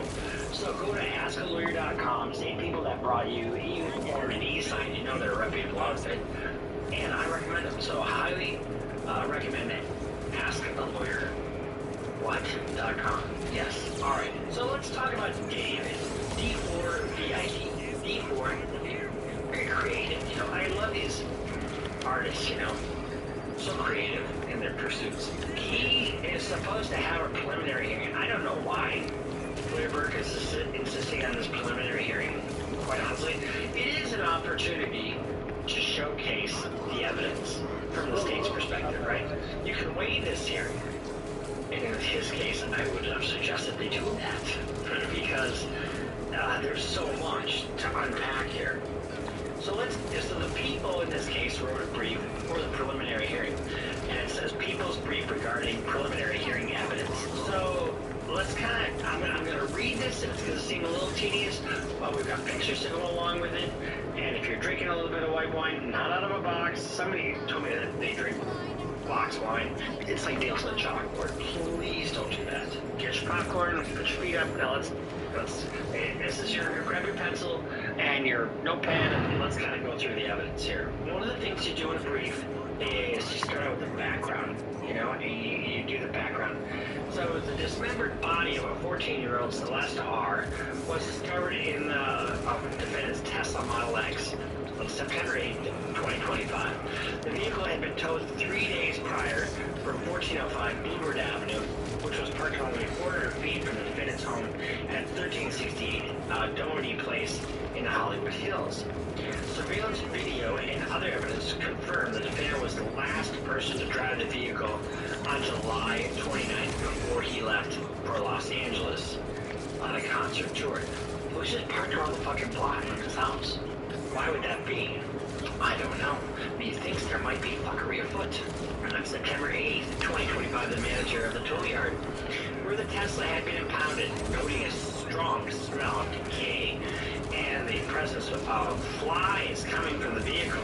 Flies are always a dead giveaway. Get the pun there. Dead giveaway. God.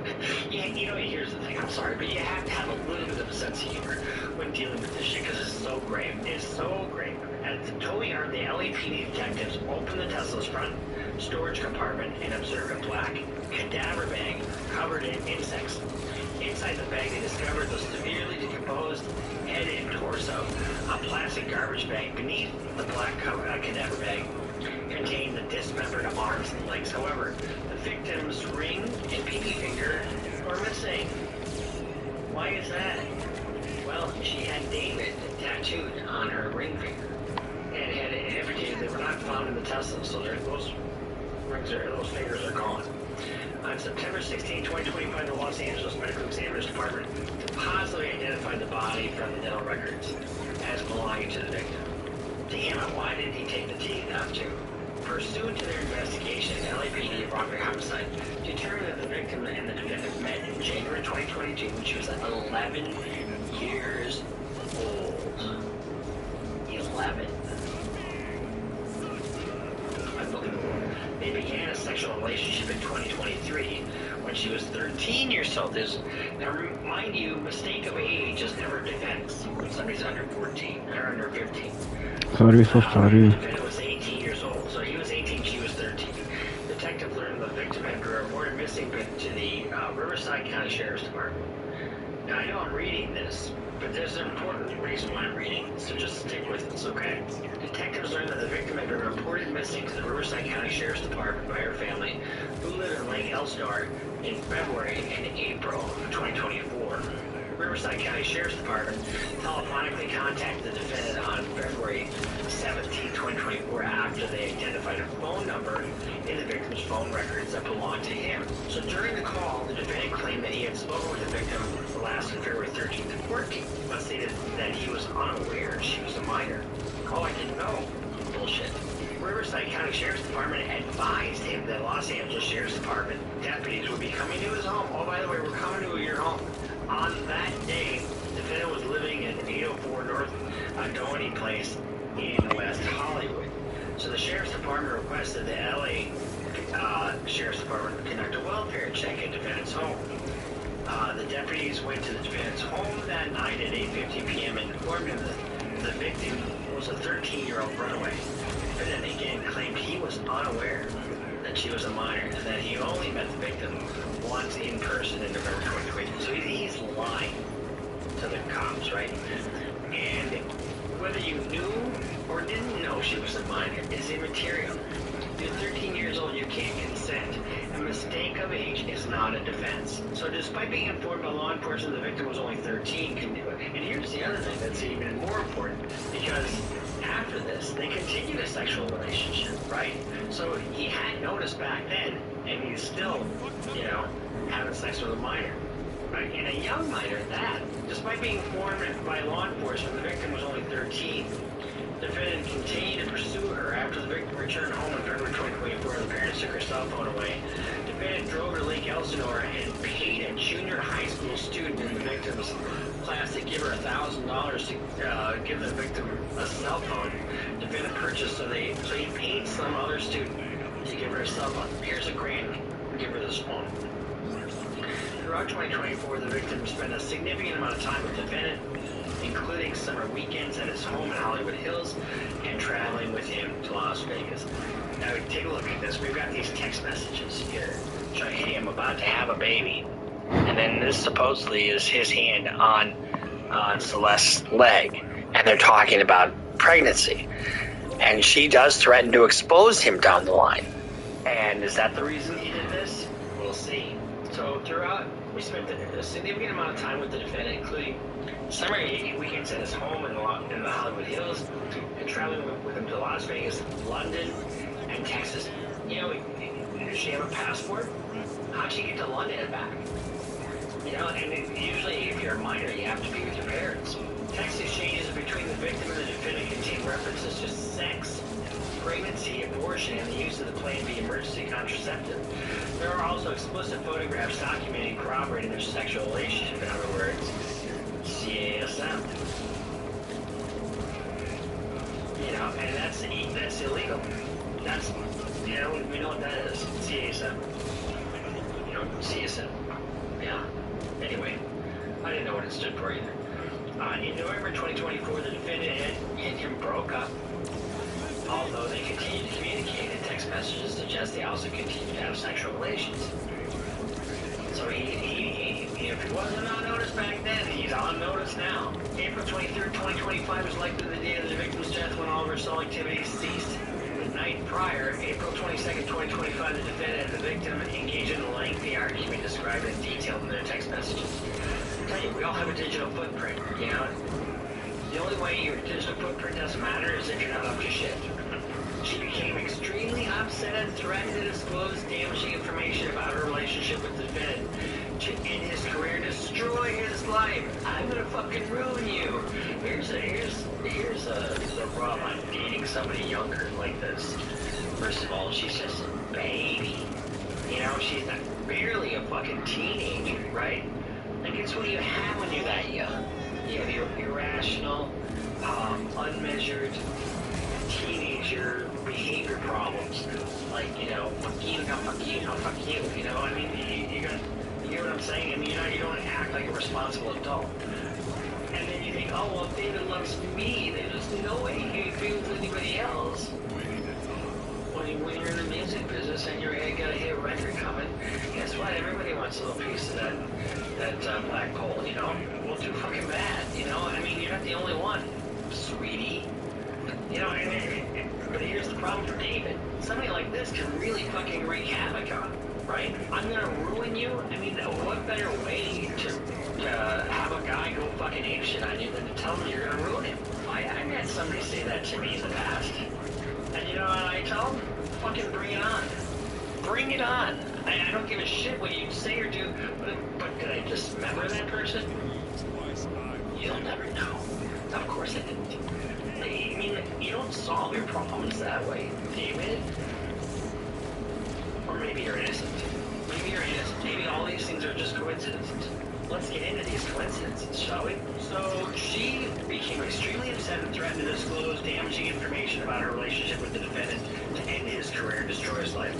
The defendant's first studio album was due to be released April 25th. Huh. I'm gonna ruin your fucking album release party. Timing is everything, isn't it? He had an emerging multi-million-dollar career already in progress. Thank you, Blairberg, for your down payment. That's what Blairberg says. I guarantee you that money's in Blairberg's hands right now. He also had multiple product endorsements which were highly profitable. Blairberg. At approximately 8:40 p.m. on April 23rd, the defendant sent an Uber transport to the victim from her lake house in her home in Nebraska. Guess what? I'm gonna fucking ruin you. Oh, baby, no, baby, come on now, baby. So he wants to get a handle on the situation. So he is not going to have her over and smooth things over. He's going to get her over and eliminate her. They communicated before and after the Uber ride, which dropped her off the defendant's Hollywood Hills home around 10:10 p.m. At approximately 10:30, the defendant sent text messages to the victim inquiring where she was. One of the things people do a lot in kind of pre-planned homicides is, well, I texted her, but just to try to cover your tracks. It never works. The people contend this was part of the defendant's premeditated plan to cover up the murder, as she was already dead by this time.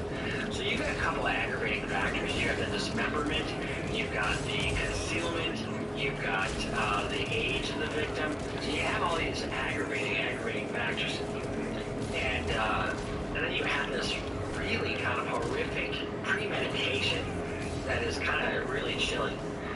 Knowing he had to silence the victim before she ruined his music career, as she had threatened to do, very soon after her arrival at his home, the defendant stabbed the victim to death multiple times, stood by while she bled out. At no time did he call law enforcement or 911, and failure to render aid can also be a aggravating factor. But on a premeditated murder, I mean, who's gonna fucking render aid? That's not what you're there for. Despite knowing she was dead and her family was trying to find her, the evidence will show that the defendant lied and claimed he did not know where she was. In fact, the defendant drove to Santa Barbara County immediately after the victim died, attempting to dispose of her property and destroy evidence. At approximately 11:30 p.m. on April 23rd, 2025, he drove away from his home as he texted and called the victim's phone, asking where she was. Hello? Again, these were acts calculated and planned to set up his defense within a very short timeline after the victim's vicious murder. Defendant drove his Tesla north on Highway 101 to San Marcos Pass Road near Lake Chuma in Santa Barbara County. He returned home early the following morning. Before going to the radio interview for the release of the album that week, he sent 2 additional texts to the victim's phone that day, which obviously went unanswered because she was already dead. So that's the other thing that people do is, okay, I sent these, she's not responding, I'm not going to send anything more. Guess what? If you're in a relationship and you don't hear from your significant other, guess whose phone gets blown up? Why wouldn't he call you and say, have you seen so? Just in time to help his friends. Once again, he is fed by a grateful populace. Again, a civilization saved by the Coalition's greatest warrior. All is well in the universe, because Alan has saved the planet from... Oh shit, she wasn't as dead as I thought.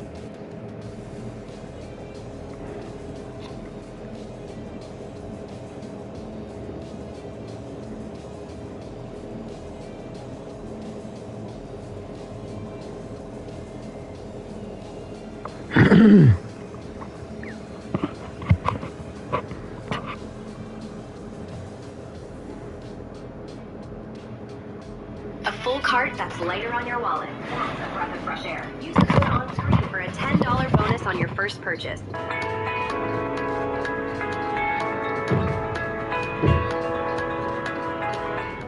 If you feel like you're constantly babysitting your teammates in Apex Legends, you're definitely not alone. It's actually a known phenomenon called the Big Brother effect, that frustrating feeling where the game expects you to carry players who just aren't on your level. It turns out this isn't necessarily something the devs are doing on purpose, but it's a side effect of how the matchmaking system tries to fill up a lobby. The main issue is the skill distribution across the player base. If you're a high-skill player, you're in the top 5%. If the game waited to find 60 players as good as you, you'd be in the lobby for 20 minutes. To keep queue times fast, the system widens its search. Since there are many more average players than pros, you're more likely to get paired with someone weaker. The system also tries to balance average squads. To make the lobby fair, the game slices skill levels to ensure each team has a similar total rating. This usually means one high-skill player, one mid-tier player, and one beginner in the same squad. While this looks good on paper, it leaves the best player doing all the heavy lifting just to stay alive. Another huge factor is the triple stacking problem.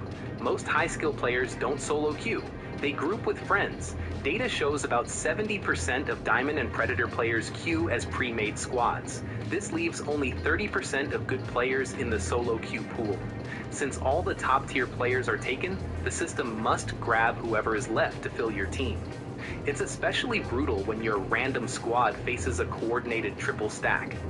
If you know your teammates might struggle, don't play a legend that relies on them. Pick someone with an escape kit like Pathfinder, Wraith, or Horizon.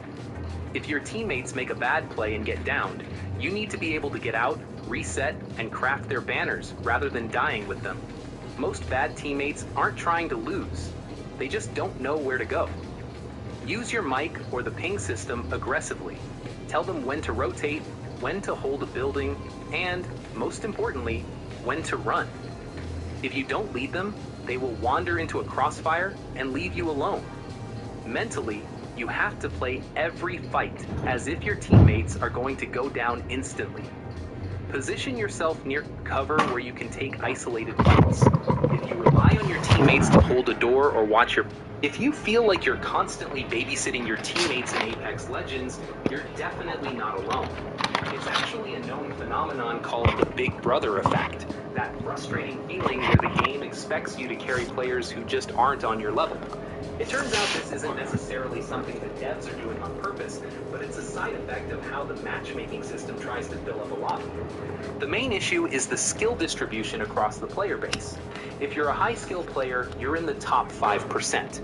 If the game waited to find 60 players as good as you, you'd be in the lobby for 20 minutes. To keep queue times fast, the system widens its search. Since there are many more average players than pros, you're more likely to get paired with someone weaker. The system also tries to balance average squads. To make the lobby fair, the game slices skill levels to ensure each team has a similar total rating. This usually means one high-skill player, one mid-tier player, and one beginner in the same squad. While this looks good on paper, it leaves the best player doing all the heavy lifting just to stay alive. Another huge factor is the triple stacking problem. Most high-skill players don't solo queue. They group with friends. Data shows about 70% of Diamond and Predator players queue as pre-made squads. This leaves only 30% of good players in the solo queue pool. Since all the top-tier players are taken, the system must grab whoever is left to fill your team. It's especially brutal when your random squad faces a coordinated triple stack. If you know your teammates might struggle, don't play a legend that relies on them. Pick someone with an escape kit like Pathfinder, Wraith, or Horizon. If your teammates make a bad play and get down, you need to be able to get out, reset, and craft their banners rather than dying with them. Most bad teammates aren't trying to lose. They just don't know where to go. Use your mic or the ping system aggressively. Tell them when to rotate, when to hold a building, and, most importantly, when to run. If you don't lead them, they will wander into a crossfire and leave you alone. Mentally, you have to play every fight as if your teammates are going to go down instantly. Position yourself near cover where you can take isolated fights. If you rely on your teammates to hold the door or watch your back, you're going to get frustrated. Play for your own life first. Then there is the issue of player population. In certain regions or during off-peak hours, the game has a harder time finding enough people to start a match. When the player count is lower, the matchmaking has to reach even further down the skill ladder just to get a game going. Respawn has said they are rolling out updates to tighten this gap, but many players haven't felt that change yet, likely because the rollout is happening in stages. At the end, getting bad teammates is the price we pay for fast match times.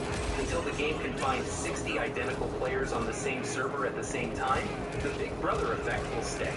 I want to know if your matches have felt any better lately, or if you're still carrying every game you play. Let me know in the comments. Thanks for watching, and I'll see you in the next one.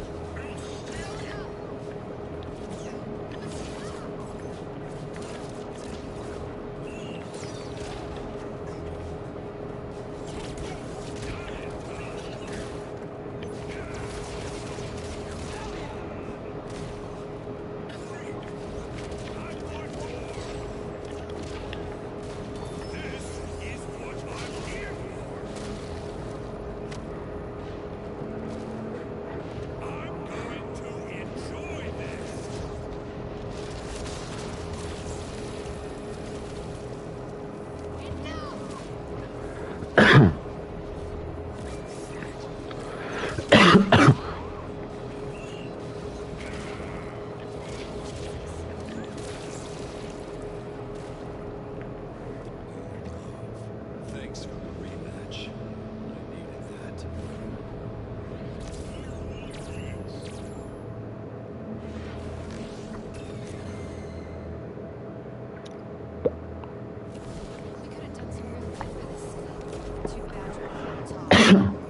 Take another step closer.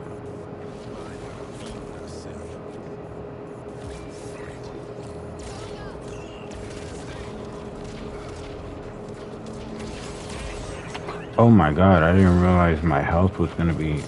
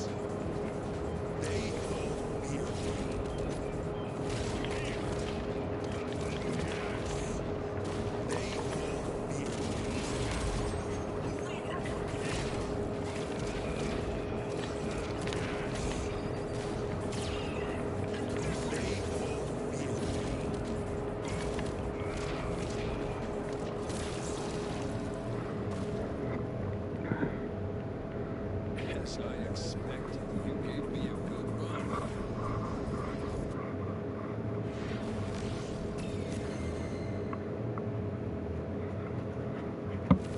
You could have done some real good for the city. Too bad you're all talk.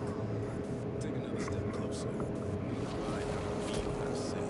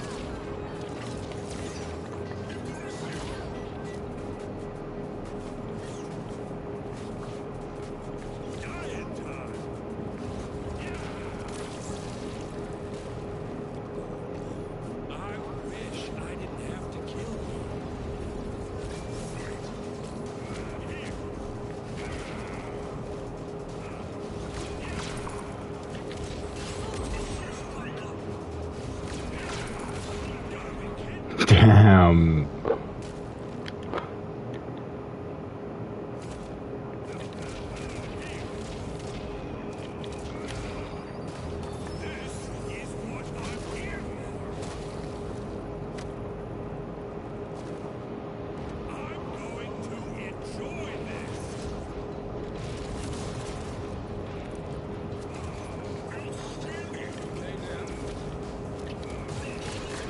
Boom, boom, boom.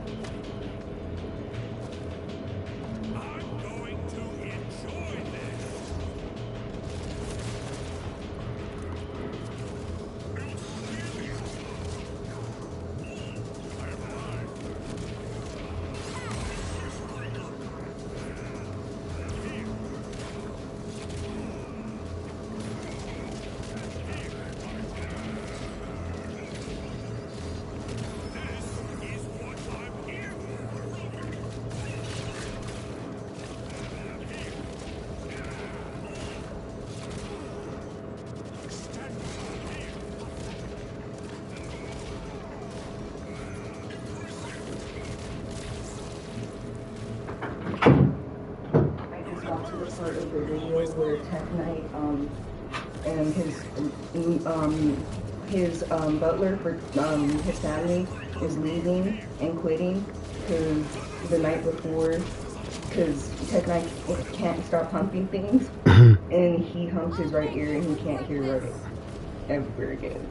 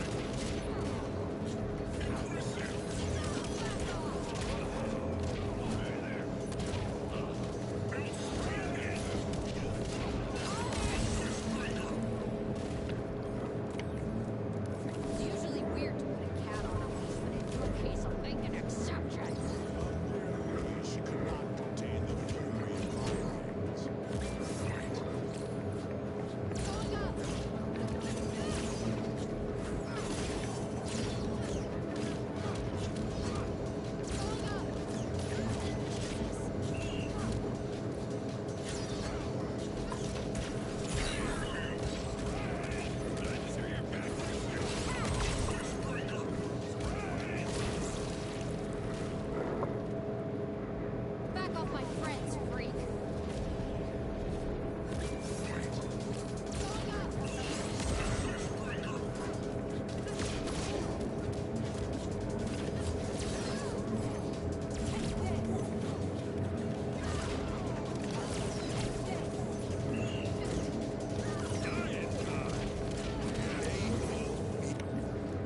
It's usually weird to put a cat on a leash, but in your case, I'll make an exception.